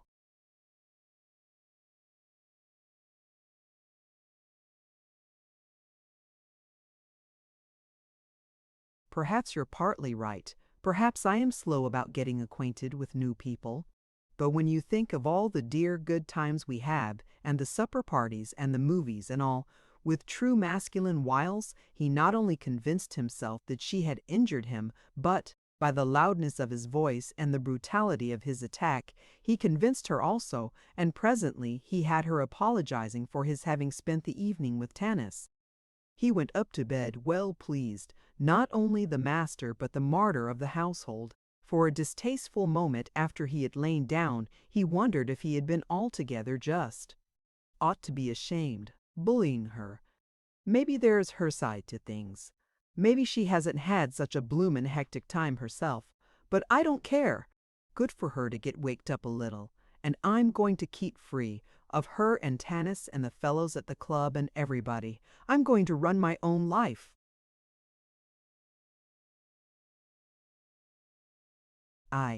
In this mood he was particularly objectionable at the Boosters Club lunch next day. They were addressed by a congressman who had just returned from an exhaustive 3-month study of the finances, ethnology, political systems, linguistic divisions, mineral resources, and agriculture of Germany, France, Great Britain, Italy, Austria, Czechoslovakia, Yugoslavia, and Bulgaria. He told them all about those subjects, together with 3 funny stories about European misconceptions of America and some spirited words on the necessity of keeping ignorant foreigners out of America. Say, that was a mighty informative talk, real he stuff, said Sidney Finkelstein, but the disaffected Babbitt grumbled, "For flusher. Bunch of hot air. And what's the matter with the immigrants? Gosh, they aren't all ignorant, and I got a hunch we're all descended from immigrants ourselves."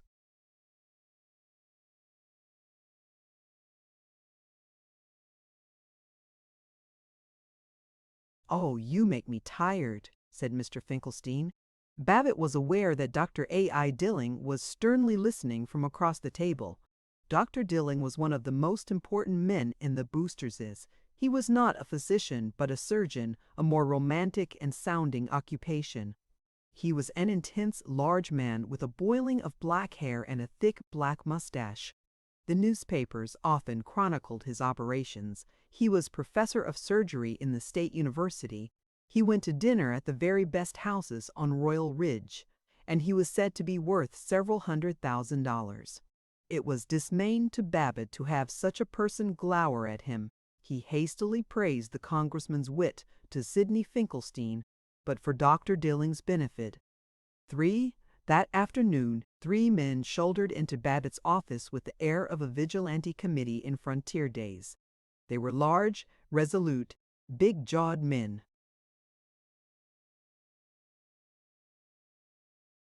And they were all high lords in the land of Zenith, Dr. Dilling, the surgeon Charles McKelvey, the contractor, and, most dismaying of all, the white-bearded Colonel Rutherford Snow, owner of the Advocate-Times. In their whelming presence, Babbitt felt small and insignificant. Well, great pleasure. Have chairs. What'n I do for you?" he babbled.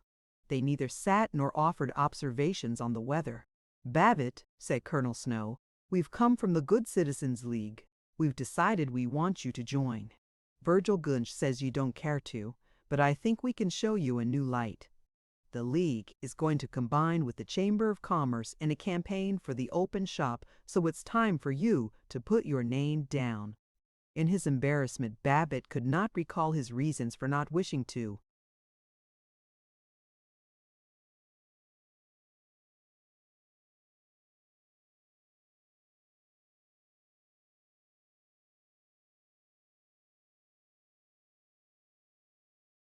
Join the League, if indeed he had ever definitely known them, but he was passionately certain that he did not wish to join, and at the thought of their forcing him, he felt a stirring of anger against even these princes of commerce. "Sorry, Colonel, have to think it over a little," he mumbled. McKelvey snarled, "That means you're not going to join, George." Something black and unfamiliar and ferocious spoke from Babbitt. "Now, you look here, Charlie. I'm damned if I'm going to be bullied into joining anything, not even by you plutes."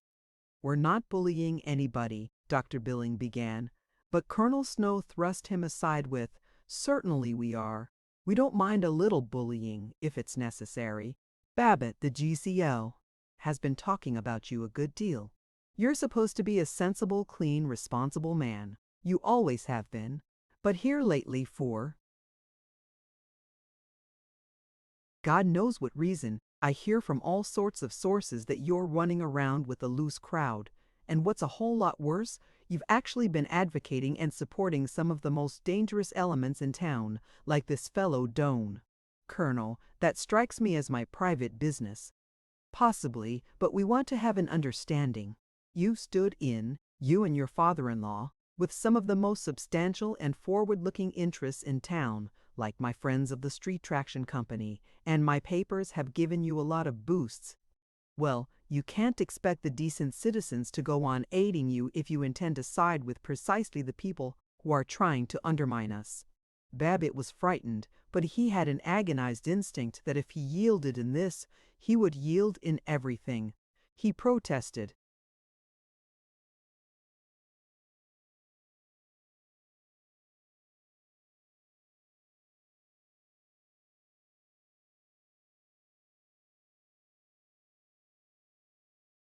You're exaggerating, Colonel. I believe in being broad-minded and liberal, but, of course, I'm just as much against the cranks and blatherskites and labor unions and so on as you are. But fact is, I belong to so many organizations now that I can't do 'em justice, and I want to think it over before I decide about coming into the GCL. Colonel Snow condescended. Oh no, I'm not exaggerating. Why, the doctor here heard you cussing out and defaming one of the finest types of Republican congressmen just this noon. And you have entirely the wrong idea about thinking over joining. We're not begging you to join the GCL, we're permitting you to join. I'm not sure, my boy, but what if you put it off? It'll be too late. I'm not sure we'll want you then. Better think quick, better think quick. The three vigilantes, formidable in their righteousness, stared at him in a taut silence. Babbitt waited through. He thought nothing at all. He merely waited.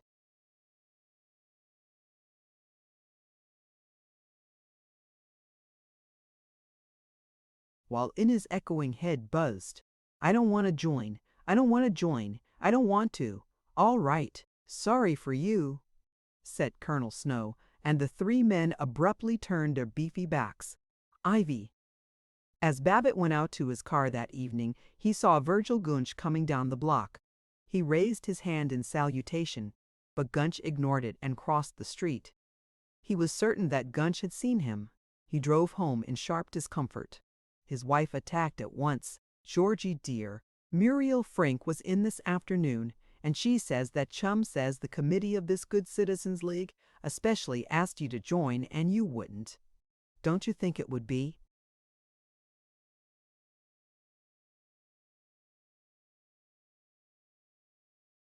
better? You know all the nicest people belong, and the League stands for. I know what the League stands for. It stands for the suppression of free speech and free thought and everything else. I don't propose to be bullied and rushed into joining anything, and it isn't a question of whether it's a good league or a bad league or what the hell kind of a league it is. It's just a question of my refusing to be told I got to, but dear, if you don't join, people might criticize you. Let 'em criticize. But I mean nice people, rats. Matter of fact, this whole league is just a fad. It's like all these other organizations that start off with such a rush and let on they're going to change the whole works, and pretty soon they peter out and everybody forgets all about.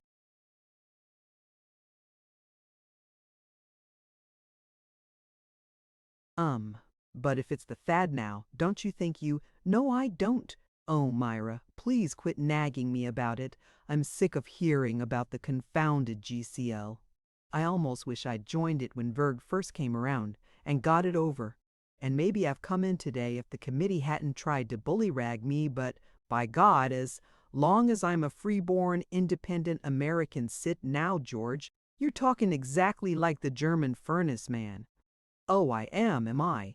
Then I won't talk at all. He longed that evening to see Tanis Dudique, to be strengthened by her sympathy. When all the family were upstairs, he got as far as telephoning to her apartment house, but he was agitated about it, and when the janitor answered, he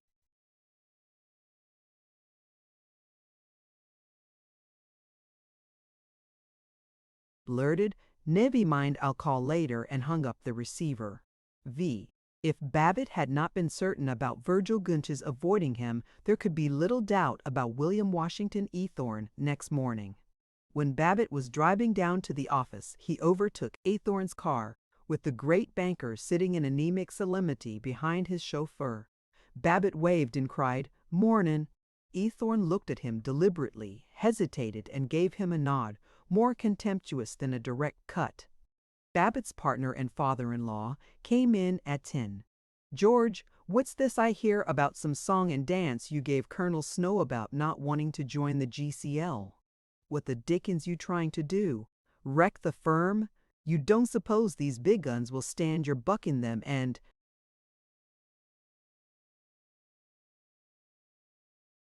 "Springin' all this liberal poppycock you been getting off lately, do you? Oh, rats, Henry T., you been readin' bum fiction.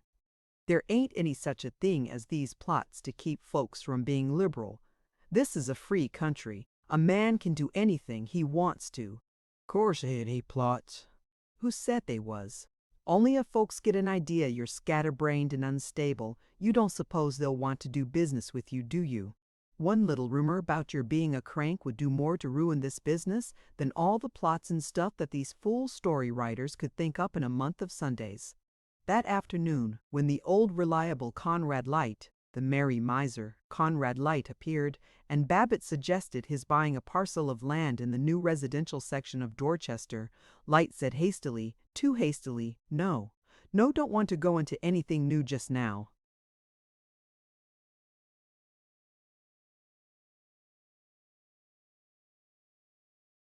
A week later, Babbitt learned, through Henry Thompson, that the officials of the Street Traction Company were planning another real estate coup, and that Sanders, Torrey, and Wing, not the Babbitt-Thompson Company, were to handle it for them. "I figure that Jake Offutt is kind of leery about the way folks are talking about you. Of course Jake is a rock-ribbed old die-hard, and he probably advised the Traction fellows to get some other broker." "George, you got to do something," trembled Thompson. And, in a rush, Babbitt agreed. All nonsense the way people misjudged him, but still, he determined to join the Good Citizens League the next time he was asked, and in furious resignation he waited. He wasn't asked. They ignored him. He did not have the courage to go to the League and beg in, and he took refuge in a shaky boast that he had gotten away with bucking the whole city. Nobody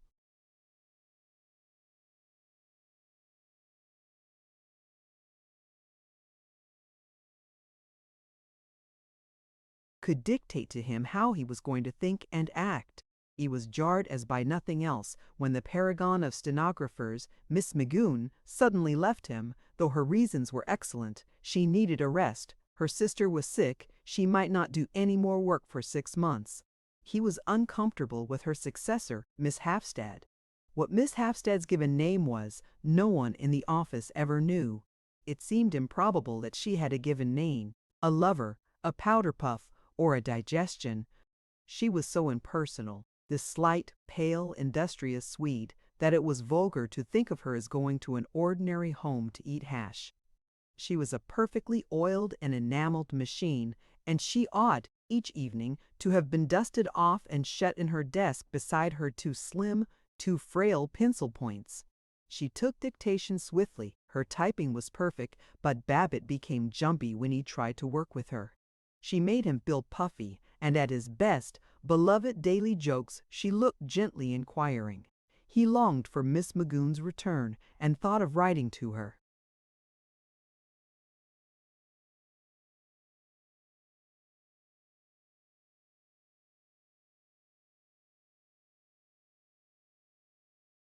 Then he heard that Miss Magoon had, a week after leaving him, gone over to his dangerous competitors, Sanders, Torrey, and Wing. He was not merely annoyed, he was frightened.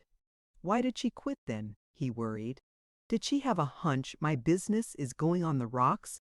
And it was Sanders got the Street Traction deal, rat sinking ship. Gray fear loomed always by him now. He watched Fritz Weilinger, the young salesman, and wondered if he too would leave. Daily he fancied slights. He noted that he was not asked to speak at the annual Chamber of Commerce dinner.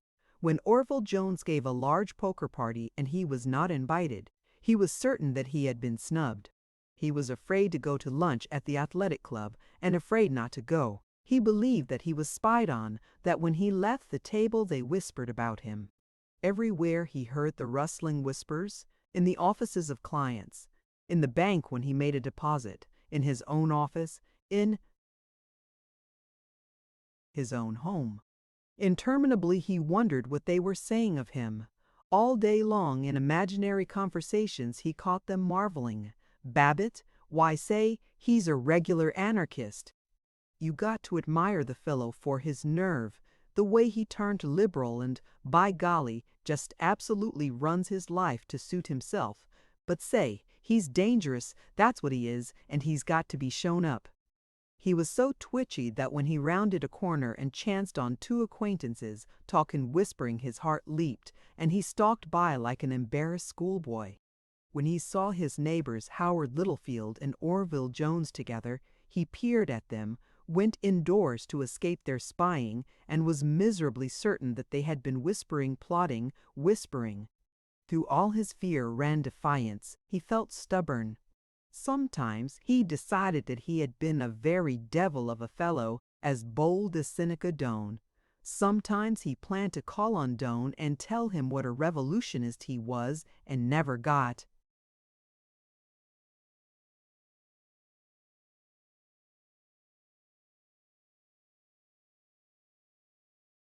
Beyond the planning. But just as often, when he heard the soft whispers enveloping him, he wailed, "Good Lord, what have I done?" Just played with the bunch and called down Clarence Drum about being such a high and mighty sodger. Never catch me criticizing people and trying to make them accept my ideas. He could not stand the strain. Before long, he admitted that he would like to flee back to the security of conformity, provided there was a decent and creditable way to return. But stubbornly, he would not be forced back. He would not, he swore, eat dirt. Only in spirited engagements with his wife did these turbulent fears rise to the surface. She complained that he seemed nervous, that she couldn't understand why he did not want to drop in at the Littlefields for the evening. He tried, but he could not express to her the nebulous facts of his rebellion and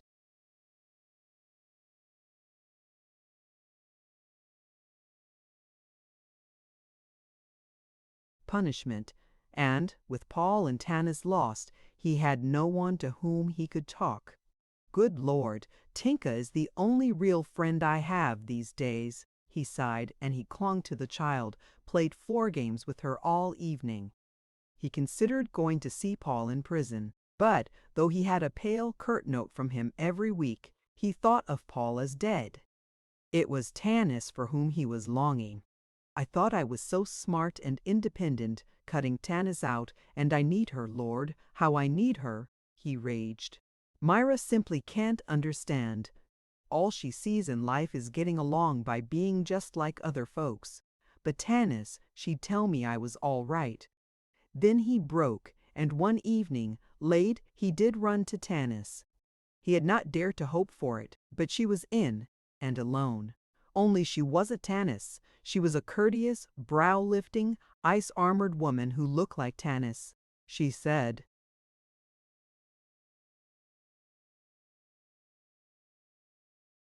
"Yes, George, what is it?" in even and uninterested tones, and he crept away, whipped. His first comfort was from Ted and Eunice Littlefield. They danced in one evening when Ted was home from the university, and Ted chuckled. "What's this I hear from Eunie, Dad?" "She says her dad says you raised Cain by boosting old Seneca Doane." "Hot dog! Give 'em, Fitz! Stir 'em up! This old burg is asleep!" Eunice plumped down on Babbitt's lap, kissed him, nestled her bobbed hair against his chin, and crowed, "I think you're lots nicer than Howard. Why is it, confidentially, that Howard is such an old grouch? The man has a good heart, and honestly, he's awfully bright, but he never will learn to step on the gas, after all the training I've given him. Don't you think we could do something with him, dearest?" "Why, Eunice, that isn't a nice way to speak of your papa," Babbitt observed in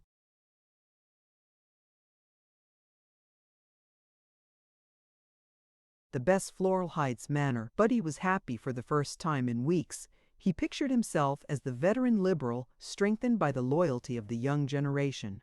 They went out to rifle the icebox. Babbitt gloated.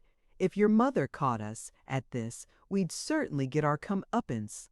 And Eunice became maternal, scrambled a terrifying number of eggs for them, kissed Babbitt on the ear, and in the voice of a brooding abbess marveled, "It beats the devil why feminists like me still go on nursing these men." Thus stimulated, Babbitt was reckless when he encountered Sheldon Smith, educational director of the YMCA and choir leader of the Chatham Road Church. With one of his damp hands, Smith imprisoned Babbitt's thick paw while he chanted, "Brother Babbitt, we haven't seen you at church very often lately. I know you're busy with a multitude of details, but you mustn't forget your dear friends at the old church home."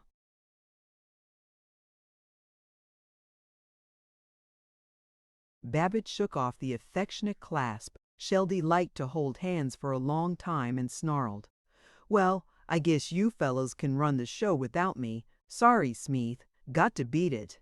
G'day." Dewey lumbered, but afterward he winced. If that white worm had the nerve to try to drag me back to the old church home, then the Holney outfit must have been doing a lot of talking about me, too. He heard them whispering Dr. John Jennison Drew, Cholmondeley Frink, even William Washington Eathorne. The independence seeped out of him, and he walked the streets alone, afraid of men's cynical eyes and the incessant hiss of whispering.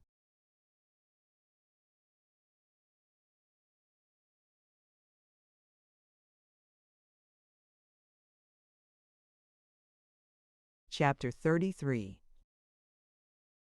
He tried to explain to his wife, as they prepared for bed, how objectionable was Sheldon Smith, but all her answer was, "He has such a beautiful voice, so spiritual." "I don't think you ought to speak of him like that, just because you can't appreciate music." He saw her then as a stranger. He stared bleakly at this plump and fussy woman with the broad, bare arms, and wondered how she had ever come here. In his chilly cot, turning from aching side to side, he pondered of Tanis.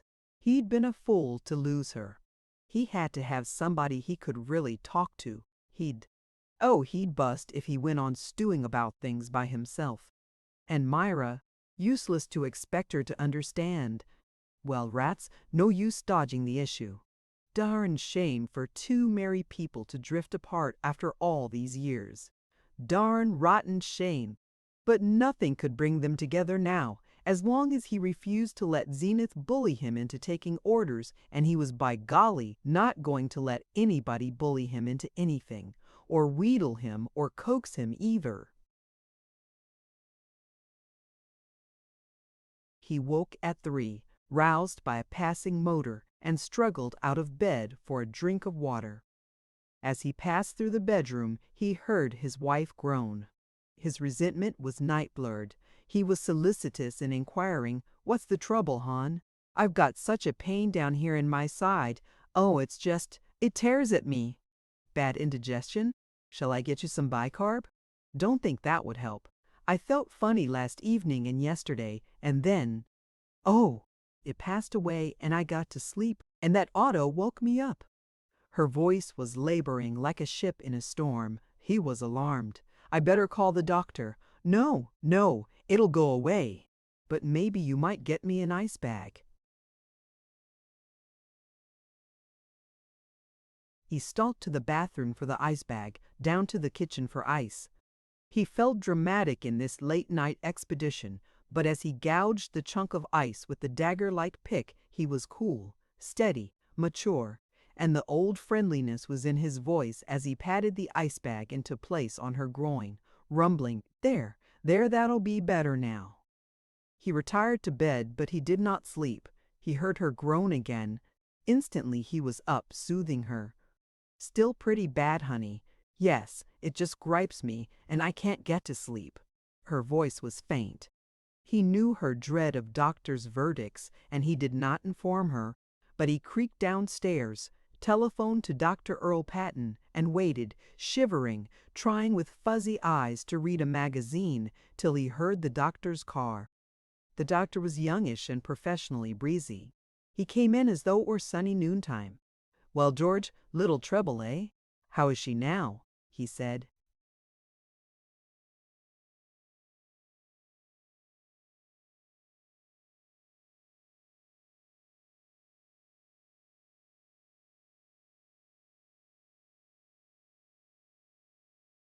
Busily, as with tremendous and rather irritating cheerfulness, he tossed his coat on a chair and warmed his hands at a radiator. He took charge of the house. Babbitt felt ousted and unimportant as he followed the doctor up to the bedroom, and it was the doctor who chuckled. "Oh, just little stomach ache," when Verona peeped through her door, begging, "What is it, Dad? What is it?" To Mrs. Babbitt, the doctor said with amiable belligerence after his examination, "Kind of a bad old pain, eh? I'll give you something to make you sleep, and I think you'll feel better in the morning. I'll come in right after breakfast." But to Babbitt, lying in wait in the lower hall, the doctor sighed. "I don't like the feeling there in her belly. There's some rigidity and some inflammation. She's never had her appendix out, has she?" Well, no use worrying. I'll be here first thing in the morning, and meantime she'll get some rest. I've given her a hypo. Good night." Then was Babbitt caught up in the black tempest. Instantly all the indignations which had been dominating him and the spiritual dramas through which he had struggled became pallid and absurd before the ancient and overwhelming realities, the standard and traditional realities of sickness and menacing death, the long night, and the thousand steadfast implications of married life. He crept back to her. As she drowsed away in the tropic languor of morphia, he sat on the edge of her bed, holding her hand, and for the first time in many weeks her hand abode trustfully in his. He draped himself grotesquely in his toweling bathrobe and a pink and white couch cover, and sat lumpishly in a wing chair. The bedroom was uncanny in its half-light, which turned the curtains to lurking robbers, the dressing-table to a turreted castle. It smelled of cosmetics, of linen, of sleep. He napped and woke 100 times. He heard her move and sigh in slumber. He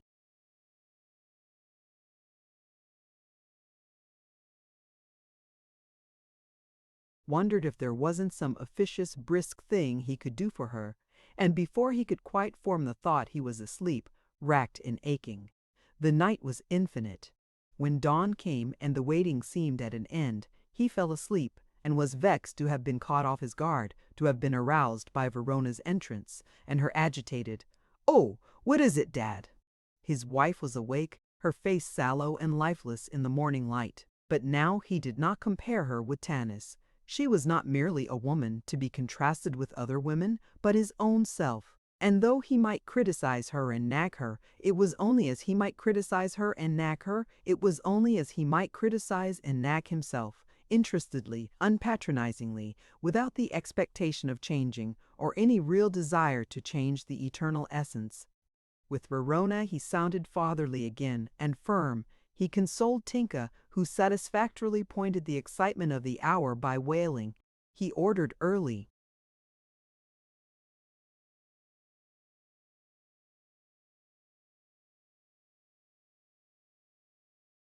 breakfast and wanted to look at the newspaper and felt somehow heroic and useful in not looking at it. But there were still crawling and totally unheroic hours of waiting before Dr. Patton returned. "Don't see much change," said Patton. "I'll be back about 11, and if you don't mind, I think I'll bring in some other world-famous pill peddler for consultation, just to be on the safe side. Now, George, there's nothing you can do. I'll have Verona keep the ice bag filled. Might as well leave that on, I guess. And you better beat it to the office instead of standing around her looking as if you were the patient." The nerve of husbands, lot more neurotic than the women. They always have to horn in and get all the credit for feeling bad when their wives are ailing. Now have another nice cup of coffee and git. Under this derision, Babbitt became more matter-of-fact. He drove to the office, tried to dictate letters, tried to telephone, and, before the call was answered,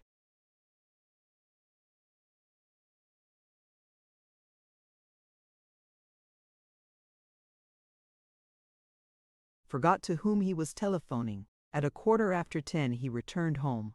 As he left the downtown traffic and sped up the car, his face was as grimly creased as the mask of tragedy. His wife greeted him with surprise. "Why did you come back, dear?" "I think I feel a little better. I told Verona to skip off to her office. Was it wicked of me to go and get sick?" He knew that she wanted petting, and she got it joyously. They were curiously happy when he heard Dr. Patton's car in front. He looked out of the window. He was frightened. With Patton was an impatient man with turbulent black hair and a hussar mustache. Dr. A.I. Dilling, the surgeon. Babbitt sputtered with anxiety, tried to conceal it, and hurried down to the door. Dr. Patton was profusely casual. "Don't want to worry you, old man, but I thought it might be a good stunt to have Dr. Dilling examine her." He gestured.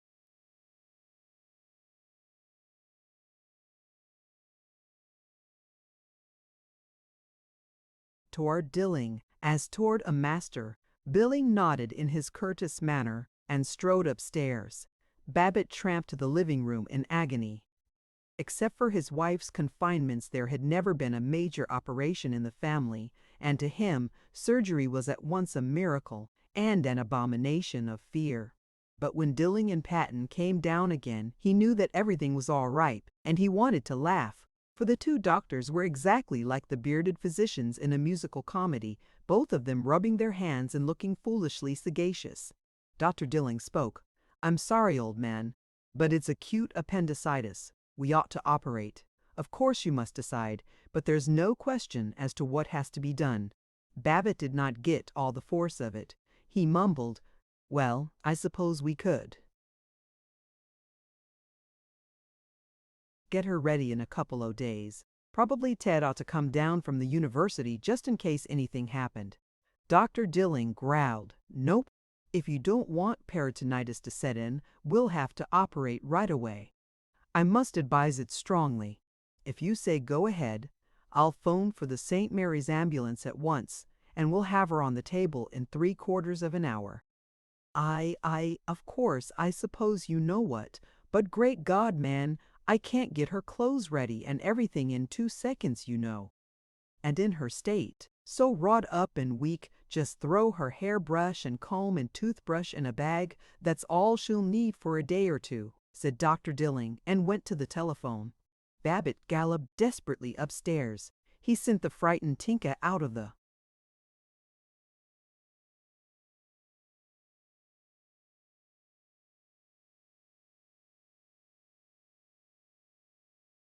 room. He said gaily to his wife, "Well, old thing, the doc thinks maybe we better have a little operation and get it over. Just take a few minutes, not half as serious as a confinement, and you'll be all right in a jiffy." She gripped his hand till the fingers ached.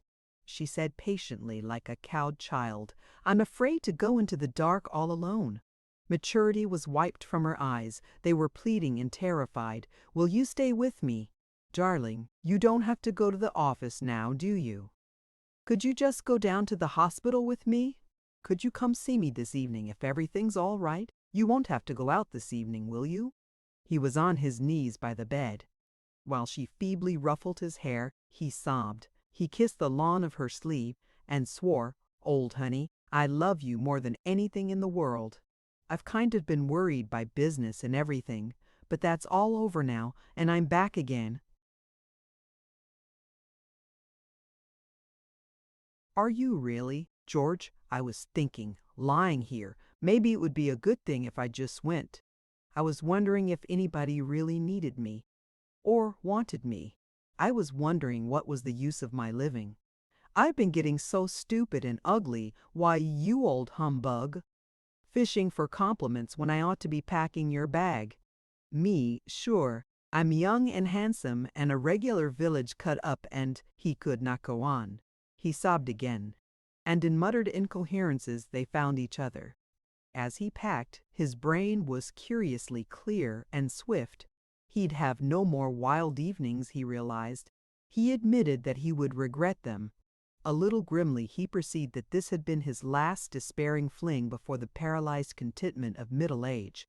Well, and he grinned impishly, It was one doggone good party while it lasted. And how much was the operation going to cost? I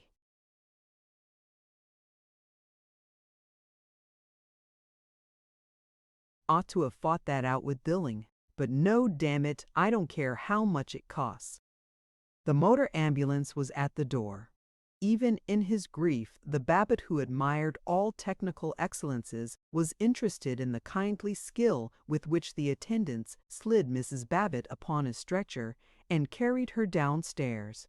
The ambulance was a huge, suave, varnished white thing. Mrs. Babbitt moaned. "It frightens me. It's just like a hearse, just like being put in a hearse." "I want you to stay with me. I'll be right up front with the driver," Babbitt promised. "No, I want you to stay inside with me." To the attendants, "Can't he be inside?" "Sure, ma'am. You bet. There's a fine little camp stool in there." The older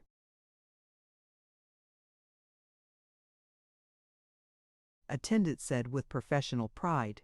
He sat beside her in that traveling cabin with its cot, its stool, its active little electric radiator, and its quite unexplained calendar, displaying a girl eating cherries and the name of an enterprising grocer.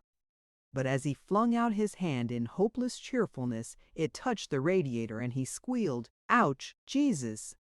"Why, George Babbitt, I won't have you cursing and swearing and blaspheming. I know, awful sorry, but gosh all fish hooks, look how I burned my hand. Gee whiz, it hurts." "It hurts like the mischief." "Why, that damn radiator is hot, as it's hot as it's hot as it's hotter than the hinges of Hades. Look, you can see the mark." So as they drove up to St. Mary's Hospital, with the nurses already laying out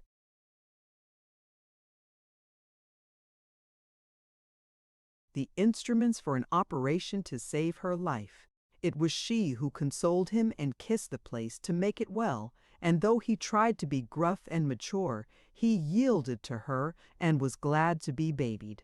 The ambulance whirled under the hooded carriage entrance of the hospital, and instantly he was reduced to a zero in the nightmare succession of cork-floored halls. Endless doors open on old women sitting up in bed, an elevator, the anesthetizing room, a young internee contemptuous of husbands. He was permitted to kiss his wife. He saw a thin, dark nurse fit the cone over her mouth and nose. He stiffened at a sweet and treacherous odor. Then he was driven out, and on a high stool in a laboratory he sat dazed, longing to see her once again, to insist that he had always loved her, had never for a second loved anybody else, or looked at anybody else, or looked at anybody else. In the laboratory he was conscious only of a decayed object preserved in a bottle of yellowing alcohol. It made him very sick, but he could not take his eyes from it. He was more aware of it than of waiting. His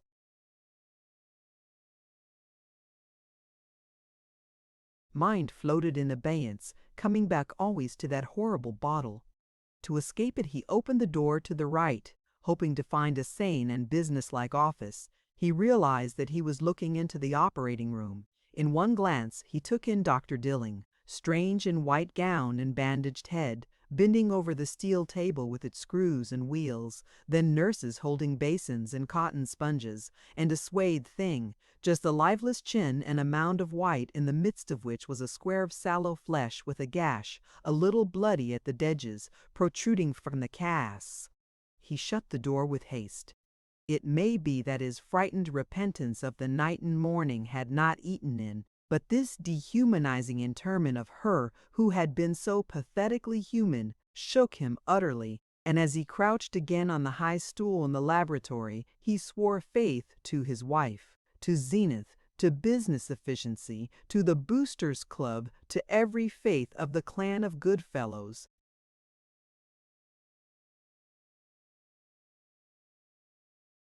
Then a nurse was soothing. "All over. Perfect success. She'll come out fine. She'll be out from under the anesthetic soon, and you can see her." He found her on a curious tilted bed, her face an unwholesome yellow, but her purple lips moving slightly. Then only did he really believe that she was alive. She was muttering. He bent and heard her sighing, "Hard get real maple syrup for pancakes." He laughed inexhaustibly. He beamed on the nurse and proudly confided, "Think of her talking about maple syrup! By golly, I'm going to go and order 100 gallons of it right from Vermont." 2. She was out of the hospital in 17 days.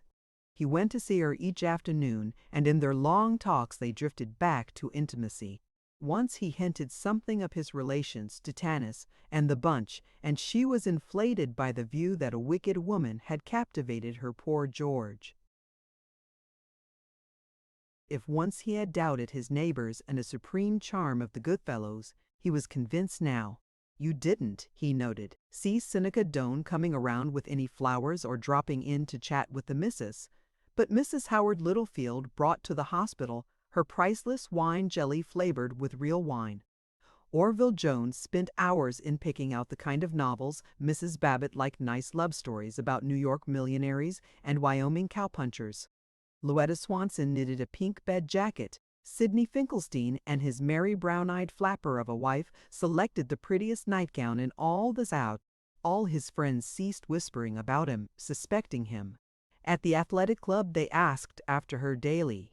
Club members, whose names he did not know, stopped him to inquire, "How's your good lady getting on?" Babbitt felt that he was swinging from bleak uplands down into the rich warm air of a valley pleasant with cottages.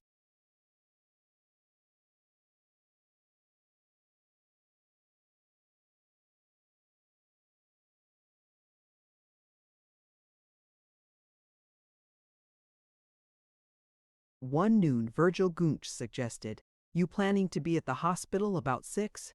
The wife and I thought we'd drop in." They did drop in. Gunch was so humorous that Mrs. Babbitt said he must stop making her laugh because honestly it was hurting her incision. As they passed down the hall, Gunch demanded amiably, "George, old scout, you were sore-headed about something here a while back. I don't know why, and it's none of my business. But you seem to be feeling all hunky-dory again. And why don't you come join us in the Good Citizens League, old man? We have some corking times together, and we need your advice." Then did Babbitt, almost tearful with joy at being coaxed instead of bullied, at being permitted to stop fighting, at being able to desert without injuring his opinion of himself, cease utterly to be a domestic revolutionist. He patted Gunch's shoulder, and next day he became a member of the Good Citizens League. Within 2 weeks, no one in the League was more violent regarding the wickedness of Seneca Doane, the crimes of labor unions, the perils of immigration, and the delights of golf, morality, and bank accounts than was George F. Babbitt.